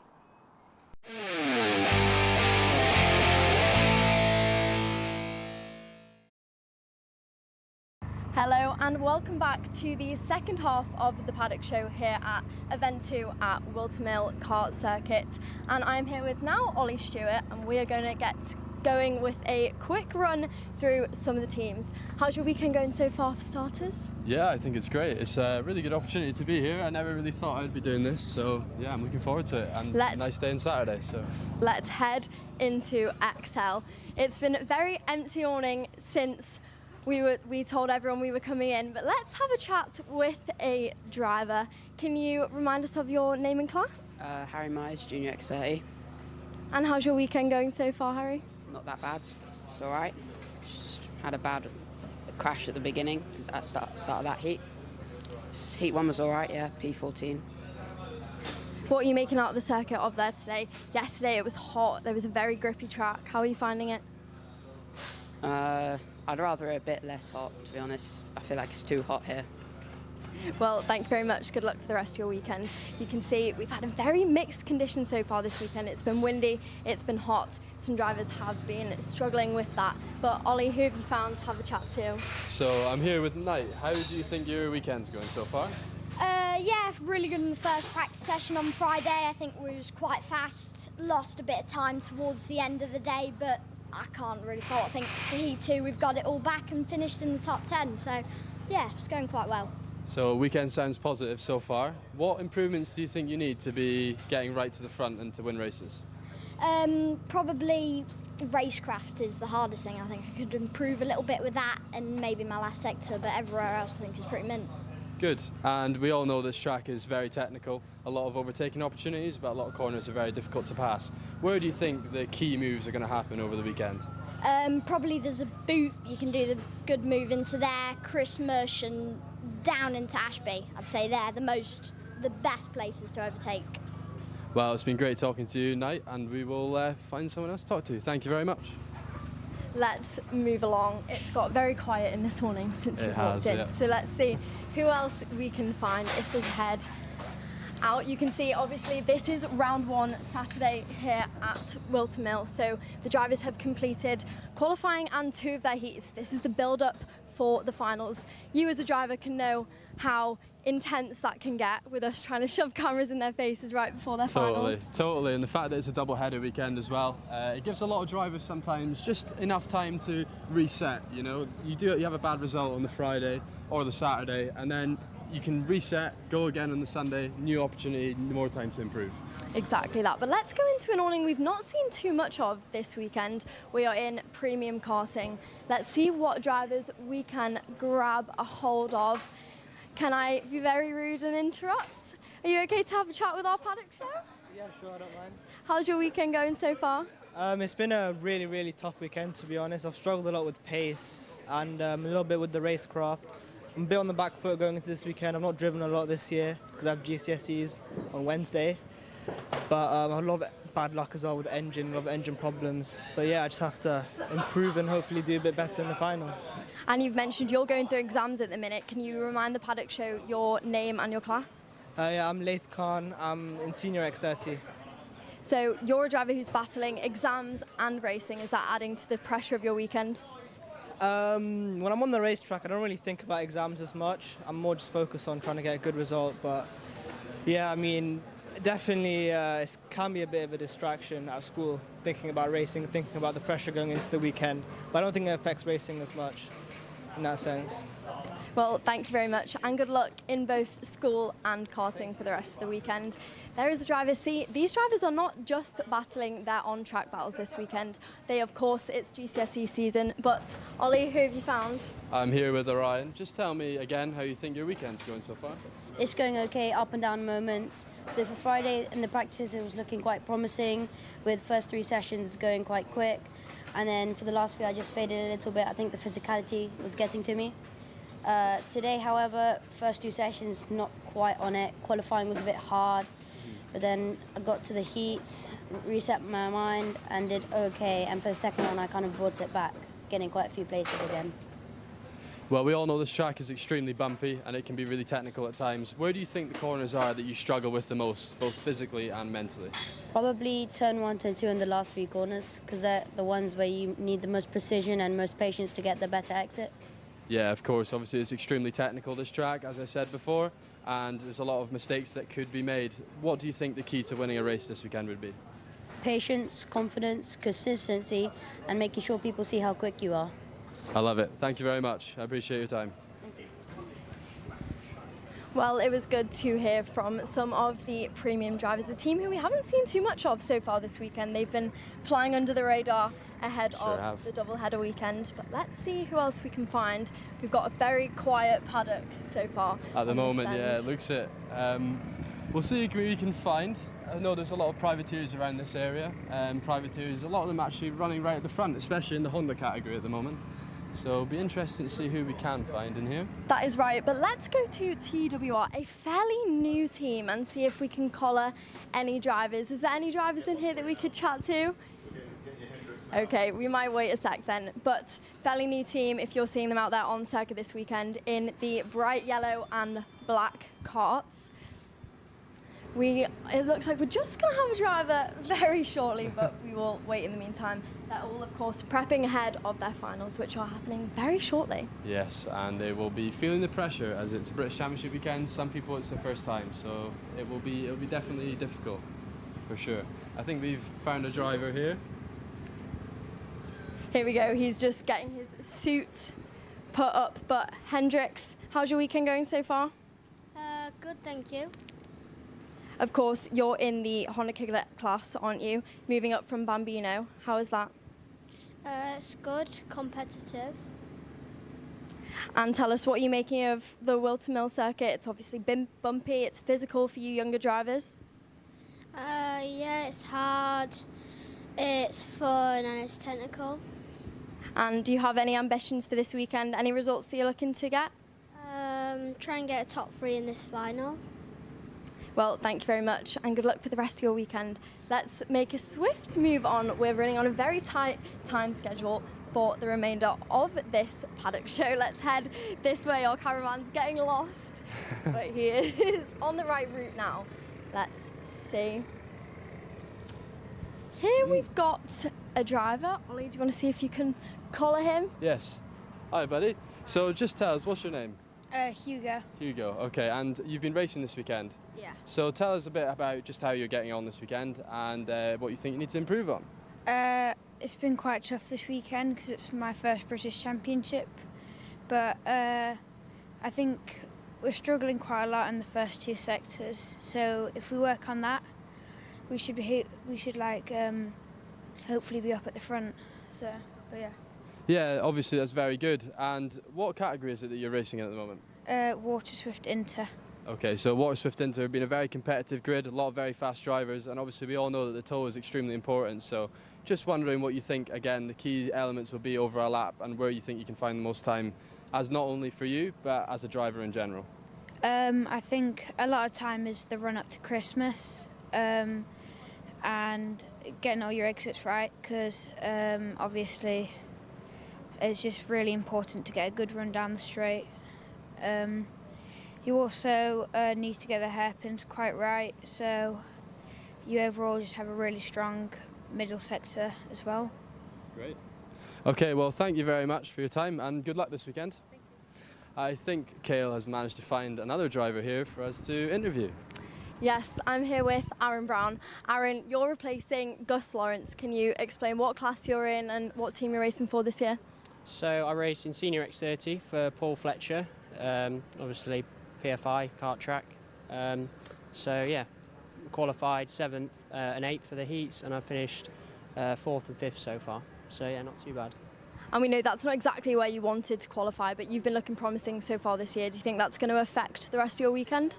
No, I mean, so far really, points-wise, I think we're starting 4th for the final, so obviously we want to be higher up, but to be around the top 3 all the time in the points would would probably do, it's good for the championship. It could be a lot worse than that. So.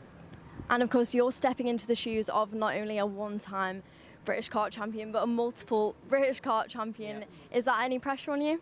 No, not really. I feel my drive. I don't feel any more pressure than I did before.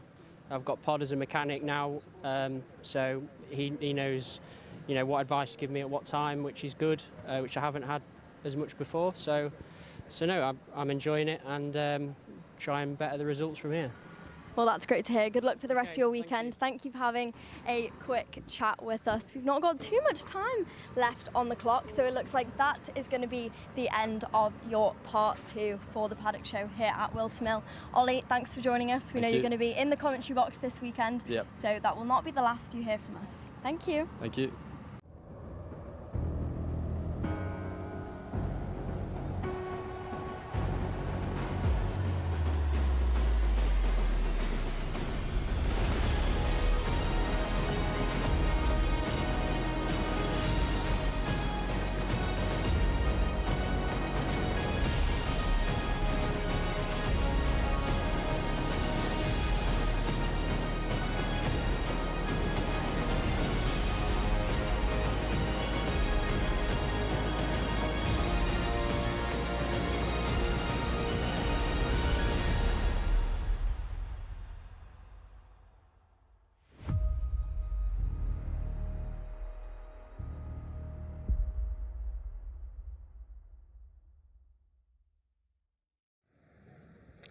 Well then, thank you very much. I am on the grid with our Honda Cadet class for the first time this year. Let's speak to our pole sitter, Luca Picocchi.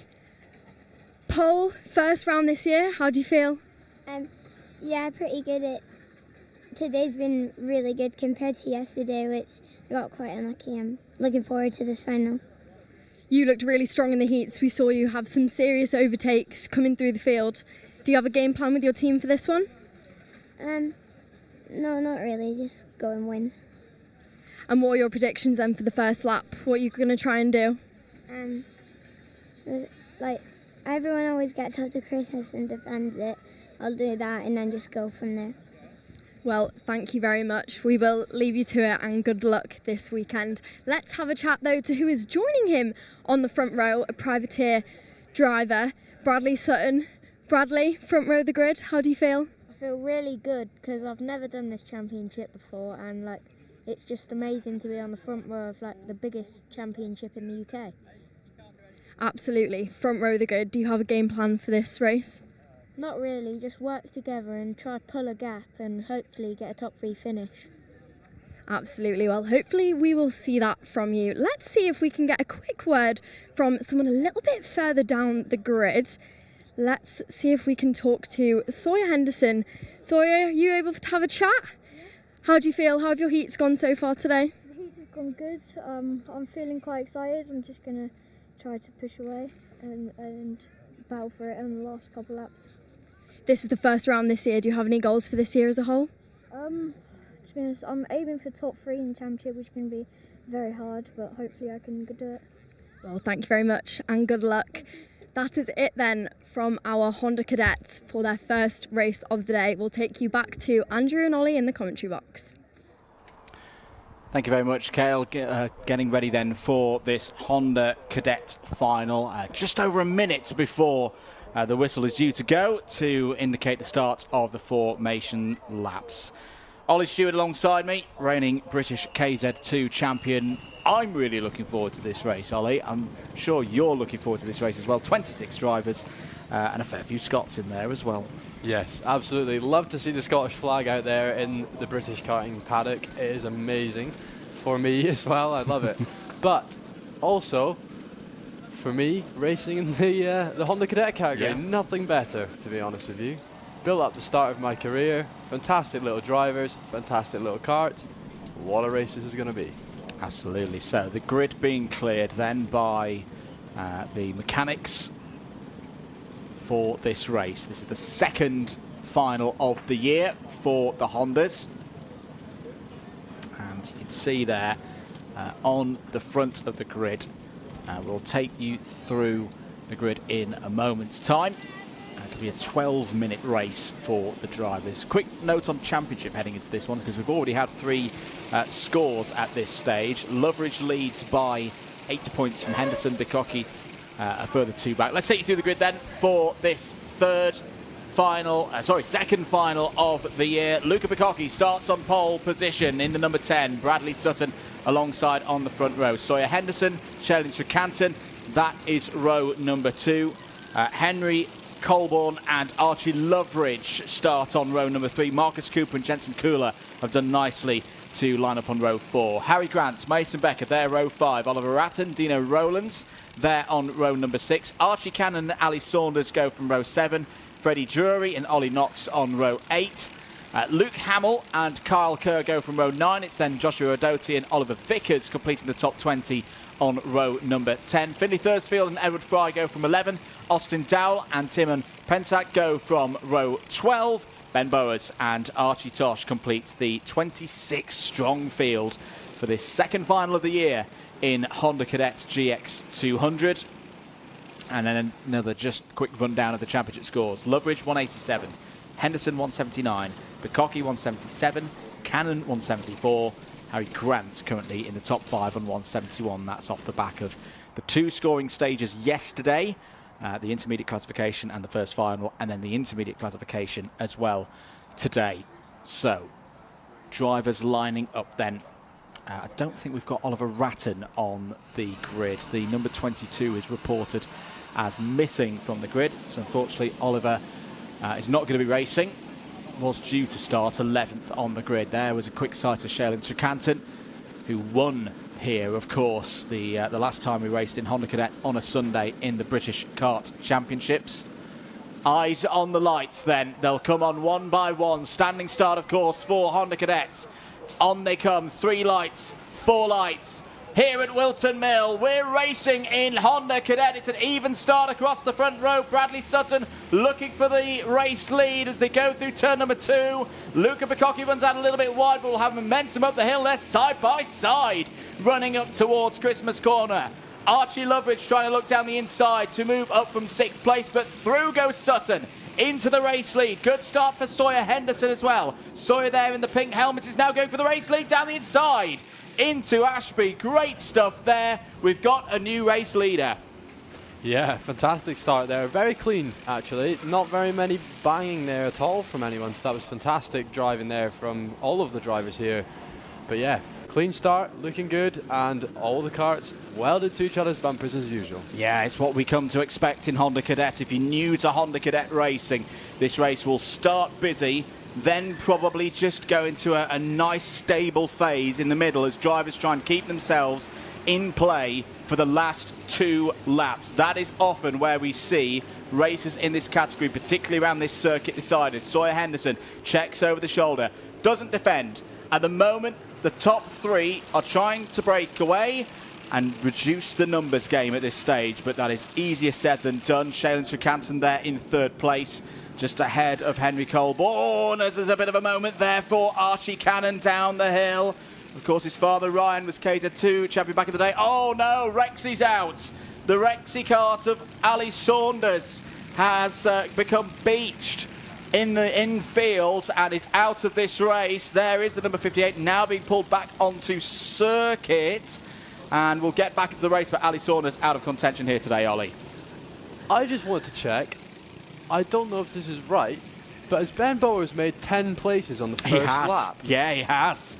From the back of the grid, Ben Bowers, who did a lot of overtaking during the heats earlier on here today, could be a driver that we watch out for in the second half of this one. Meanwhile, Ceol Lynch down the inside takes 2nd place away from Bradley Sutton. That's the position he finished the first of the double-header finals here last year at Whilton Mill. Can he go one better? Can he add to the victory that he had in the second of the finals here in 2025? Moving up the order there as well, Freddie Drury, another of the Apollo karts running well, is up 4 places so far in this race. Also moving forward, Cannon up 3. A couple of drivers in the second half of the field have gained a few places, the likes of Carl Kerr, Oliver Vickers, Finley Thursfield as well. But got to keep an eye on Marcus Cooper, shooting back up the order, up to 4th place now in the number 56. That's a gain of 3 from where he started, Ollie. Yeah, this is an incredible race so far. Look at these drivers, how close they are at the start. You will not see this in many of the other categories.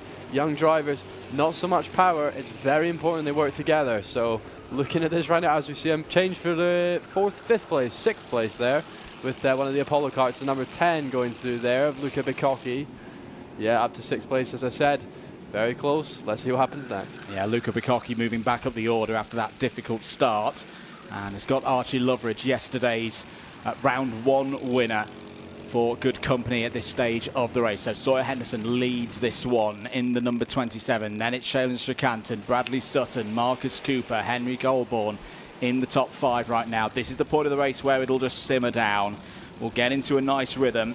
Everybody at the front of the order will know at this stage that if you make a rash move, you could easily lose out and fall back down the order and then be out of play for the latter stages. 5-second penalty has come in, unfortunately, for the number 15. That's Joshua Adoty down in, what's that, 19th place. So Adoty is going to have a tall order today to try and break up into the top 15 at least. We've got 8 minutes of this race remaining.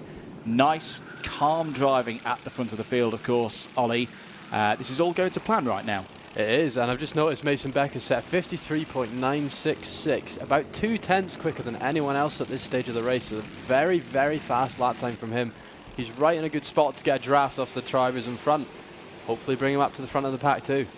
7.5 minutes remaining then. As things stand, Sawyer Henderson would leave Whilton Mill as the championship leader, but only by a single point over Archie Loveridge. Here's a scrap going on for 4th place. Henry Goulbourne wants to be a little bit further up the order. This could be a chance for the top 3 to break away. There's a little bit of descent in the ranks in the second half of the top 10. This is what can happen at this stage. Driver down the inside there is Mason Becker going through past Archie Loveridge. Should just note as well, got news during the lunch break that the top privateer here at Whilton Mill is going to get a prize from Project One Racing of £500, £500 credit with Project One Racing, which is a great prize for the top privateer here today to win. And at the moment, that could well be Ceol Lynch, 2nd place at the moment. It's in goes Luca Bicocchi trying to get through past the number 56 of Marcus Cooper. That is for 4th place. Over the curbs once again through the new chicane. 6.5 minutes remaining. Henderson still leading from Stracanton. Bradley Sutton holding there in 3rd. What will this top 3 be trying to do now, Ollie? Because they've got a bit of a gap back to Cooper and Bicocchi. Yes, I just had a look. Bradley Sutton had a look over his shoulder there. I think he'll be trying to push away and just work with them. There's no need to go for the lead or into 2nd place at this stage of the race. He might as well work together with those other two drivers, and push away from the back 3. Then, in the last 2 or 3 minutes of the race, it all comes down to it then. They can fight as much as they want with no consequences. No, not at all. You can often lose a couple of seconds around this circuit by fighting. So right now, by that measure, you're still counting all the way back to 12th place. Harry Grant probably being in play for this one. Luca Bicocchi, though, similar to what we saw yesterday, Ollie, very quick in this middle phase of the race. He had to do a bit of a fight back yesterday, 24 hours ago in the first final, and he's caught back up to the top 3 now. Half a second covering the top 4. That was a new fastest lap of the race, a 53.590 from Luca Bicocchi. And here goes Ceol Lynch up the inside at the same corner where he made the move to win the final round of last year's championship. He's hit the front of the order now, taps on the helmet to say, let's keep working together, because we've got still a great chance of strong points here today. That's not changed things further back. Still Sutton from Bicocchi, Cooper and Becker fighting over 5th place. But that's a statement of intent for me, Ollie, by Ceol Lynch. He knows how to win round this place. Last time here, it was with a bit of a cloud, of course, as things changed how the championship order shook out at the end of last season. That's not a worry here today for Ceol Lynch, simply going out and winning this race and moving up to 2 wins in the British Kart Championships. That's the order of the day. And right now, with 4.5 minutes to go, the chances of doing so are looking very good. Yes, absolutely. And you can see in the final that their body language has actually started to change, as we see Luca Bicocchi go for 3rd place now, making his way right through the field. Again, still with the fastest lap of the race.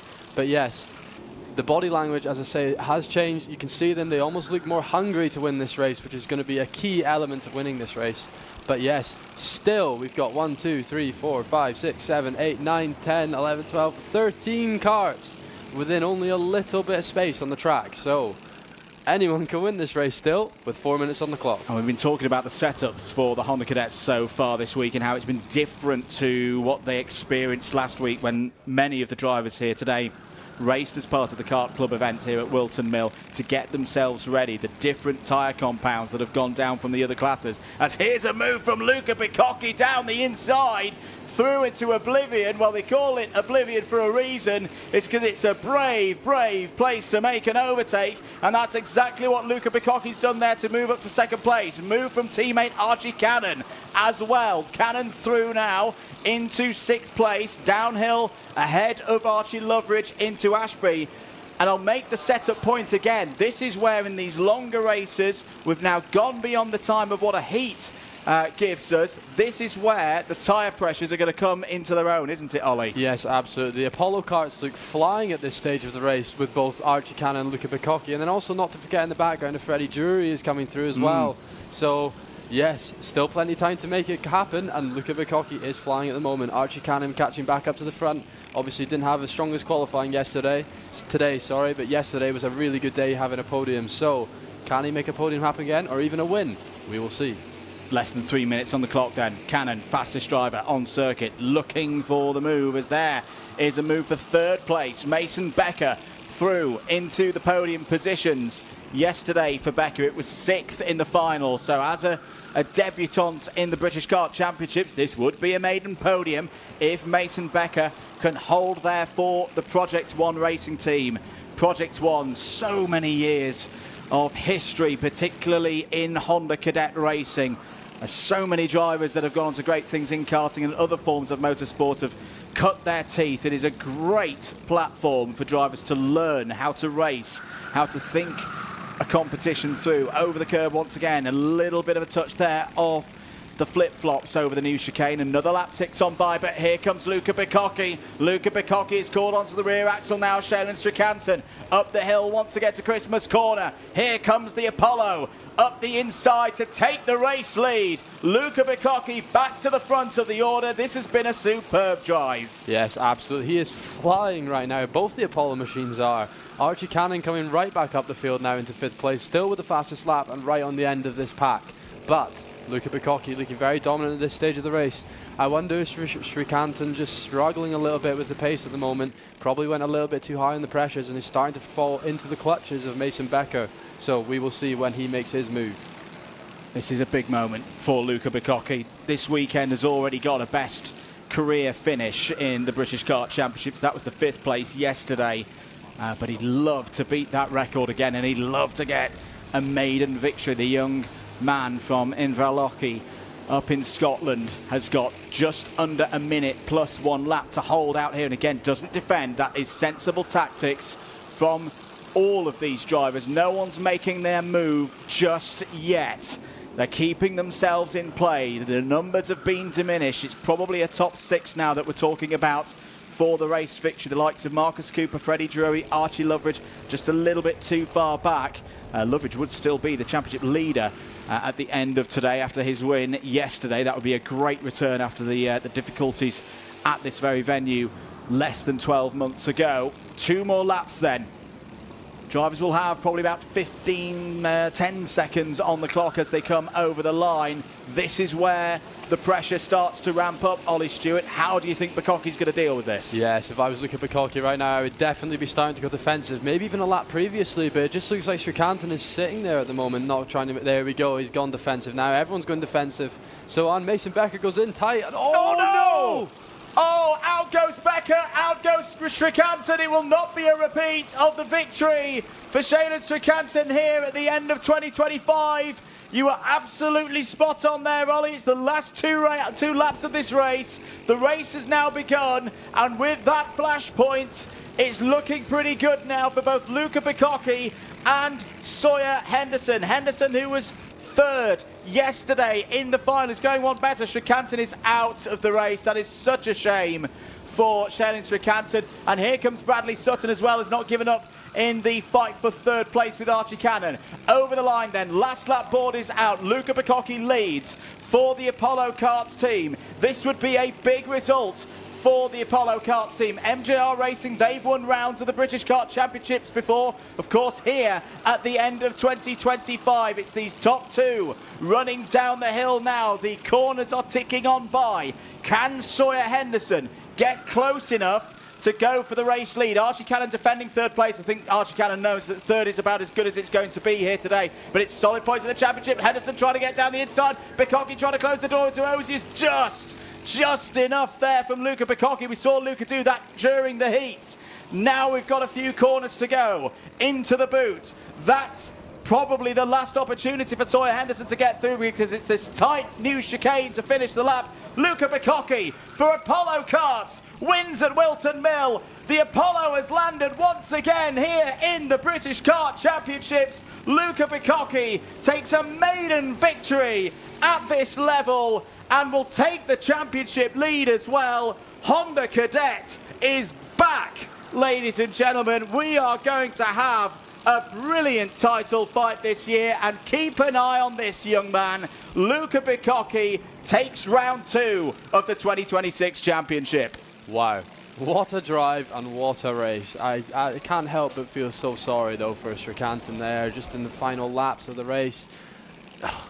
It's so devastating. You put all the work in over this weekend.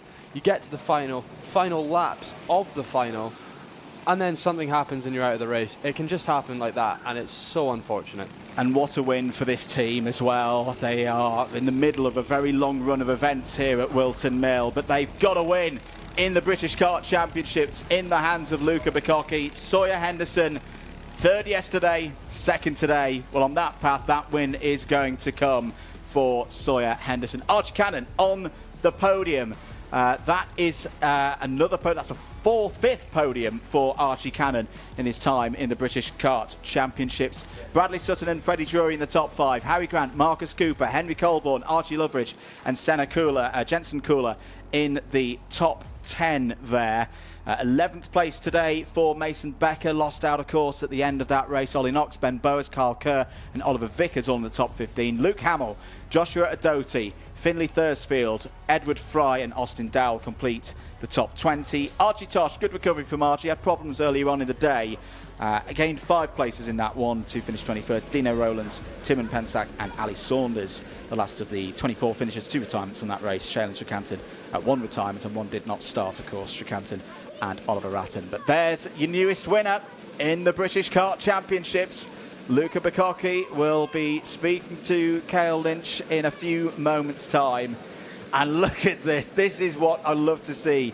This is a big moment for Luca Bacocchi, but a great moment for this team, this growing team in Honda Cadet, and all the development work that's been put in by these young drivers. These aren't just drivers here to have a go and compete. They are actively working as part of this team to make this Apollo chassis quicker and quicker and quicker. The Project One, as we say, has been around for a good few years, hasn't it, Ollie? But this is great to see drivers not just learning their racecraft, as there's Seb, his mechanic.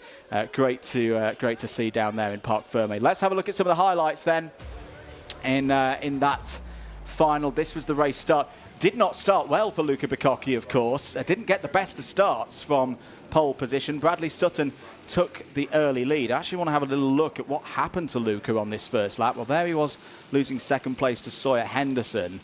And then in a semi-fashion, he got slightly freight trained down the order a bit and had to fight back from, it was all down to about 7th place at the end of the first lap. That was a near moment as well for Archie Cannon on the grass. Ali Saunders had that problem in Rexy, the go-kart, number 58. I'm sure they'll be back for more in the future. Good scrap as well with Marcus Cooper in the number 56. Finished in the top 10. This was when we thought it could be another win for Ceol Lynch. That move down the inside of Bradley Sutton put Srikantan up to 2nd place. And not too long after that, Srikantan would go for the race lead. Bacocchi working back through. These were crucial moments, weren't they, Ollie, for our eventual race winner efficiently working his way through the pack. Yes, absolutely. At the time that you go down the pack, you need to make the moves as decisively, efficiently and fast as possible, because if not, you run out of time and you will not get to the front. So the fact that he was so far back and made it back to the front and won the race is down to his key moves and how fast he completed them. That was the move from Srikantan to take the race lead. The numbers were dwindling. This was another move from Bikoki, as I say, using up to Christmas corner very effectively. This was the move for Bikoki to get back into the race lead past Srikantan. Then moments later, there would be problems for both Srikantan and for the number 52 of Mason Becker, both of them out of contention at that point. Thankfully, both drivers able to either drive away or walk away, but that was the end of the race from Srikantan's perspective. Over the line then, Luca Bikoki. What a brilliant first win. Let's head down to Ceol Lynch, who, fingers crossed, is with our winner. Well then, after a very interesting race, I am here with your third place finisher, Archie Cannon. Archie, we see it was an emotional one for you there. How do you feel? Good. Obviously, 10 places gained. You came through from the 7th row on the grid. How was that for you? Very intense. And you were a driver who were able to gain out of the situation on one of those last laps. How did that play out? I don't really know. I just got flipping, like, oh, someone's behind me. Oh, I better drive away quickly. Well, congratulations. We know how much that one meant to you from right through the grid. Congratulations, Archie. But let's talk to our second place finisher. Thank you very much. Let's talk to Sawyer. Sawyer, come on in. You finished one place up from where you started. How do you feel? I'm really happy. It's my best British Kart Championship final result, so I'm really happy. Absolutely. Round 2 of the year, podium. Happy with that? Yeah, I'm really happy. It was a very fun race. And obviously this is a brilliant start to your year. Do you and your team have any more aspirations then for the rest of it? Yeah, just try to keep up the good work and the good results, and just hopefully get a good result at the end of the year. Well, thank you very much and congratulations. Let's see if we can catch a word from our winner, Luca Bikoki. Come on in. Congratulations. Round 2 of the British Kart Championships, you are the Honda Cadet winner. How do you feel? Really good. I got scared at the start when I had a relatively bad start, got stuck on the outside, but I'm so happy to regain that position from my first ever win at the British Championships. And you're right, that was a difficult one for you there at some point. You lost the lead. You had to fight all through the race to get back into it. What was that like?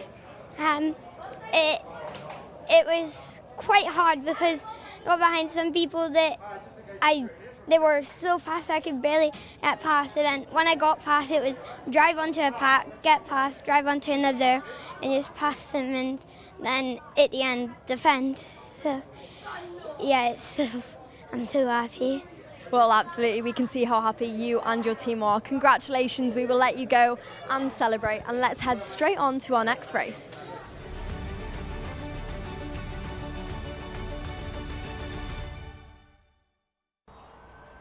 Welcome back, everybody, to live pictures here at Whilton Mill. What a Honda Cadet final. Really looking forward to what we've got in store for Honda Cadet over the course of this season. We stick with the cadets, though, for the next race. IAME Waterswift Restricted are up next out on circuit for their second final of the year. And drivers and mechanics rolling out onto the grid on circuit. I always like this for the finals. In terms of the race procedures, it's the same of being on a pre-grid, being on a dummy grid. But it's not a dummy grid because you're on the circuit itself. How's that feeling for a driver when you're marching out onto circuit? Yeah, it's very strange. And also at Kimbolton, I was going out with the last race of the year with the opportunity to win the championship, and I was on the grid for a fair bit of time. It's weird because you're in Parc Ferme, and you're speaking to a mechanic and you're getting an understanding. The minute they clear the grid, it almost like immerses you in the fact that that's it. Yeah. No going back. No You're going here back. now, and that's it.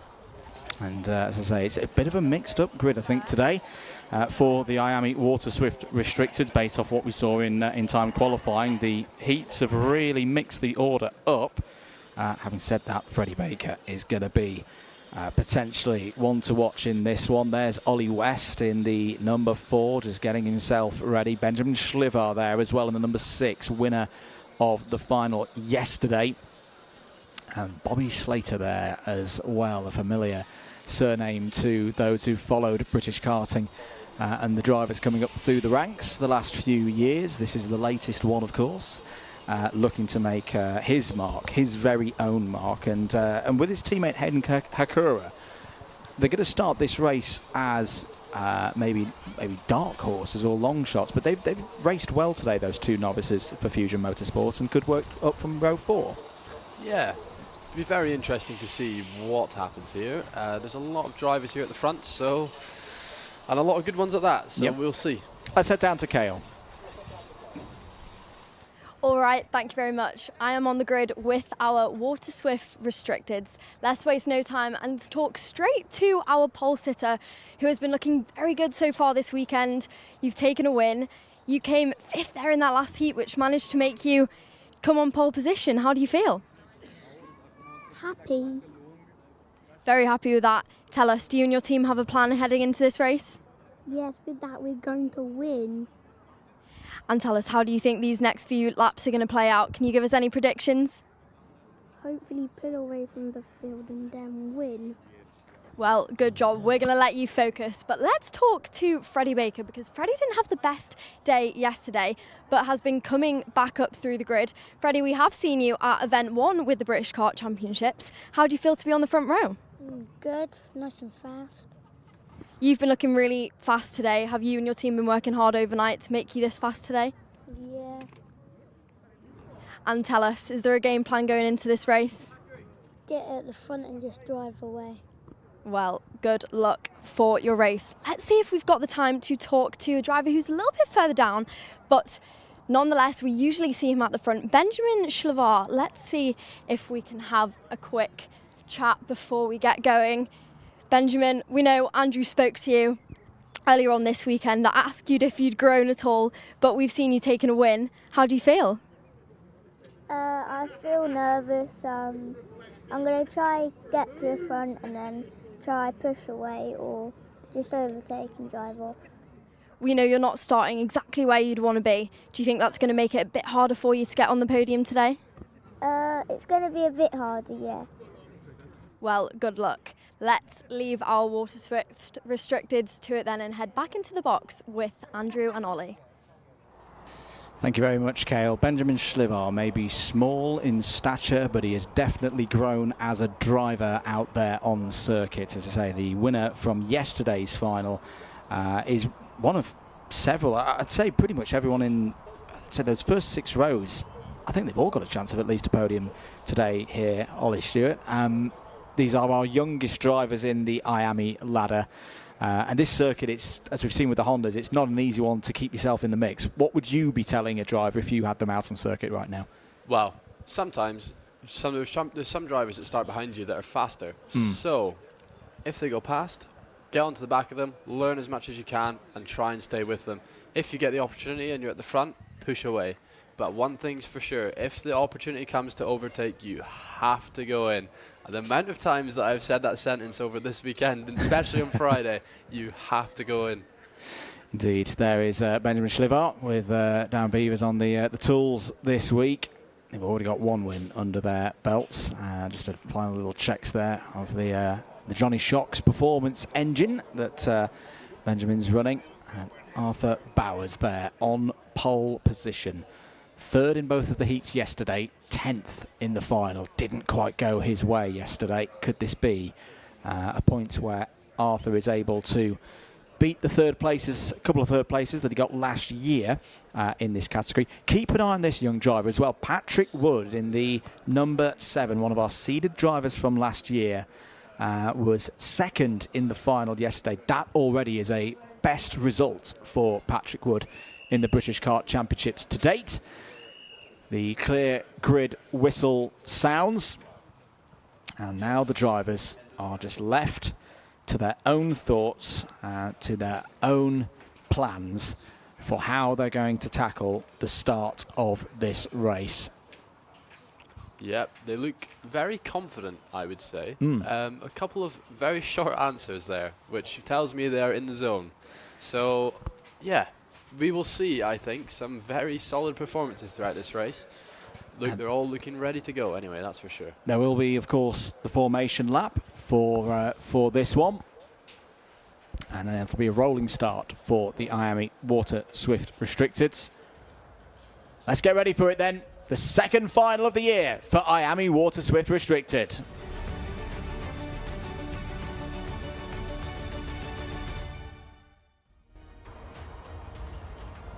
Quiet times at the moment until that point there. Engines fire for the second final of the year in IAME Waterswift Restricted. Arthur Bowers starts on pole position for it with Freddie Baker alongside on the front row. Patrick Wood and Ollie West will be looking to use their experience from last year as they go from row number 2. Oliver Woodall and Benjamin Schliver likewise start on row 3.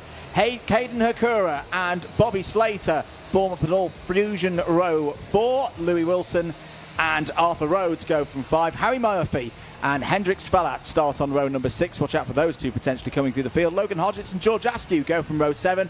Noah Brad for TW Racing starts alongside Max St. Hilaire on row 8. Cole Parrish, Darcy Durnford there on row 9. Riley Ashton Wilkins and Harley Hibbert start on row 10. Lots of new faces to the British Kart Championships here this year for their first broadcast final of the year. They'll have their second formation lap.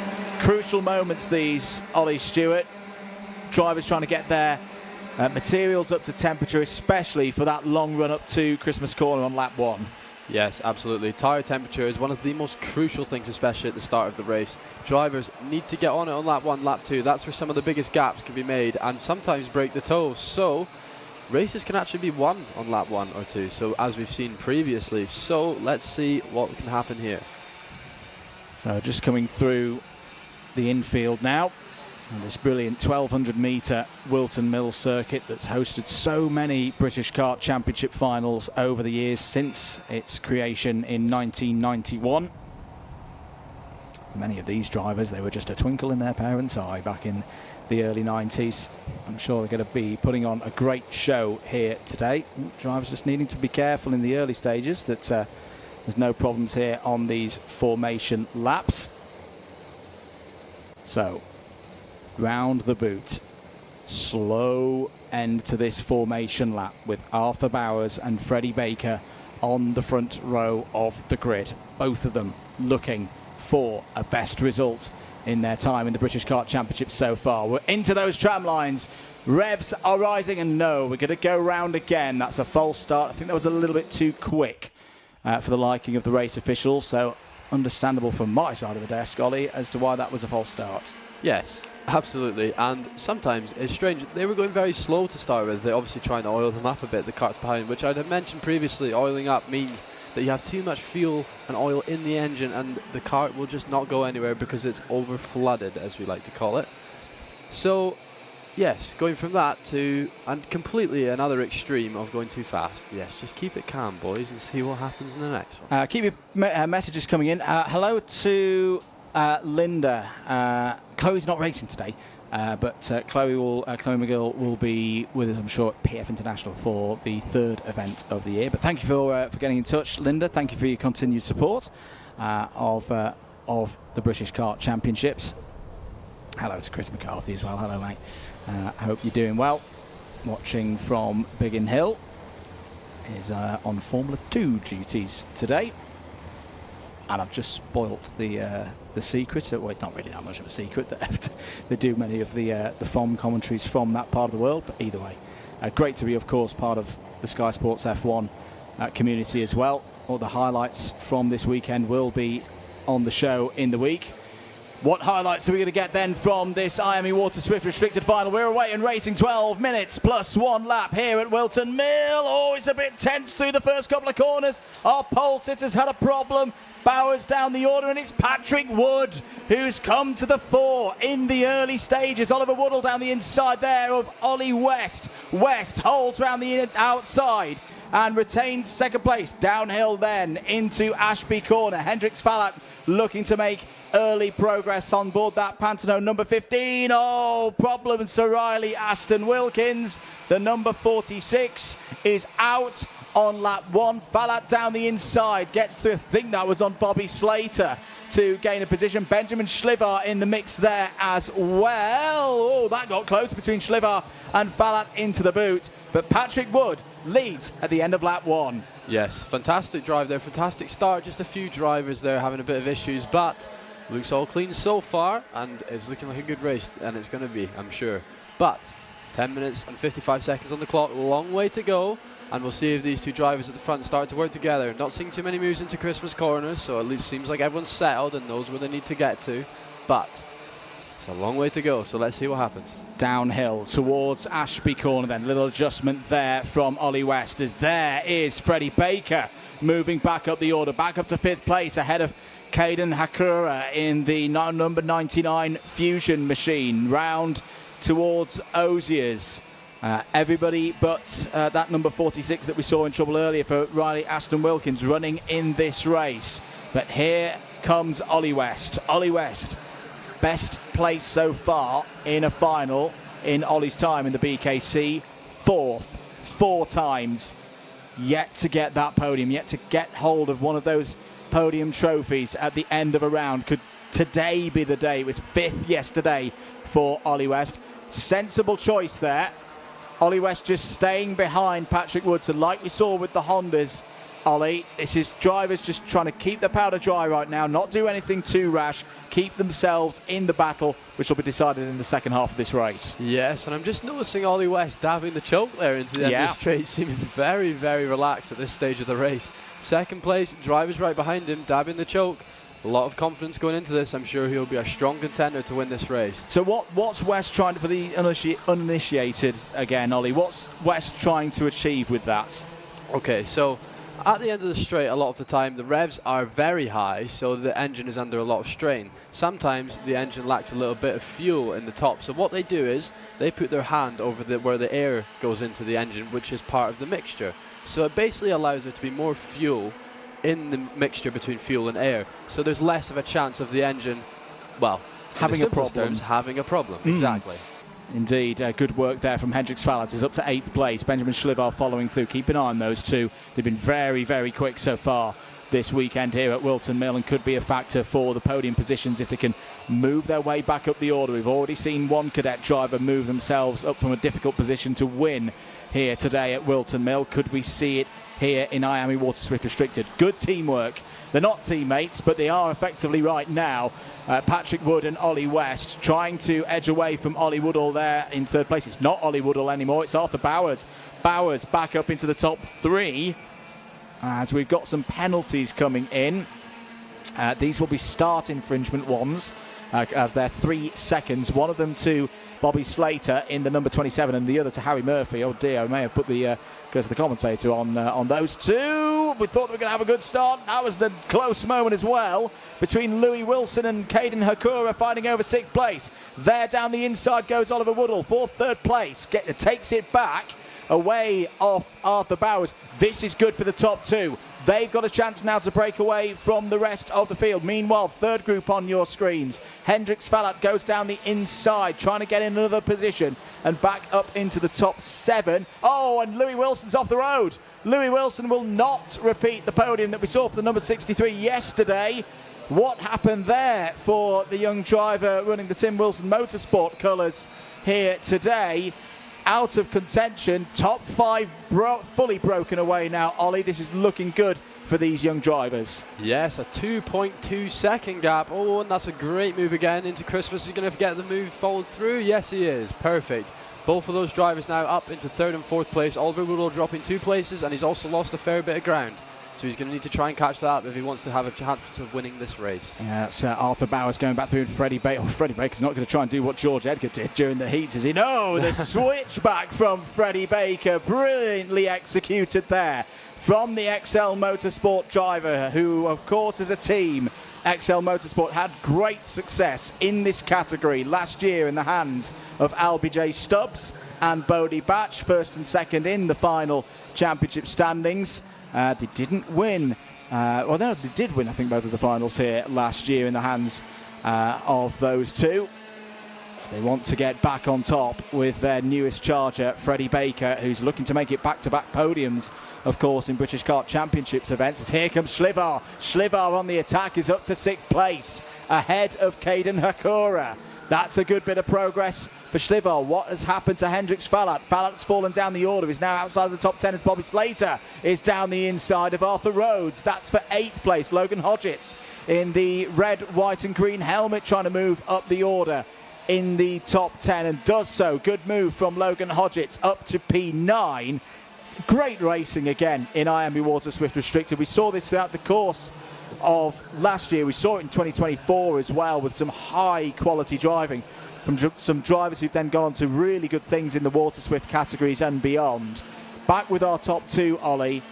This is textbook, isn't it, at the moment, between these two and how they're managing this race? Yes, absolutely. Oh, but never mind that he's gone straight in and had the choke on the way into the move. That is fantastically calm and controlled, and a wave to tell him to get on with it.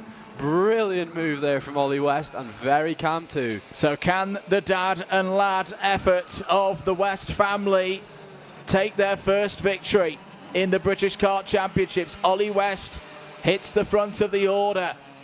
The egg is cooking right now as they go down the infield straight into the boot once again. This is going to be a big lap, this next lap, Ollie, I think, for West, because if he can start to edge away from Patrick Wood, and Patrick Wood maybe drop back into the clutches of Baker and Bowers, this is where Ollie West could, you know, mentally really start to assert himself on this race. And I think that's exactly what's going to happen. Ollie West, and there you go, Freddie Baker making his move on Patrick Wood, cleanly through, no problems there, and not going to cost him too much time either. Freddie Baker is on a mission in this race, and honestly, I don't think Ollie West is going to get away. I think Patrick Wood will do his best to work with him.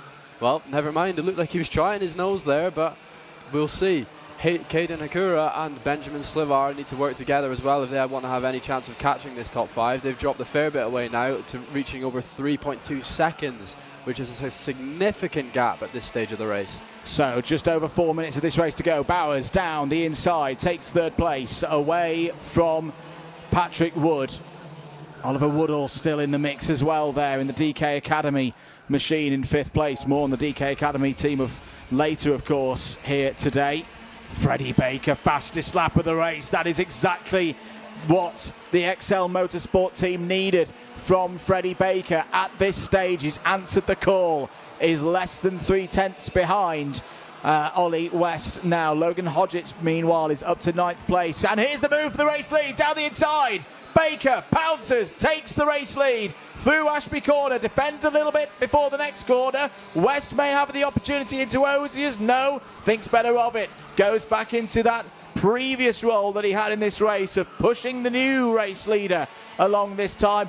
As a little nibble into the boot there does Ollie West, but Freddie Baker has already had a great 2026 karting season. He's won races before in other championships, in other regions, but now leads in the British Kart Championships for the first time in this final here today. But back had come West. That was a good run out of oblivion, up through Fine Lady, down the inside, little choke dab again, and into the lead once again goes Ollie West. I don't want this to end, Ollie Stewart. This is a brilliant race. 2 minutes and 40 seconds to go. Any chance of an extension for this race? This is very enjoyable. But yes, Ollie West, strangely, Freddie Baker looked so much faster at that point in the race, but Ollie West has come back again.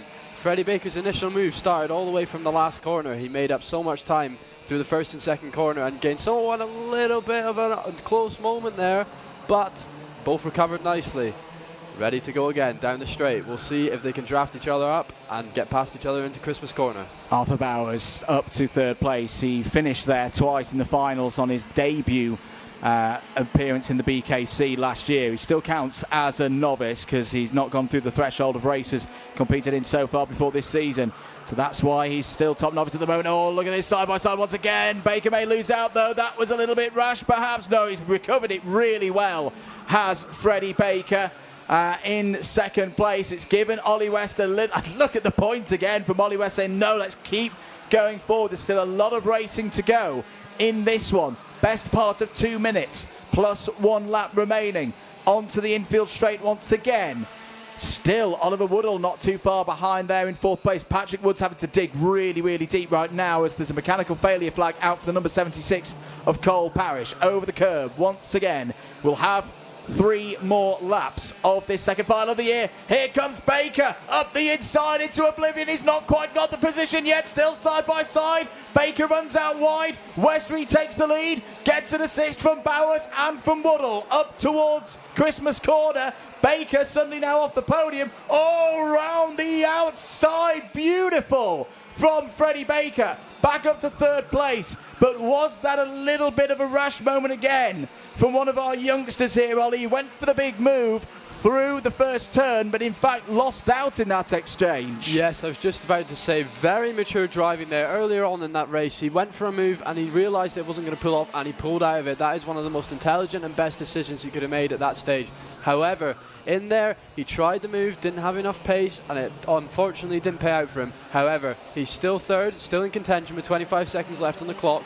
We go on to the penultimate lap now, and let's see what we can do from there. 2 laps to go. Ollie West, this has been a superb performance from this young driver, but he's got to make that kart as wide as possible now, up towards Christmas Corner, keep it under control. Baker, oh, he's not going to do it again, is he, round the outside? Yes, he is, to the inside of Inkermans, back up to 2nd place. Goes Freddie Baker. Woodall trying to go in there on Bowers for 3rd place. They just about, they're having a little conversation with one another off of the corner, but they just about made it work. That allows Baker and West a little bit more breathing room. There is a back marker who may come into play here on the last lap. Oh, there's more drama now for Ollie West, who I doubt has ever had a race like this in his young karting career. Can he and his dad Dave take a win for the first time at this level? It's Harley Hibbert who is going to be shown the blue flag, or has been shown the blue flag already. Keeps to one side. That's good driving from Harley. Very good indeed. Doesn't get involved with the leaders. We're on the final lap now. Ollie West, oh, you don't need to defend too much like that, Ollie. There wasn't anyone too near you. That's going to have lost a little bit of time. Freddie Baker is now back on the rear bumper of Ollie West, down towards Ashby Corner. Little dab of the choke once again. Is there going to be a chance for Baker off the corner, side by side once again towards the next corner, which is a left-hander? Ollie West has got to check down. He's not able to do so. Freddie Baker's through. They touch. Bowers still there in 3rd place. Freddie Baker, has he constructed a masterclass here to take his first win in IAME Waterswift Restricted this season? Through the last couple of corners, only the new chicane to go. Freddie Baker is going to continue Excel Motorsport's great record in this class. Freddie Baker wins at Whilton Mill, and there's a big celebration over the line as well for Ollie West, who finally has a podium here in the British Kart Championships. Drove a brilliant race. Him and his dad and the whole West family can be thoroughly proud of that one. Arthur Bowers as well announces his intents for the season. 3rd place in this one today. What a race, Ollie Stewart. What a group of drivers. That was one of my favourite races so far. So mature of the drivers there. Freddie Baker, very disciplined, had the opportunity to try an outside move, but instead sold a bit of the dummy, lifted out of it early, allowed him to go into the corner a bit too hot, and then just got underneath him. Perfectly executed, and that's why he's won the race. Great job. Look at this for championship. Well, we'll come to championship scores in a minute. There's your top 10. Baker, West, Bowers, Woodall and Benjamin Schlivar in the top 5. Caden Hakura, P6. Hendrix Fallat, Logan Hodgetts, Patrick Wood and Bobby Slater all in the top 10. Arthur Rhodes comes home P11 in the end in this one. Harry Murphy, P12. Good drive as well from Louis Wilson. Had problems, fell back, recovered back to 13th. George Askew and Darcy Durnford, in the top 15. Max St. Hilaire in 16th. Noah Brad, 17th. Cole Parrish, Harley Hibbert and Riley Aston Wilkins all at least fell 1 lap off the overall lead. But just before we head down into Parc Fermé, this is going to be a really good class this year, folks. We've had 2 full rounds now of the British Championship for IAME Waterswift Restricted. We've had 4 stages of awarding points.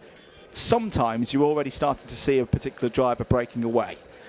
Not today. Not in these. Wow. Bowers, 240. Schlivar, 240. Baker, 239. West, 238. 2 points. All of that racing for the whole weekend. 2 points between 4 drivers. That is unbelievable. You don't see that very often. Sometimes even at the end of the championship, you don't even see that anywhere. So that is incredible. After 4 point scoring opportunities, that is amazing. So fair play to all these drivers for being so consistent. And Patrick Wood fans will be jumping up and down and throwing things at the TV right now. I've not forgotten that as well. Patrick's only 7 points back from that top couple of drivers. So well done to Freddie Baker. As I say, he's had a very good start to the 2026 season. That is a first win for Freddie Baker. So he was second in Event 1 up at Warden Law in the other half of the categories for the British Kart Championships, and now he's got a win. It could be a real force to be reckoned with across the course of this season, is Freddie Baker. And there's Ollie West as well. Let's have a look at some of the highlights from that one. A really entertaining race. This was the race start. Quite close again. It's a great start for Patrick Wood, as there was a little bit of a moment for Bowers spinning towards the back there. I think that was Riley Aston Wilkins having problems in the early stages. Good fight in the middle of the field as well. The likes of Hendrix Fallat and Benjamin Schlivar looking to get themselves back up the order like they were yesterday. There was one of the spins. That was the number 49 of Noah Brad going round on lap 1. Louis Wilson had a podium early on in the weekend during the first final. Had a decent race, and the number 40 of Oliver Woodall was always in the mix at the front. So this is what happened with Louis Wilson. So it was a moment there with, I think it was the number 15 of Hendrix Fallat out of Ozzy's corner. You often see that. It's another one of those corners that really does tighten up at the end of the sequence there. This was one of the... In fact, I tell you what, this was a key move from Freddie Baker. That was him maybe practicing for later on in the race to move back up to third place. Benjamin Schlivar, a bit of a damage limitation job today, as we say, but does hold the championship lead at the end of today, or at least shares it with Arthur Bowers. This was the move from Baker up the inside, and this was another one from Baker down the inside. And we thought at that stage that might be it, that Baker was going to break away. But Ollie West, I've got to say, that's one of the best races I've ever seen from Ollie West. He never gave in. He was determined to control it as much as he could. I love the gestures from our young drivers. Then there was this sequence here. Baker trying to run round the outside. That one didn't quite work. This one he had a go as well. I thought this was the point where Freddie Baker had kind of not thrown it away, but put himself really on the back foot, dropped down to fourth place, went round the outside of Oliver Woodall here to take third, then did it again off of Christmas Corner. These were key overtakes as well from our eventual race winner. And then look at how he gets Ollie West off the racing line. Not this point, it was on the last lap, but from here. So gets West off the main racing line. West does really well to hold alongside, and then this corner here just lifts off the throttle, dips in underneath. That is superb racecraft from such a young driver, Ollie, that gives Freddie Baker his first BKC win. Yeah, absolutely. Just fantastic, the two of them. Absolutely fantastic. And it was good. It was really good to see both of the drivers, and also giving it a dab of the choke when you're in a situation like that. Yeah. That is composed for sure. Let's head down to Ceol. What have you got for us? Well, thank you very much. I am here in the pits with our Waterswift Restricteds. Arthur, pole position. It was very close out there, and you managed to come away with the podium. How do you feel about that? Good. I think it was a good battle between me, Freddie, Ollie and Oliver. Talk us through it, because you guys managed to break away a considerable amount halfway through that race. Were you working together during the middle? Yes, my mechanic was telling me to push, so I just started pushing, then we broke away. Well, exactly that. But podium for you for round 2. Are you and your team going to be happy with that one? Yeah, I think I might be leading the championship now, so I'm happy with that. Well, congratulations, Arthur, and we hope to see you back very soon. Let's have a word with Ollie West, though. Ollie, we saw how thrilled you were with that result, although you've just managed to lose the lead on one of those last laps. Talk us through that race. It was a good race between me, Freddie, Patrick. Those were the main ones, and we, at the start, Patrick and me, we just pulled away, and then Freddie dropped in, and then the battle at the end was between me and Freddie. Well, we know that was great to see from you. Andrew Mather said it was one of the best races he has seen from you so far. We know how much this will mean to you and your family. Tell us what that will mean as a privateer driver. Amazing, honestly. It's my first time driving at the British as a privateer, and it's my first time I've ever got a podium at a British before. Well, congratulations, Ollie. We know how much that meant to you and your family. Hopefully we'll see you back on the podium very soon, but let's see if we can have a chat with our winner, Freddie Baker. Come over here. He's currently helping his dad take his wheels off right now. Freddie, we spoke to you on the pre-grid. You managed to take the win on the last lap. Talk us through that move. So I was waiting for him to defend because my coach said if you defend it, go up wide and I'll get the switch, and I did the switch back. Absolutely, you'd been really fast all day. Is this going to carry you with plenty of confidence heading into the rest of the year? Yeah. Well, congratulations, and talk us through your relationship with your team. You and your dad, obviously on the tools, has been obviously working really hard with XL Motorsport this weekend to make sure that car is perfect for you. How's that? It's good. Got my racing engine, my race builder with my engine, making a good job of it, making me feel fast. Smoking. Well, congratulations, well done from you. We will see you very soon, Freddie, but let's head straight on to our next race of the day.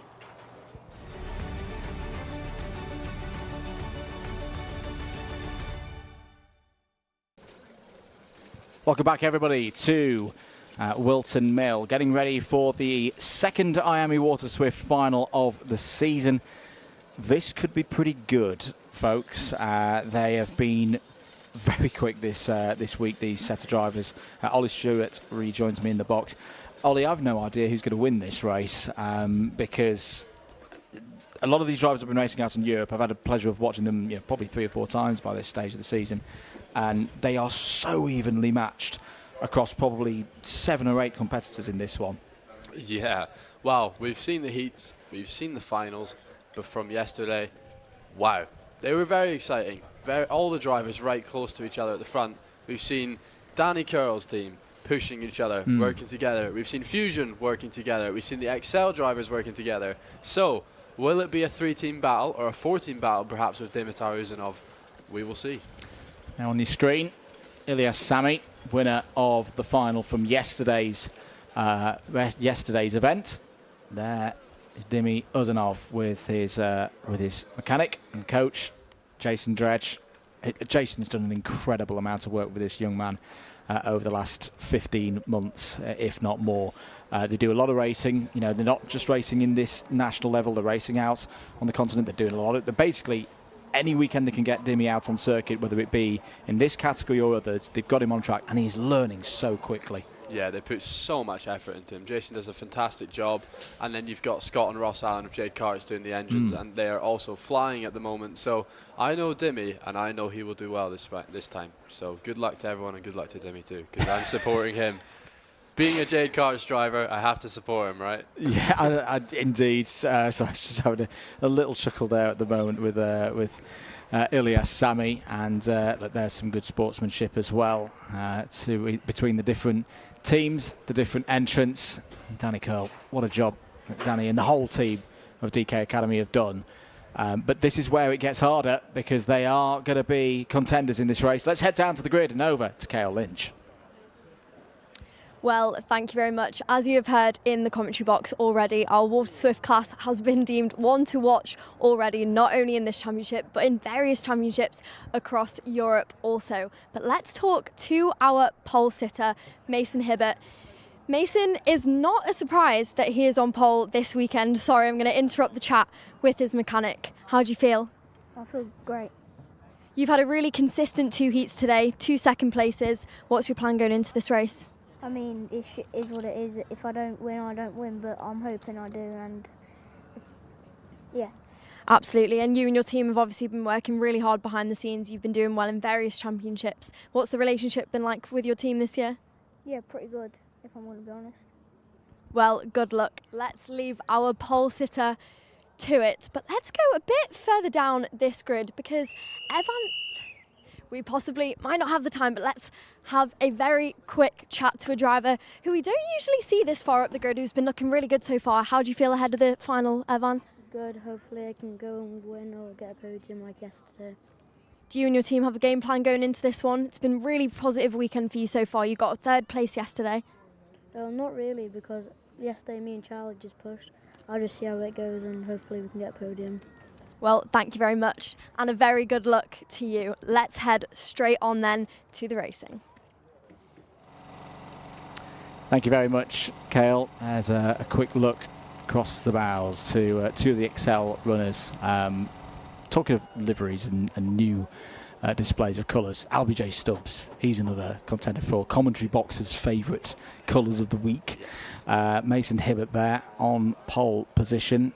He's been at the front of this this category in other races and other series across the course of the year so far. How will he be able to deal with what's to come here? Oh, is there a problem for Rudra Gokulnath? Oh, now that Rudra's 125 is going. Let's take you through the grid, though, for this final in Waterswift. On pole position, the number 8 of Mason Hibbert, Dimitar Uzanov alongside on the front row. Chester Fawkes and Ilyas Sami, the 2 DK Academy kart drivers, on the second row. Alfie Davidson and Ifan Owen go from row number 3. LBJ Stubbs and Charlie Clough form up an all Excel Motorsport row number 4. Harry Chapman, Rudra Gokulnath, 2 privateers going there from row number 5. Hero Tse and Teddy Higgs go from row number 6. Bodie Batch, William Bennett, they're 2 new drivers to this category at this level. They're on row 7. Margaret Skovetskis and Hugo Torpy go from row number 8. Theo Tyak and Hugo Williamson go from row number 9. And then Oliver Tay completes the 19-strong field here in Waterswift. And yesterday's winner, Ilyas Sami, will be looking to make it a double here. Dimitar Uzanov was on the podium as well yesterday, we should note. And keep an eye on Evan Owen. Evan has had this tendency throughout the course of the weekend to finish strongly. The last 3 laps it's been a kind of a case of like, oh, the 127 suddenly on the scene. And the fact that Owen starts 4th on the grid here, that's actually an opportunity, I think, for those results from yesterday to be even further improved upon. Yeah, honestly, at Whilton Mill, one of my favourite starting positions is P4, because 1st and 2nd, if your roll gets a bad start, you don't really have much you can do about it, because you're off the front, you've got to fight for the position, and you're leading the train. If you're in 4th, you have a lot more decisions you can make, and also you have the inside for the next corner, so sometimes it is the best place to sit. Indeed. So, last few moments for our Waterswift drivers. This could be a contender for race of the week. And the final few moments for our drivers to think through their game plans for what will be a 12-minute plus 1 lap race. Through the cut through, then into those tram lines, then eyes onto those lights. When they go out, we will be racing here at Whilton Mill. They're red.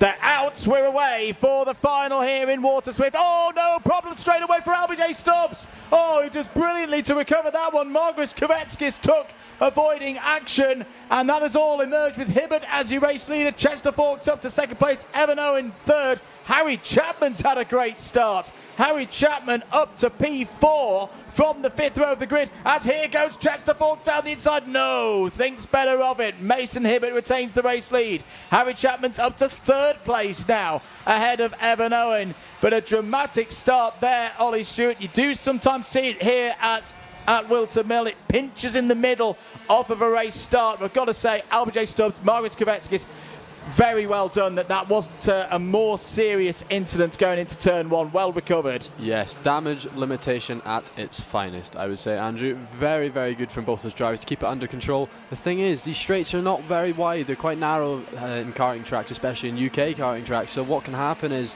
drivers at the start, they jostle for position, and it's very easy for them to just get really close to each other, and sometimes just a little bit of a pinch. And then if you're the driver in the pinch, there's not much you can do to get out of it. Indeed. So we're on to lap number 2 then. Hibbert leads from Fawkes, Chapman, Uzanov, Owen, Sami in 6th place, as there goes the 124 of Hero Tay. The 3 Tay brothers have raced pretty well so far this week. Oh, William Bennett spins out of control and will be out of contention in this final. Just caught the edge of the curb and is now beached on the grass just on the approach to Ozier's turn. Oh, that's a real shame. A real shame for William Bennett. This is another start. Look at the start. So you're looking out for LBJ Stubbs. I think that was a little bit of a touch with Ilyas Sami. To be honest, I don't think Ilyas Sami could have done anything about that. He was just the poor driver in the middle. As here's an attack from Chester Fawkes. Chester Fawkes takes the race lead away from Mason Hibbert. Now, he doesn't have teammates with him right now, but he's got that confidence to hit the front of the order, looking to get victory here today. That was an assured move, Ollie Stewart. Yes, absolutely. I've been coaching Dimmy over the on Friday, and the one thing that we've been able to see out of Chester Fawkes is he carries a lot of entry and minimum speed. So and that will majorly help going into corners, especially when you're going for an overtake, because it allows you to get close and fully alongside the car rather than giving them a chance to fight back. Chester Fawkes has had big wins already this year, but in terms of these British Kart Championships, it's been over 12 months since Chester Fawkes has won a round. That was at the back end of the 2024 season in IAME Waterswift Restricted in Lancashire at Three Sisters. And if Mason Hibbert's got anything to do about it, that run's going to continue. Great work down the inside from Mason Hibbert to take the race lead here on lap number 4. Timmy Uzanov still there in third place, and keep an eye on Alfie Davidson. Oh, now it's Theo Tyack. Oh, it's all gone wrong for the Jade Racing team in terms of those who started in the second half of the field. Theo Tyack is now out of this one. Has raced well across the course of this weekend. But for Jade Racing team, they've still got their lead driver. They've still got Dimmy Uzanov in third place there. Harry Chapman not too far behind in fourth. There is Ilyas Sami. Do not write Ilyas Sami off with the kind of form that the young man is in heading into this first meeting of the year for the British Kart Championships. If he's in that mix, he's going to make moves in the second half. Right now, no moves at the very front, and I think that's sensible, Ollie. Just keeping things calm right now are Hibbert, Fawkes and Uzanov, because they know there's drivers immediately behind in the kind of form at the moment who could snatch a race win away from them. We saw that very thing yesterday. Yeah, there's absolutely no need to take so much risk at this time in the race. You've still got 8 minutes on the clock.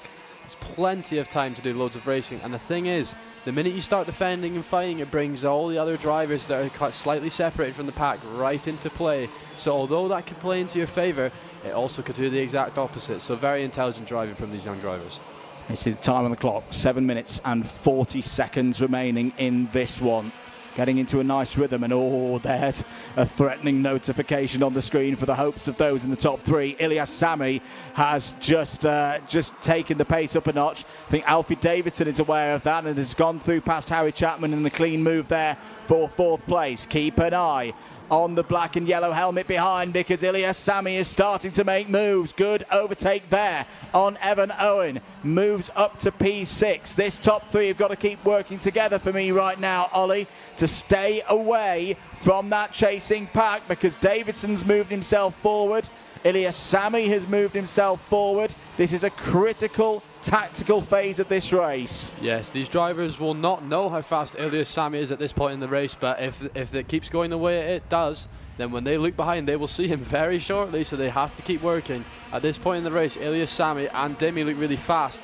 However, Alfie Davidson is now starting to catch on to that, as we see Dimitar going for a move and now defensive into Christmas corner, but no one's managed to take any advantage out of that. And I tell you what, that's a proper Christmas present, isn't it, for Davidson and Sami, as Chester Fawkes trying to go down the inside again, side by side, wheel to wheel with Mason Hibbert. Mason Hibbert holds it round the outside. We're starting to see what we saw yesterday in the final here at Whilton Mill. It was busy.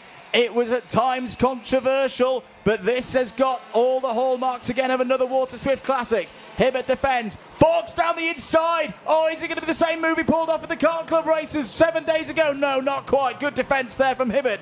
Good determination round the outside. But now everybody's going to be coming into play in this as well. Look out for Hero Tay and Bodie Batch and Charlie Clough and Roderick Gokulnath as well. The top 11 are covered by less than 2.5 seconds at this stage.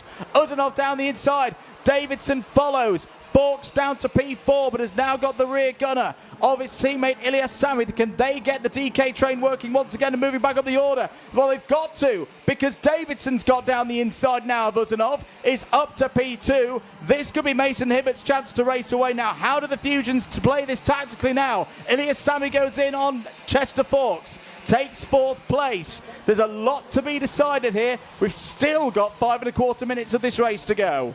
Yes, exactly. There's 5 minutes left, guys. You've got plenty of time to race. Calm down, everyone. Work together. See where you get in the end of the race.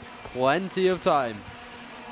Up round onto another lap then. Warning flag out for Teddy Higgs. I think that's the 2nd warning flag for Teddy Higgs in this race as Harry Chapman goes down the inside of Chester Fawkes. Oh, Chester Fawkes looking a little bit out of sorts at the moment in this race. It's not what I quite expected from the E-plate holder as Hero Tay goes down the inside. Bodie Batch is now going to have a go at the E-plate holder. There is a bold change of direction there from Bodie Batch, fighting with Charlie Clough. That is all over 8th place. That actually helps Chester Fawkes, gives him a little bit of a breathing space. The 2 Fusions nearly getting together on the entry to the boot. Alfie Davidson trying to get through on his teammate. We've talked about how Sammy and Fawkes have raced so well together as a team duo so far this year. Likewise, Hibbert and Davidson have matched each other and worked with each other time and time again, but I'm not sure that's going to be the case here today at Whilton Mill. With a win in the British Championships on the line, Alfie Davidson has had wins in this category before, particularly Kim Bolton last year. Mason Hibbert, though, looking for that first BKC victory. Harry Chapman moving back up the order once again has held 5th place ahead of Chester Fawkes. This is a breathtaking race, Oliver Stewart. Again, as we said before the start, I've no idea which way this one's going to go.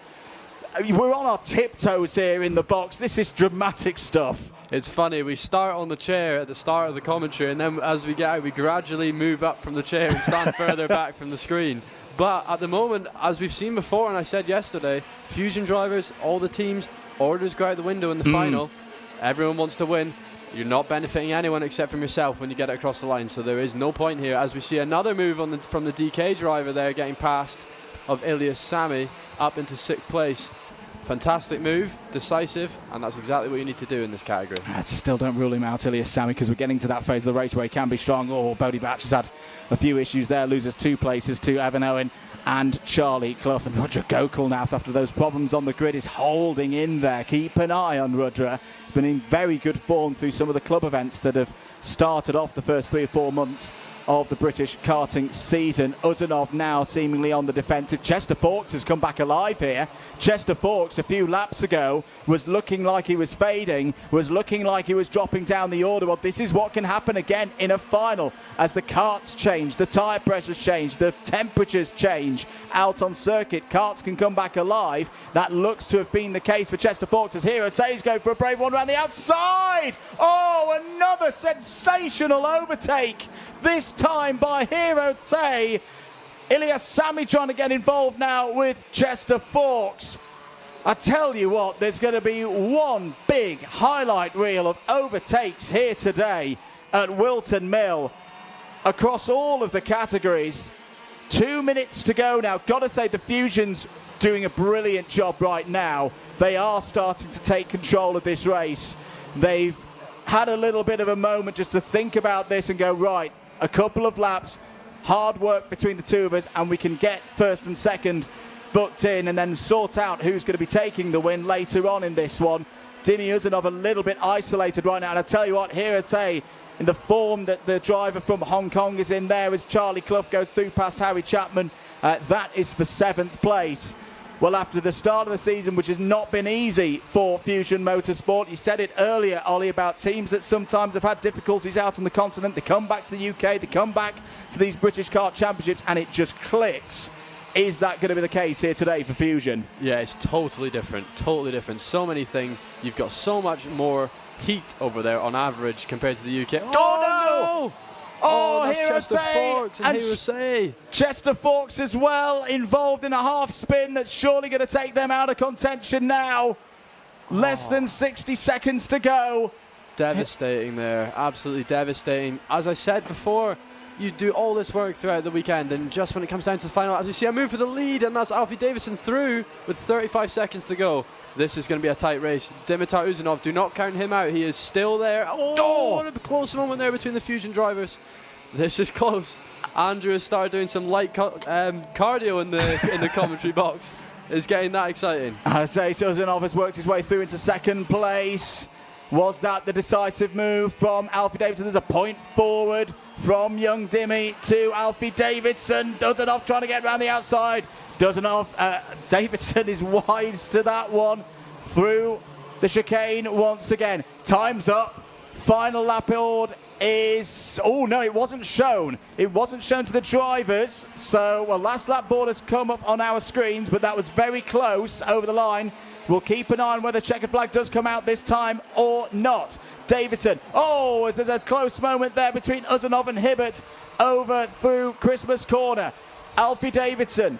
It would be an 8th victory in his time in the BKC. Uzanov is throwing everything at this. This is a superb drive from, remember, a driver who's only just stepped up to this category. Davidson gets the door shut through Oziers, out onto the back straight now, over the line.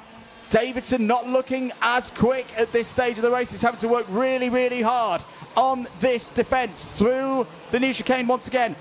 Question mark as to whether it's going to be checkered flag this time around. Over the line, isn't it? That is the checkered flag. Alfie Davidson wins. Alfie Davidson takes the checkered flag and for the 8th time is a winner in the British Kart Championships. This is what a doubleheader can do. Oh, as Ilyas Sami goes for a spin on the slowdown lap there. Alfie Davidson yesterday at 24 hours ago, it wasn't a happy time in that number 5 kart, but Davidson fights back, wins, puts himself well into title contention. Fusion Motorsport have another win in the IAME Waterswift class. They nearly went perfect last season with the likes of Austin Newstead and others. This at the start of the season, much has been talked about Alfie Davidson as one of the early season favourites, and that pressure, it's been big on Alfie Davidson so far this season, but he's up and running. That is a first win of the year at the second time of asking. Dimmy Uzanov, though, what a weekend. Double podium for the Jade Racing Team driver from Wallingham. 3rd place for Mason Hibbert as well. That is an 9th career podium after yesterday as well. So Mason Hibbert nearly up to double figures now for the number of times we've seen him on the podium at a British Kart Championships level. Charlie Clough, great fight through there right at the end to take 4th place ahead of Harry Chapman in the top 5. Bodie Batch, Ilyas Sami, Evan Owen, LBJ Stubbs and Chester Fawkes all in the top 10. Disappointing day for the DK Academy. Just shows how topsy-turvy this class can be. They've been on top throughout the course of other series races so far this year, but here in the British, it's P1 for Alfie Davidson will have a big smile on his face, I'm sure, on the podium later on this evening. Just to run through the rest of the order, Rudra Gokulnath, great drive from Rudra, top novice, 11th place, only 3 seconds off the lead drivers. And I say, this isn't a national level grid. This is a Euro level grid. So for Rudra to be, and all of the novices, to be racing so close to these guys such as Davidson, as Uzanov and Hibbert, that is really, really good news for the future, isn't it, Ollie? Of course, and they get great representation as well. It's a brilliant stage, a global stage for that fact, as you say, Andrew. And they've done a great job. I mean, I could not imagine myself racing as a novice in this. I mean, I was terrible, so it's brave to take on this competition, let alone important, and talent here is crazy. That's good to see as well. Jarlath Sayer there, he's been in this class in years prior as well, races a lot on the European stage now, having a moment there with Alfie Davidson. Let's take a look at some of the highlights. Let's see how Alfie Davidson did that and took his latest victory in the British Kart Championships. This was the drama at the start. LBJ Stubbs, what a drive from LBJ. LBJ Stubbs went from that moment there, just being wrapped around that there was nothing Ilyas Sami could have done about that situation. LBJ Stubbs got back to the top 10. That's Waterswift to a T, isn't it? That LBJ Stubbs was able to get back up into the top 10. Margus Kovetskis also recovered back to 13th place. Charlie Clough went on the attack in the early stages. That was a move on Theo Tyack. This was how we lost William Bennett. Oh, just lost it on the curb. And I tell you what, everybody else did really, really well to avoid any further incident at that point of the race. Mason Hibbert took the race lead and traded it back and forth with Chester Forks. Alfie Davidson's reading of this race, really, really good. He started making the moves at exactly the right time to get himself a bit of a better track position. This was the close moment between, one of several close moments between Hibbert and Forks. I thought Mason Hibbert pulled a really, really good first half of that race. I say, a podium here today, a well-earned podium, Ollie, and I don't think it's going to be too long before we see Mason Hibbert winning races in this category. Yeah, absolutely. The number one thing you need to look at for a driver, if you think they've got the capability of winning, is their speed, and his speed is there, 100%. He definitely has an opportunity in the future to win. I think this year, for sure, I think he has an opportunity at least to be on a podium at the front. Fantastic job. The story of George Clark last year is what I would look to if I'm Mason Hibbert and say George had to go for a long time searching for that first win, and then eventually it came, and then another one came, and it was a very good season. That was the moment between Tay and Forks that took them out of contention. That was the key moment where Davidson took the race lead, and then this spirited drive once again from Dimitar Uzanov. He's a great little character, is Dimi Uzanov, and he comes out of this weekend. He comes out of this weekend as championship leader, we should note. So 5 points over Alfie Davidson. Ilyas Sami third on 2:38. That's a share of third with Mason Hibbert. Chester Forks in 5th place. It's going to be a great season in IAME Waterswift once again. Let's hear from our top 3 who are downstairs with Ceol Lynch. Well, thank you very much, Andrew and Ollie. As always, our Waterswifts never disappoint, but I am here with Mason Hibbert, our 3rd place finisher.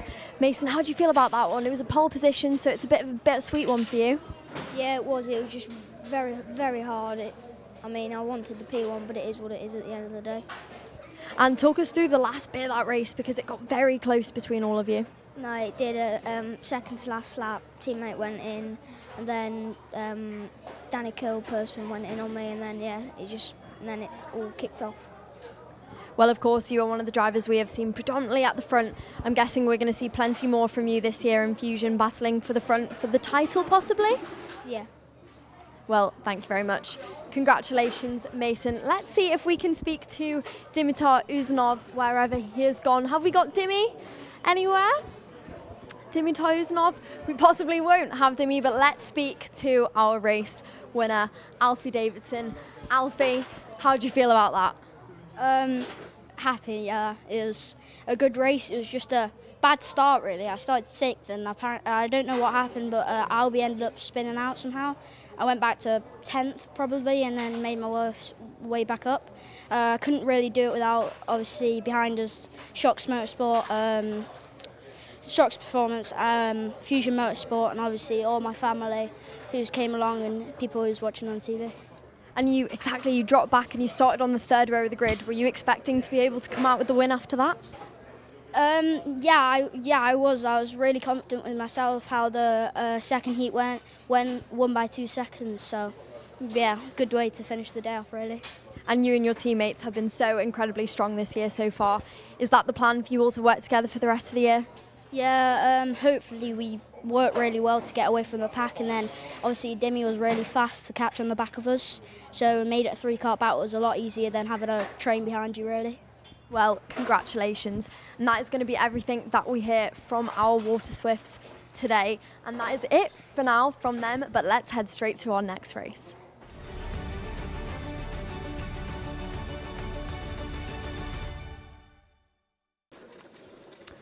Time for the Junior X30 final, the second one of the weekend here at Whilton Mill. And, well, if you enjoyed the Waterswift race, whatever you've got, fill your cup once again, because this could be another brilliant race. It's been very close across the course of the weekend, hasn't it, Ollie, here in Junior X30? Yes, absolutely. And just looking at the previous race as well, one thing I've just noticed, the difference in time from qualifying to the final was they were a second faster in the final. So really? After all of that racing, all the tyre degradation that they've had throughout the weekend, they're still a second faster in the final.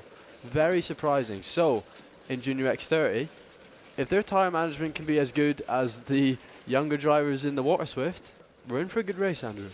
Indeed. There's Luca Narroway putting the kart on the ground. Rocco Shenton. What are we about to see from Rocco Shenton? I had a very brief chat with Rocco during the lunch break, and I asked him, give us some entertainment, mate. And he said, oh, I'll try. I'll see what I can do out there. This is another really high quality field. Rocco starts a little bit further back on the grid for this one. Had problems in one of the heats earlier on today. A couple of the Ceol Motorsport drivers are just having their karts put into position. It's a big grid, 26 drivers ready to go here for this second final of the year. Yesterday, if you weren't with us here at Whilton Mill, you'll have missed Aaron Richardson getting a 4th win in his career in the British Kart Championships, repeating the win that he had here at Whilton Mill in 2025. Second was Rocco Shenton, and then third was George Edgar. And as I say, well, we've mentioned where Rocco starts a little bit further back. Those other two drivers, Richardson and Edgar, they are on the front row for this one. So they've continued the form that we saw throughout the course of Saturday's round. Just under 5 minutes before we get the formation laps underway. Keep your messages of support coming in. Hello to Gillian Bennett, who of course is cheering on Aaron Richardson. There is Aaron Richardson in that number 3. He's backed by the Argenti Academy this year as well. So that's why you've got that amalgamation of both a Fusion and an Argenti livery. I'm still having to get used to it after all of these years watching those two teams, those two brands go wheel to wheel. I want to mention as well, before we go down to Ceol, Ollie, Zach McDonald in that 280 machine. What a superb job that Zach has done so far this weekend. We'll start this race from 4th on the grid. I had another very quick chat with him earlier on. I said thank you for the big move around the outside on lap number 1, but he's been mega impressive today as a privateer as well. Yeah, his first lap has just been like absolutely amazing. I don't even know how to describe it. He just comes out the box, round the outside into the first corner, and then another move down the inside, and he's made up however many places on the first couple laps, 3 to 4 places straight away, and then he's right on the back of the grid. Keep an eye on the BMRs in this race. They're in good form. A couple of weeks ago, they had an on-the-road 1, 2, 3, 4 in the Euro Series for these categories. They didn't keep all of those positions. One of their drivers had a penalty that promoted Sukmani Kira up into the top 4. But the 3 British drivers, it was a good day to be a Brit in Italy. Endicott, Clark and Bachelor, those 3 drivers that you see on your screen, locked out the podium. Now, again, very different circuit this, Whilton Mill, very different circuits, all of the British venues, but keep an eye on them in this final. But right now, let's head down to the grid and over to Ceol Lynch. Well, thank you very much, Andrew and Ollie, and it is time for our Junior X30 final event of the day. Let's talk about our front row, because we have a really strong front row consisting of Aaron Richardson and George Edgar, but let's talk to our pole sitter, also winner of yesterday's round 1 of the championship for Junior X30. How are you feeling? Yeah, it's Paul again. Yesterday we had a clean sweep, but it was really good for the championship max points. So hopefully we can try and get max points again today. And surely that clean sweep yesterday is really putting confidence in you for this race?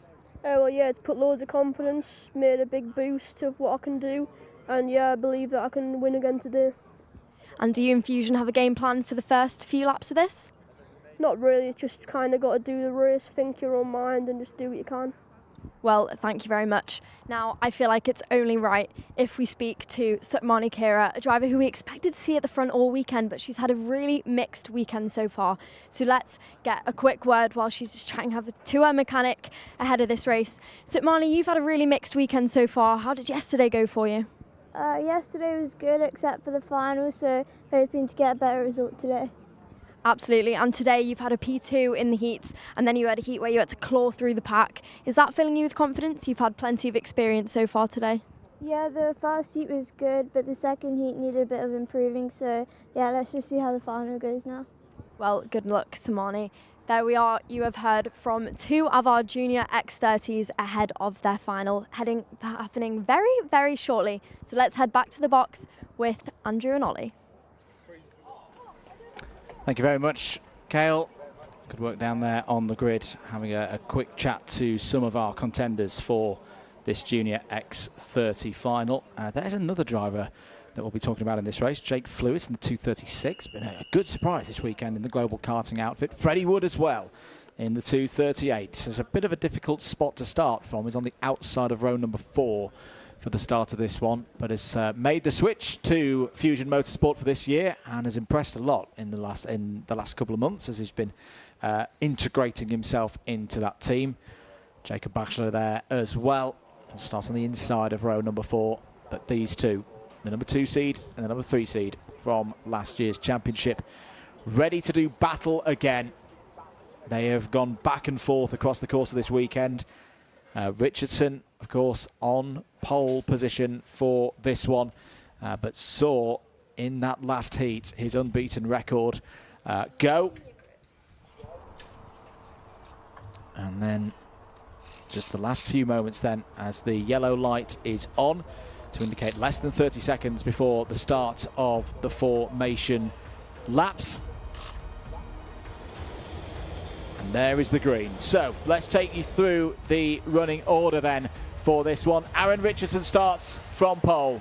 George Edgar alongside, had a good run here at the end of the 2025 season. Can he take another win from second on the grid? Sukmani Kira and Zach McDonald, they go from row number 2. It's then Jake Flewitt and George Clark starting on row number 3. Jacob Batchelor, Freddie Wood, they're on row 4. Archie Rogers-Tyler and George House on row 5. Harley Musk and Rocco Shenton go from 6. Max Endicott and Luca Narroway go from 7. Knight Measures and Adam Board on 8. Ryan Meta and Finley Lines looking to move up from row number 9. They're ahead of Joseph Davis and Max Tay on row 10. Harry Myers and Zach Sidney go from 11. George Quinlan and Alex Riley on 12. And then Alessandro Salas and Ollie Brunt complete the 26-strong field here for the second final in this 2026 Wera Tools Motorsport UK British Kart Championship season for the X30 Junior final. Through the cut through and round for the second formation lap. Weather conditions still pretty good, Ollie Stewart. In fact, for the first time today, a little bit of blue sky out there for the drivers. I'd say, though, these are almost perfect conditions, though. A track that's well rubbered in after 3 days of action. It's not too hot. There's a little bit of breeze over the circuit. The drivers should quite enjoy this, I reckon. Yes, absolutely. And as we've seen previously, and I just mentioned previously about the lap time being a second faster in that last race. So it'll be interesting to see how much of an improvement the junior drivers make in this race. But the weather looks fantastic. Not something I'm very familiar with living up in Scotland. But it's all right. It's nice down here. I say I'm from Yorkshire, so it's the same. It's the same for us. Indeed, a championship situation heading into this one. They've had 3 point scoring stages before this one. Aaron Richardson has a 13-point lead, for what that is worth at this stage of the season, ahead of George Edgar. Sukmani Kira third on 1.73, 22 points back, and then a further point back is Rocco Shenton. But that's all for more later on in the year, of course, as this championship plays its way out. Let's just enjoy this one for what it is. The second final of the year in X30 Junior is underway for 12 minutes plus 1 lap, and it's a good start for the Fusions. Richardson leads. Kira trying to get around the outside there. Her bravery on show, up to second place for a moment, but here's George Edgar down the inside, and Jake Flewitt up to third place. Difficulties for Rocco Shenton in the midfield there. Ryan Meta catches one off of Christmas Corner down towards Ashby. Can they all make it through? It's survival mode at the moment here in the juniors. One cart off towards the back of the field was the 278 of Joseph Davis for the Excel Motorsport team, but apart from that, they're all pretty good. That was, by junior standards at least, Ollie Stewart, a pretty clean start. Yeah, it was a little hectic, like it always is. We see that in every single race. Yes, pretty clean, if I would say so. But at the moment, 11 minutes on the clock, first lap complete. We have 2 drivers at the front, Aaron Richardson and George Edgar, breaking away from the pack. Oh, how has that happened? That is Alex Riley, Zach Sidney, and was that a Mick Barrett, or was it George Quinlan in there as well? So that's not a good moment for Excel Motorsport. They've lost 2 of their runners in all of that. There was Max Endicott moving down the inside as here's a battle for the race lead. Oh, George Edgar is not going to try and do it again. Is he like he did in the heat to the round the outside? Through this left-hander, no. Richardson wise to it, checks to the inside as well. Make sure there's no overtake attempt through Oziers. Jake Flewitt has caught the back of these 2 race leaders there in third. Sukmani Kira has had a good start. We saw a few weeks ago that she's got the ability to drive through a field. She's not going to have to do that at this stage, running up in 4th place. Over the line once again. through the first couple of corners. Top four trying to break away from Zach McDonald there in 5th place. George Clark up to 6th place. Was having a chat with his father earlier in the week. He said they were over the moon to get a podium out in Europe for the first time. They had a bit of a shaky start to the season, made the move to BMR, and it's paying off in the first half of this year. Keep an eye on George Clark. He's only just moved up to the X30 Junior category, but I tell you what, so this is, that's quite nasty into the last few corners, but that's how we lost George Quinlan, Harry Myers, Alex Riley and Zach Sidney all from this race. Through that chicane once again, yellow flags out. There is Harry Myers out of this race. Real shame for Harry, who'll score points for 25th, as we're getting reports. Oh no, we've not commentary cursed it, have we? We're getting reports around the circuit. Oh, Jake Fluid round the outside, no way. Oh, it's the double bishop. Oh my goodness me. Jake Fluid has just gone round the outside of 2 seeded drivers from the top 3 of this championship last year. That is once again one of the best moves you will see round this circuit. There was a famous one done here in 2024.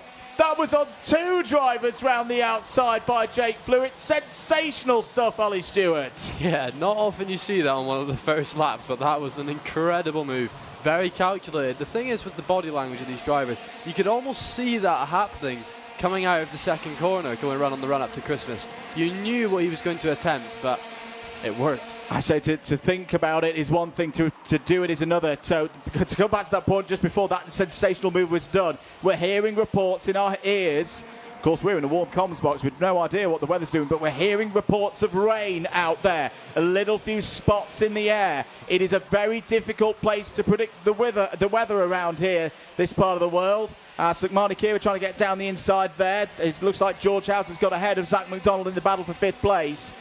For those of you who know your wider motorsport, you'll be very familiar with Silverstone being a very unpredictable place for weather. Well, this place is only about 20 minutes up the road. Let's head outside. Ceol Lynch, what is the weather doing right now? Well, thank you. I am here in the pits, and it's a very unfortunate day for XL Motorsports, who are their drivers.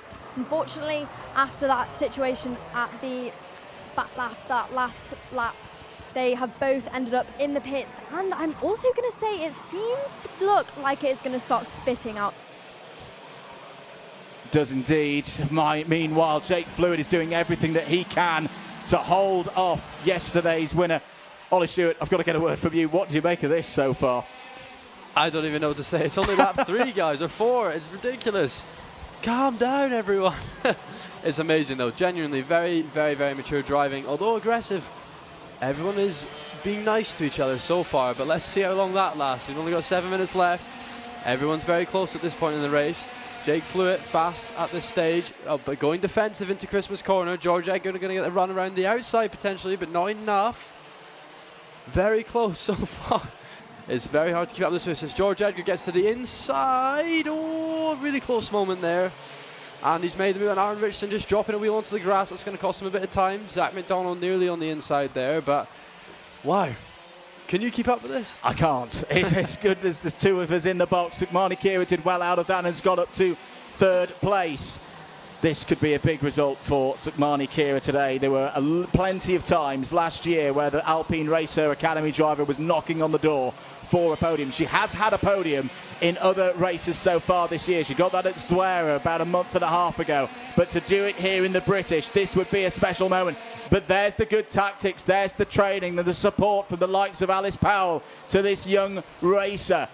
The straightforward point to George Edgar, say don't fight. In fact, Kira going down the inside as George Edgar really got the pace right now to keep up with Jake Fluid.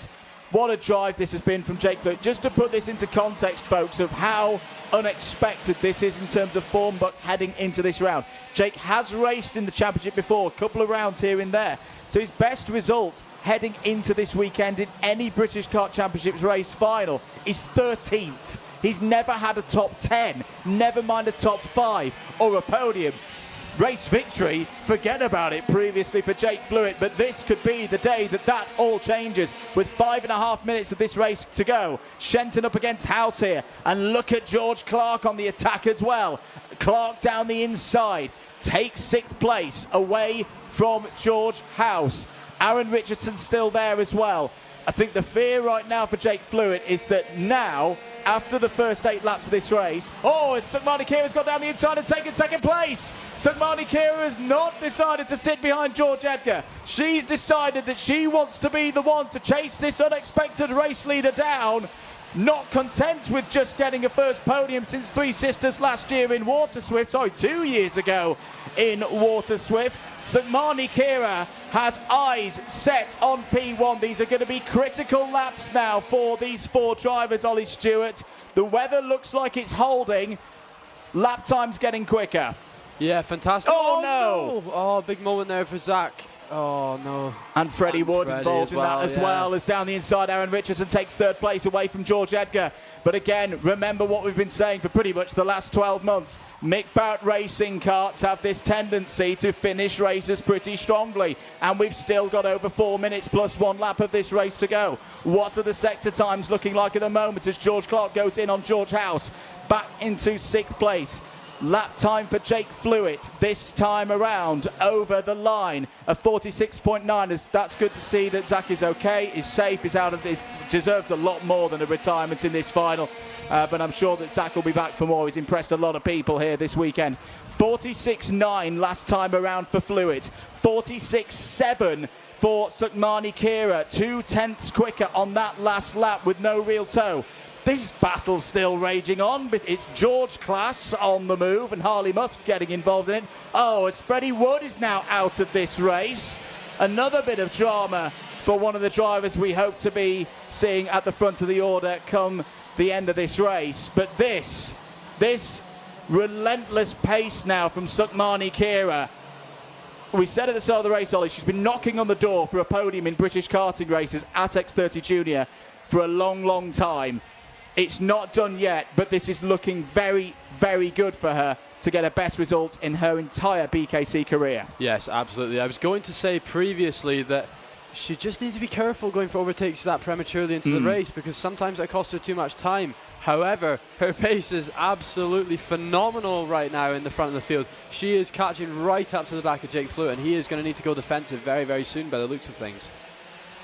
2 minutes and 40 seconds to go. Here's the fight for 6th place between House, Musk, Clark, Endicott. And now the battle is on for the race lead with 2.5 minutes to go. Jake Fluid, it's been a sensational run. It's not done yet. Do not count Jake Fluid out of this one. He's led the first 12 laps of this race, but now he's got the challenge from Sukmani Kira. But here comes Aaron Richardson, looking to repeat what he did yesterday.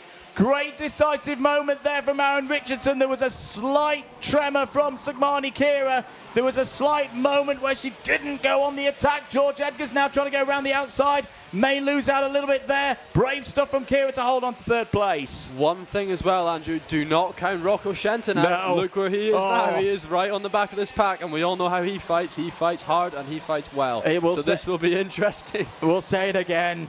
It's Rocco versus the world, but that's why we enjoy watching this young man race. It's now 5 karts, 5 drivers, 5 hopes for taking victory here today, and still Jake Fluid doesn't give up this race lead, but for how much longer? Aaron Richardson points forward, doesn't go for the move on this occasion. I totally get it from Jake Fluid's perspective. He's never been in this position before. You just try and make that kart as wide as possible. It's a strategy that's worked for the first 13.5 laps of this race. Why change it? Absolutely. It's so difficult. First time out in the lead, this is where you learn everything. And many, many drivers crumble at this point and lose all that they've gained. But right now, he is doing a fantastic job of holding the lead. He only has 1 minute left plus 1 lap, so hopefully he'll be able to hold it till the end of the race. Driving fantastically at the moment. Obviously doesn't quite have the pace to pull away from the likes of Aaron Richardson and Sukmani Kira. But he is doing a great job there out in front. And this is no fluke. Jake's been up in the top 6 throughout the whole weekend. As I say, you wouldn't have necessarily guessed this at the very start of the weekend, but based on all the practice sessions, the qualifying sessions, yesterday's round, all the sessions that we've seen here today, Jake Fluid is a proper contender here today. But this final, Rocco Shenton nearly loses control down the hill into Ashby. It's up to 3rd place now.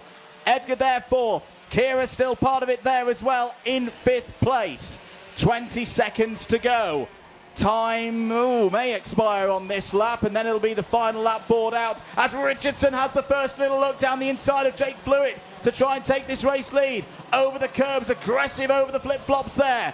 There's going to be 2 more laps. There's going to be 2 more laps of this one. That's not good news if you're Jake Fluid, because that's double the work now to hold on to this race lead. Big point forward from Rocco Shenton in that number 6. He wants to win this race round the circuit where he had so many of his early races back in his Honda Cadet days. He's raised his way up through the order. He's not going for the move yet, Rocco Shenton, because he knows they've got to catch this 2:36 first of all to win this one. This is another breathless race here today at Whilton Mill. Ollie Stewart, thoughts before we get on to the final lap? Well, one thing's for sure, if Rocco Shenton doesn't make it in a career in karting or any of the other single-seater motorsports, he could definitely make it as a drift driver, because my God, he gets it sideways into the corners. But we're going on to the final lap now. All 3 of them, or 4 of them, with that fact, on each other's bumper. Jake Fluid's going to have a hard job ahead of him, Andrew. He's got to defend. He's got to defend up the hill now. He's been doing it brilliantly so far in this race. George Edgar's trying to sling it round the outside. We've seen one today already. There's another. Edgar up to P3. Downhill now towards Ashby Corner. Jake Fluid still holds the lead of this race. Aaron Richardson cannot find a way through. Edgar still holding on to 3rd place. George House has got ahead of Harley Musk in the battle for other places in the top 10. More corners have gone for Jake Fluid. There's no way this could happen, could it? Yes, it could. Through the toe of the boot. This is one of the most sensational victories we've seen in a long time in this championship. Jake Fluid has won a round of the British Kart Championships in Whilton Mill in the 2:36 for global karting. He'd never had a top 10 before at this level. Jake Fluid announces himself on the stage. The young man from Chester would have dreamed of this moment at the start of the weekend, and look at the respect that he's getting from the other drivers who have raced many times in this series, raced many times in European series. Jake Fluid's not had the opportunity to do that, but my goodness me, he should do after this. That was a fully deserved victory for Jake Fluid. He wins it by 1/4 of a second ahead of Aaron Richardson, and that just proves it, doesn't it, Ollie? It doesn't matter if you haven't got the experience. It doesn't matter if you've not got the previous credentials. On any day, if you turn up and you perform, you can be a winner. And today, the name was Jake Fluid. Yes, that's exactly what he did. He turned up and he made an unbelievable move around the outside of Christmas, and that was what sealed the deal. Since that move, he led the entire race, not making a single mistake and not putting a foot wrong. That is an incredible performance from Jake Fluid. First win, and what a way to do it. And he's a really, really nice lad as well. I've had the pleasure of commentating on Jake in other series that go around the country nationally. And this is a special moment, really, really special moment for Jake Fluid. For Aaron Richardson, it's not a repeat of the win from yesterday, but that's good for his early championship bid. He'll leave Whilton Mill as the championship leader by 15 points. George Edgar on the podium again for Mick Barrett Racing. That's the 13th time that's happened for young George. Rocco Shenton, Sukmani Kira in the top 5. Harley Musk, Max Endicott, George House, Adam Bourne. A great drive from Adam Bourne there as well. In the top 10, completed by George Clark. But let's just take a moment to see how this young man feels. Jake Fluid, what a performance for global karting. They're not the biggest team, but I tell you what, they've had races with other drivers in their hands, and they've been able to show what they can do. Could this be the start of? We say it over the last few years. I remember back to 2024, it was Sam Pollitt Racing, that there's a team that can grow and kind of shock a few people in these championships. They get one win, and then the success starts to come in even more if it's been away for a while. Could that be the case for global karting this year and Jake Fluid? Yes, and one interesting fact, he is the only driver in the whole grid to have a white helmet. Excellent. Well, it's the perfect livery on the helmet, isn't it? Yes. Could always spot him out there. He's very calm, I must say, for a first win at this level. Let's have a look at some of the highlights from that race. This was the race start. Keep an eye on that all-white helmet to do this move around the outside. Oh, that was fake news that was put into our ears because Zach McDonald's got a white helmet as well. But that was the initial move from Jake Flewitt up to third place. This was the moment where we lost several drivers from this race. Out would go Riley, out would go the 255 of Zach Sidney as well involved in that, and George Quinlan. George Quinlan was actually get back into it. This was the move. Look at that. That is unbelievable. And fair play to Richardson as well. Richardson could have shut the door there and made things very difficult for everybody involved. But that is going to be in the top 10 of overtakes in the championship this year. This was Richardson having his own go around the outside, and Flewitt was wise to it. The race management from Jake Flewitt was brilliant as well. Every single time he placed his kart into a defensive position, it was absolutely on point. This was a close moment as well between Richardson and Edgar. Richardson nearly losing it out over the curb there. And into the second half of the race, Freddie Wood had this moment with Zach McDonald. It would take both of them out of contention. Both wouldn't see the checkered flag. Richardson fought back. Marty Kira in the middle stage of the race looked really good. There was the point where Richardson pounced. I think for Sigmani there, a little bit of caution. Obviously, Flewitt was to the middle of the track. There wasn't much that Sigmani could have done at that moment. That's when Richardson pounced. This was some of the more defensive work from Jake Flewitt. And he wasn't over-defending, I thought, throughout the course of that race. No, he defended perfectly. Aggressive, but fair. Yeah. Very fair. And to retract my previous statement, he's not the only driver with a white helmet. He's the only driver inside the top 10 with a white helmet. Was that one that came in from Mr. Fitchew in your ear? Maybe. We've learnt this. Don't trust producer James. He's not a commentator. But yes, for Jake Flewitt there, a great victory. Very much looking forward, and yeah, we'll see the comments that are cheering him on as well. That's one that gives you that belief back in the sport that on their day anyone can win. Let's get some thoughts from the drivers. Let's head down to Ceol Lynch. Well, thank you very much, and we hope you enjoyed the action-packed highlights of the Junior X30 final here at Whilton Mill. I am here with George Edgar, our third place finisher. George, talk us through that race, because you've had a really mixed day. Yeah, obviously this morning qualifying 9th, it wasn't ideal, but through the heats we've managed to come third in the first one, then win the second one.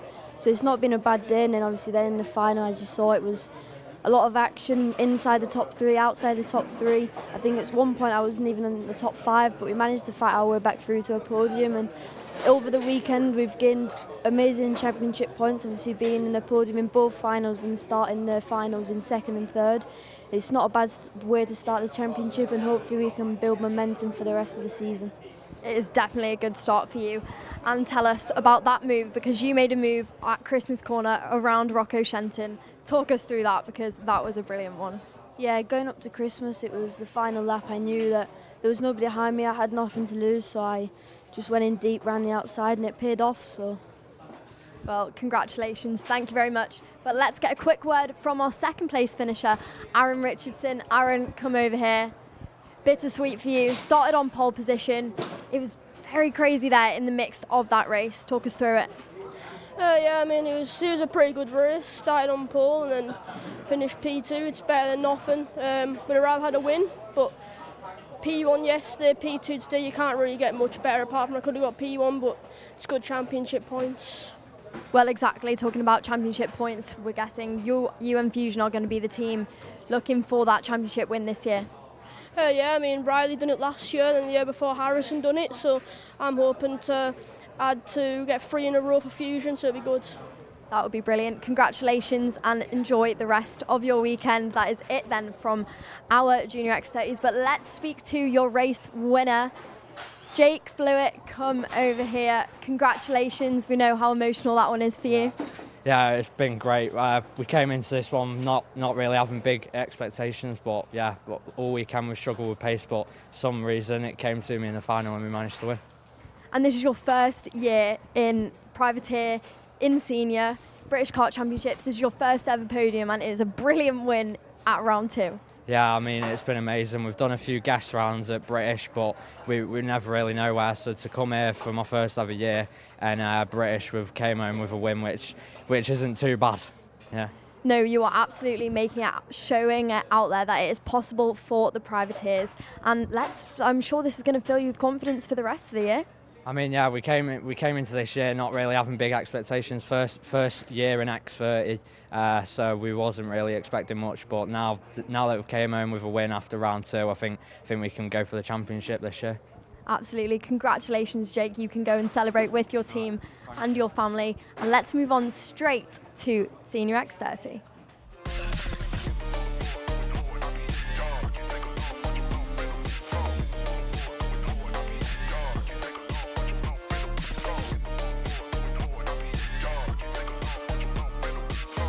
Wera, what a start from the second half. Heading up into the top section.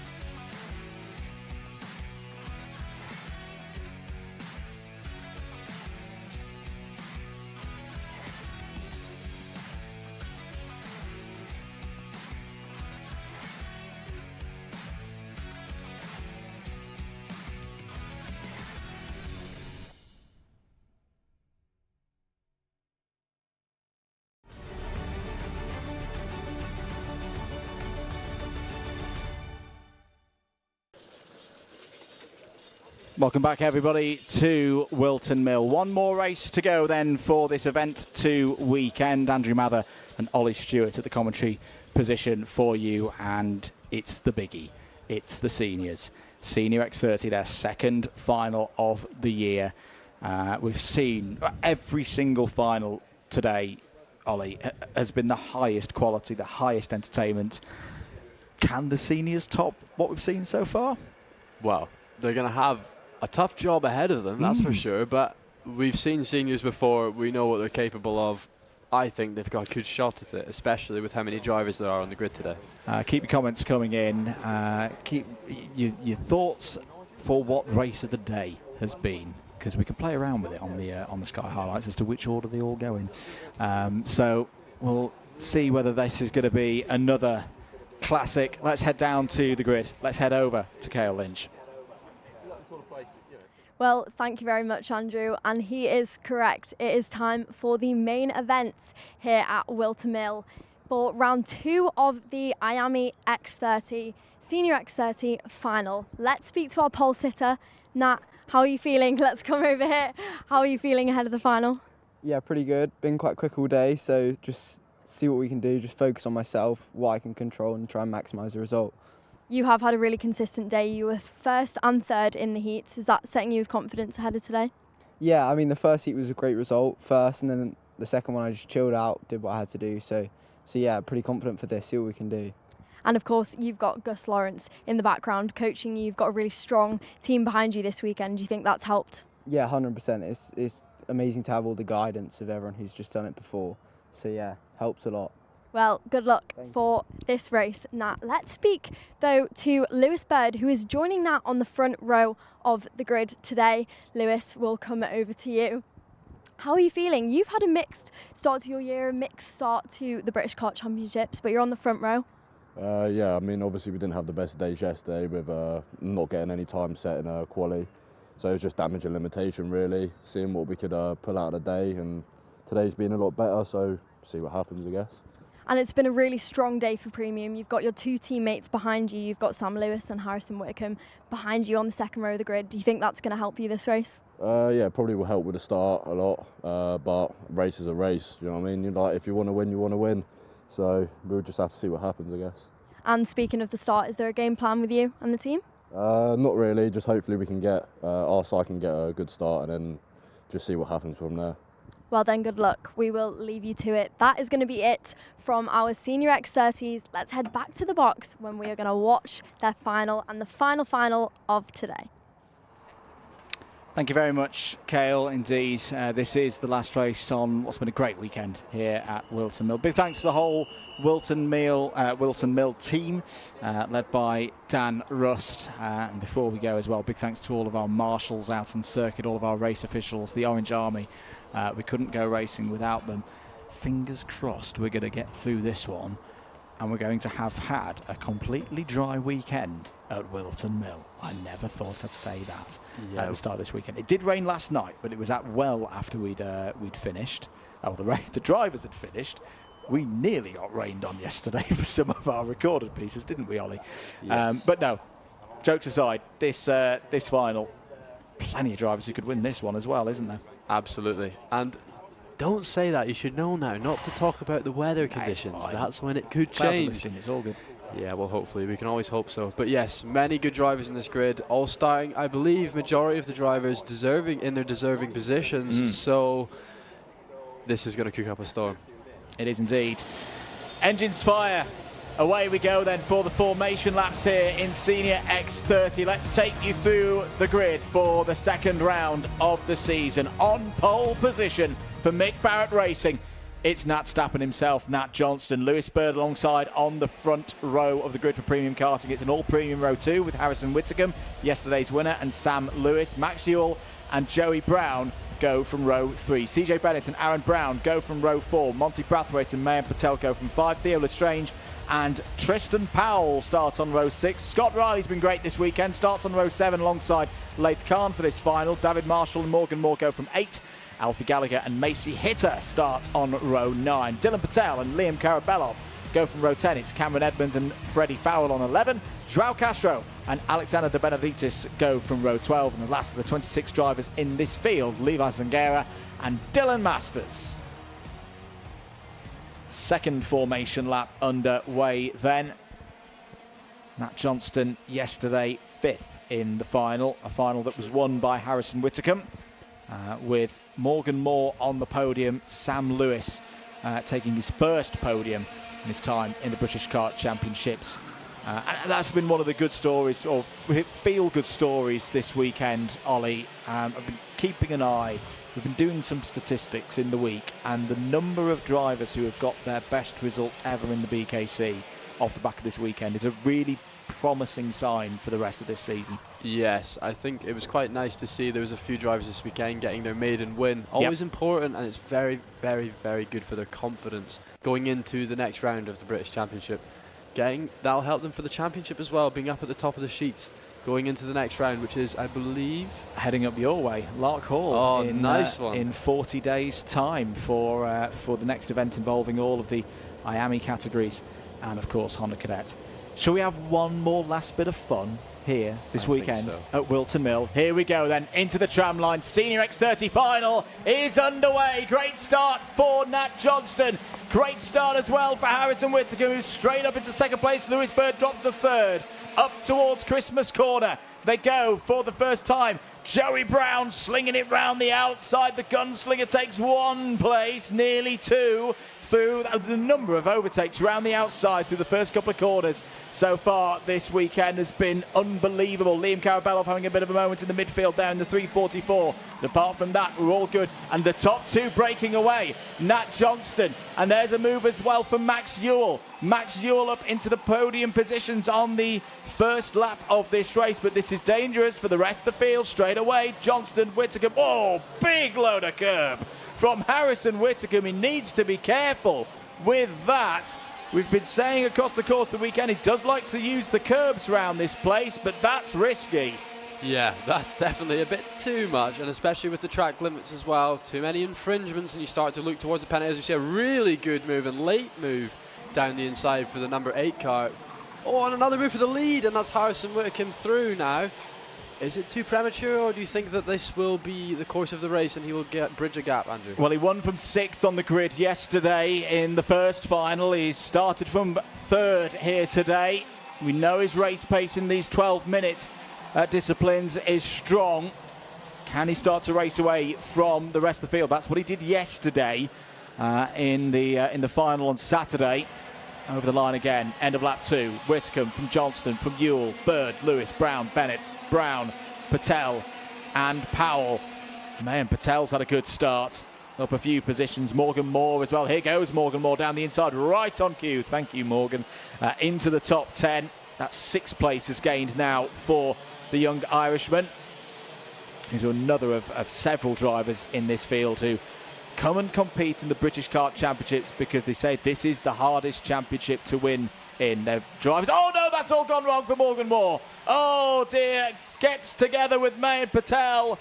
That's what can happen through Osius. Patel off the road as well, and Morgan Moore out. Well, we were just saying that it's a difficult championship to win in. Morgan Moore has had a good record over the past few years in the Euro Series and is not happy about that situation at all. CJ Bennett now the fastest driver on circuit, and there's Bird down the inside for 3rd place, taking that podium spot away from Max Ceol. Ollie Stewart, how did you read that one into Osius? Yeah, that was... It's very hard there to say. I mean, you're obviously going to be upset, right? Yeah. You're going to be devastated about that, and heat at the moment, it's so unfortunate. As I said previously, you put so much work in through the weekend, and something like that happens in the final race, and it's going to have a detrimental effect on the championship as well. As we see a really good move in there by the 375 of Max Ceol. And who's this in the Fusion car? Number 311 of Joey Brown going around the outside there. Yes. Battle's heating up, Andrew. I like this. Yeah, that was a good send from Max Ceol to take 4th place back ahead of Sam Lewis, who was on the podium yesterday and had been showing with the pace today that was no fluke yesterday. He's been consistently up in the top 5, although Max Ceol now under investigation in the 375, so we'll keep an eye on that one. CJ Bennett on Joey Brown. That's close, but not too close. Aaron Brown sneaks through. That is, of course, the new driver in the PF International machine, the same PF International machine that took Gus Lawrence to 3 titles in this category from 2022 to 2024. Gus is here this weekend. He's been doing a lot of hard work with drivers in Mick Barrett Racing, training them, giving his insights of how to be quick round here. And I tell you what, it's worked with Nat Johnston, because Nat Johnston is still there in 2nd place with a great chance of getting a strong score on the board in the early stages of this season. We're talking about drivers who are looking to break records. By my records, Nat Johnston's best finish 5th place last year in X30 Junior at GYG. So could this be another driver who gets their first podium? Oh, Ceol Lynch down the inside, kicking the back inside wheel up there. Gets past Lathcard. That was a proper move for 12th place. Yeah, that was mega. So late and really big lunge into there, but perfectly clean. No problem with it whatsoever. And just to note, there's a lot of big movers in the field already. Yeah. We've got Macy Hitter up 7 places, sorry. We have Levi Sangera up 11 places down there from 25th on the grid. Significant movers, Andrew, and early on in the race to do it too. Indeed, Macy was in the top 10 yesterday in the final on her debut in the British Kart Championships. And that's something that can be built upon as well.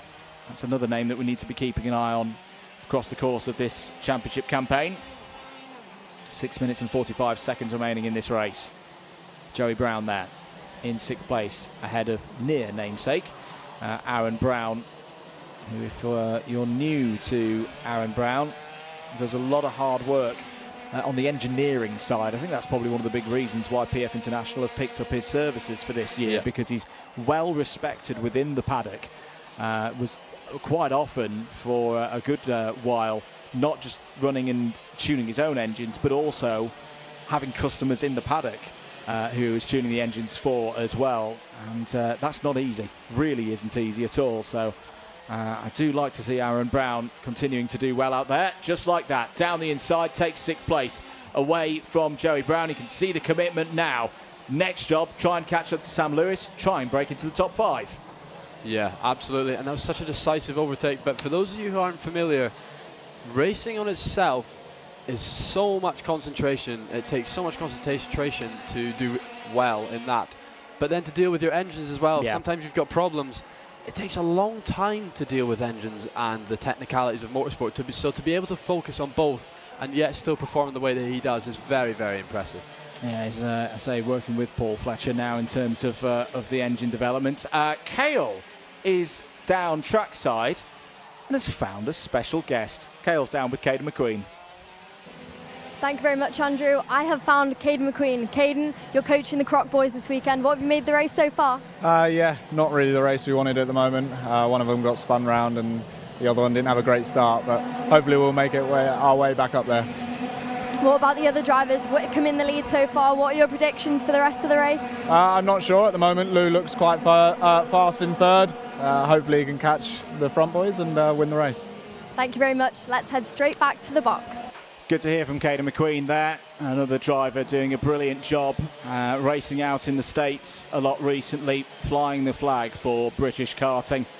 And, well, he's absolutely right. Lewis Bird is catching in on Nat Johnston here. Could this be another great result for premium karting? I think it will be, Andrew. I think it will be. They're very close there, and Harrison Whitcomb is just bridging out a very consistent gap here with 4 minutes and 18 seconds left on the clock. It is looking unlikely that they're going to catch up to him. Lewis Bird, if he makes the moves on Nat Johnston, that'll cost him maybe 1 to 2 tenths, and then they'll be falling into the realms of a second behind Harrison Whitcomb going into about the 3 minute mark.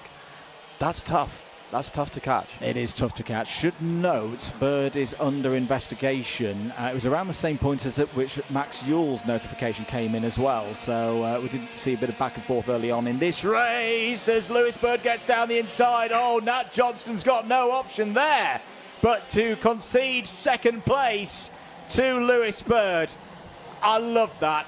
That's the kind of move that for Lewis last year just didn't quite work. And he's refound his rhythm at the start of this season, and I'm so glad that he has. He's a brilliant driver, a great entertainer out on circuit. That was a mega move for second place in this race. Yeah, absolutely, and this is the beauty of the doubleheader. You can have a bad start to the weekend like he did yesterday, having a chain come off in qualifying, and look at the recovery he has had in this part of the weekend. Up to second place with the fastest lap, I may add. And there's a chance of him catching his teammate too. Is indeed. So, as I say, the best result for Lewis Bird. I think going back to Three Sisters at the end of the 2024 season for Lewis Bird getting a second place through the chicane once again. 2 minutes and 45 remaining on the clock. It's now Premium Karting 1-2. They had a big win a few weeks ago in Europe with Freddie Lloyd. Again, Freddie Lloyd not here today, but per the information that I've got and the understanding that I've got, we'll see Freddie Lloyd back for Lark Hall and beyond for the rest of the season. He's racing in another championship this weekend. I think he just likes to make things even harder for himself. He did exactly the same thing with the IAME Euros a couple of weeks ago. But either way, Premium Karting, I have been thoroughly impressed with the work that they've put in with all of their drivers this last few weeks, and it's going to take something quite big, I think, to wrestle this race win away from them. This is the fight for fourth place on your screens. Max Ewell, Aaron Brown, Sam Lewis, Joe Brown, Scott Riley. Scott Riley's had a great weekend. Been great to have another new driver on the grid. As down the inside for fourth place, there goes Aaron Brown. Gains another spot. PFI machine is on the move. But not if Max Ewell's got anything to do about it. Ewell back down the inside, retakes that position. Here comes Sam Lewis as well, as in comes Joey Brown and Scott Riley and CJ Bennett now on the scene as well for MDL Motorsport. This is a proper scrap. Yeah, absolutely. It started to heat up in the middle of the pack. I'm just looking at the time difference between Harrison Whitcomb. He's actually managing to bridge out about half a tenth to a tenth a lap on Lewis Bird, so I think he's pretty comfortable out there in the lead. But back down in the middle of the front pack with Aaron Brown, Joey Brown and Scott Riley, it is heating up. It is indeed. Just to note, Morgan Moore under investigation. That's not going to come to much because he's already out of this race. Oh, Aaron Brown and Scott Riley getting together there. Scott Riley goes through. No space there for CJ Bennett to take advantage on the second phase. Sam Lewis still looking at another good top 10 here. Point forward there from Tristan Powell. Tristan Powell, who made a big impression in his novice year of Senior X30 in the BKC. He's not a novice anymore, of course, and is commanding traffic right now to try and move up the order. So just Max Ewell and Joey Brown left now in the fight for fourth place. 2 laps to go. Still that 1.1 second gap between Harrison Whitcomb and Lewis Bird. they're looking pretty set. And this is almost a repeat of what we saw yesterday between, as there's a moment between Max Ceol and Joey Brown. A little bit of damage perhaps on the front of Joey Brown's kart there. Oh, and another little close moment off of Ashby Corner. This could give Scott Riley an opportunity to break up into the top 5. Scott Riley cuts the inside. Oh, that's textbook. That's magic from Scott Riley through and into 5th place.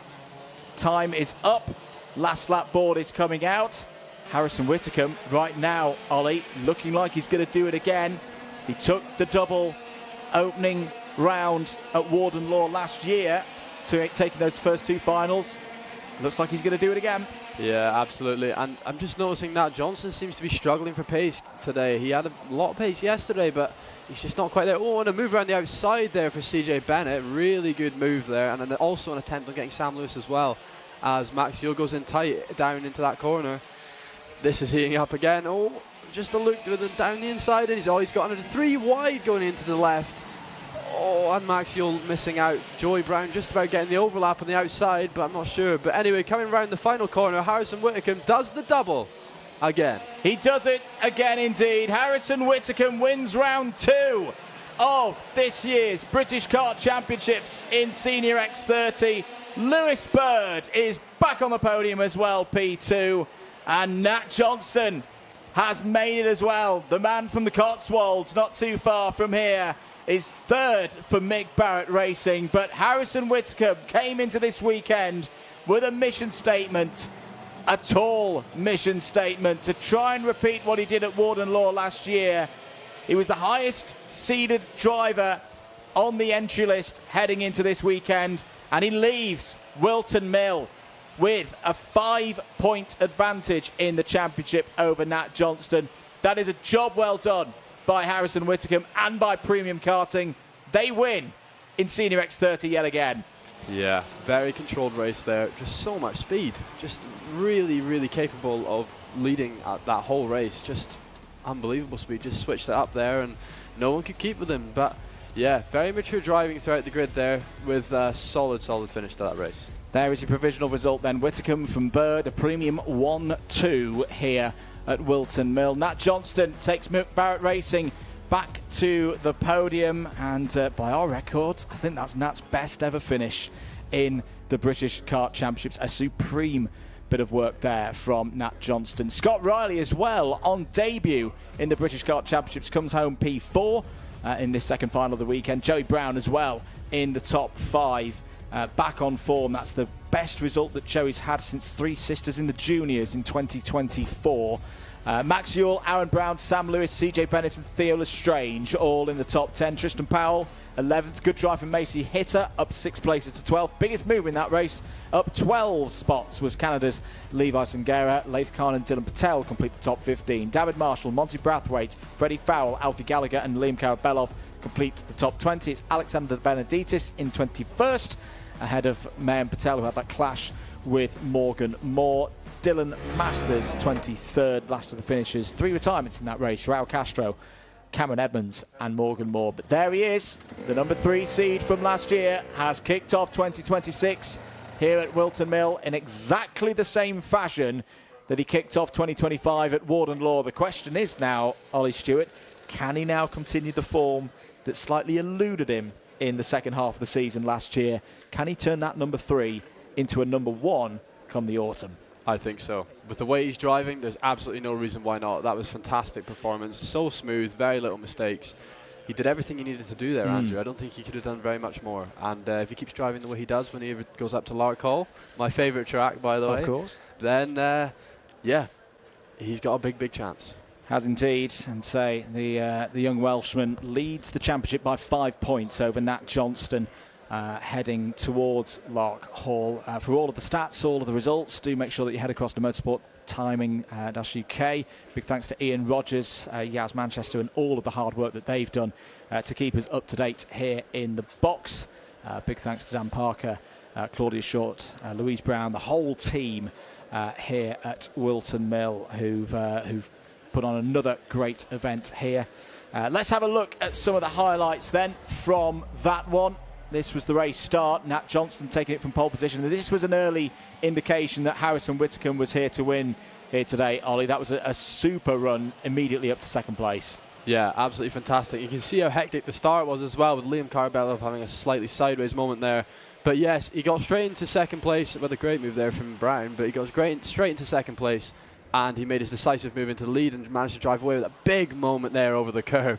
Huge moment. That was probably the only mistake that Harrison Whittaker made in the whole final. Morgan Moore made some moves early on. Whittaker got the inside line, and that was the key move in the end. This was the moment between Patel and Moore. Morgan Moore, really tough day. Had a great day yesterday. Lewis Bird, great to see. Lewis Bird is back, ladies and gentlemen, properly back and better than ever on his run into the top 3. Joey Brown was elbows out as well. Macy Hitter, 2 top 12s for both of her finals here this week. Aaron Brown as well, with a good performance for the PF International team. Keep an eye on that set up for later in the year. This was I loved that move from Lewis Bird. That was proper commitment, and fair play to Nat Johnston. Good racing room and respect given there. Max Ceol, a good drive today as well. He did lose a position here to Aaron Brown at the top of the hill, but then got it back down through Ashby Corner, and he can be happy with the results here at his home circuit. This was the close moment between Riley and Brown. CJ Bennett nearly finding the dirt out of Christmas Corner. And then Joey Brown as well, with Max Ewell fighting over 4th place in the latter stages of this race. That was the second moment out of Ashby Corner that allowed Scott Riley to get both of them, and move up solidly into the top 5. But it was Harrison Whittaker's day again, as it was 24 hours ago. 2 wins from 2 here today. A super run for the young Welshman, who will head to Lark Hall in around 40 days' time, the leader of the British Kart Championships in Senior X30. Yeah, absolutely. And I would say as a whole this weekend has been absolutely fantastic. So many great overtakes. In fact, probably the best overtakes I've seen in a long time in racing. But yes, thank you to everyone. I've really enjoyed my weekend here, and I've really enjoyed doing some commentating. Very interesting for me and different. Different indeed. Thank you so much, mate, for stepping in, and you've done a brilliant job. Let's head down to Parc Fermé and hand over to Ceol Lynch. Well, thank you, Andrew, once again. And that is it for our action here at Whilton Mill. But let's hear from our drivers. Nat, 3rd place, pole position, so it's bittersweet for you, but how did you find that race? Yeah, it's a good result overall. I mean, good points all, a 1st and a 3rd obviously from today. I think it puts us 2nd in the championship, which is, yeah, a good result from the 1st round. The final was okay. I mean, I lost the lead quite early on. I was just banking on coming back at the end, but never quite had the pace there, so 3rd was probably the maximum. But yeah, I'd just like to thank my mechanic Jack, Gus, and then Dan and Mick from MBR, and Joe from Aventus, and then also a shout out to Gibbo, one of the scrutineers here, because he asked me to shout him out. Thank you very much for that. Your team have obviously done you very well this weekend. One thing to note is this is your 1st year in senior. Obviously you're right up there. What are your ambitions for this year? Well, yeah, so it's my GCSE year, so we're going to take it steady for the first few months, but just improve as much as I can, see where we land, and then next year we'll go for it. Thank you very much, Nat. Enjoy the rest of your weekend and have a nice week. That is it from Nat Johnson, but let's see if we can hear from Lewis Bird. Lewis, it was a front row start for you, 2nd place. How do you feel about that? I mean, it's good, but obviously I wanted the win, so I'm still a bit annoyed, but it is what it is. Still a good point for the championship, so good start to the championship, so we'll see what happens. You and your team seem really strong this weekend. Do you think you guys have the foundations to do well in the championship? Yeah, obviously all of my teammates are being high up this weekend, so yeah, I think we're pretty strong as a team in general, so hopefully that goes well as well. Well, thank you very much. And is there anything you're going to be doing? We're not done with you just yet. Is there anything you're going to be doing in preparation then for the next round? No, probably not. Probably just stay at home, go to work, something like that. But yeah. Nothing too different? No, nothing too different. He's very confident then. Right, thank you very much, Lewis. Let's hear, though, from your race winner. Come on, Harrison. Harrison, you were rounds 1 and 2 champion last year, and you have come in and you've won the first 2 rounds again. That must feel great. Yeah, it's amazing, obviously, to get a good start to the season, to make sure we're pulling away as much as we can at the start to make the rest of the season a bit easier for us. Well, congratulations. Obviously, you've been really strong this weekend. Your whole team has. Has that been helping you? Yeah, 100%. Premium been amazing. And I need to say a massive thank you to Steve, my stepdad, on the spanners. He hasn't spanned for over 2 years and he's had to jump on this weekend. He's done an amazing job. Nothing's fallen off. It's been amazing. So yeah, thank you to Premium, Argenti, Spike has done an amazing job on the engines and everyone else that helped. They have done a brilliant job this weekend for you. And tell us, what are your ambitions for the year? Well, I want to be British champion, but we'll just have to see how it goes. Absolutely. You were pretty close last year, but thank you very much and good luck for the rest of your year. That is it from us today here at Whilton Mill for the British Kart Championships Event 2. Thank you very much for joining myself, Ceol Lynch, and Andrew Mather and Ollie Stewart in the commentary box. If you want to watch the highlights of this weekend, they will all be on Sky Sports F1 this week. Thank you very much and we hope to see you soon.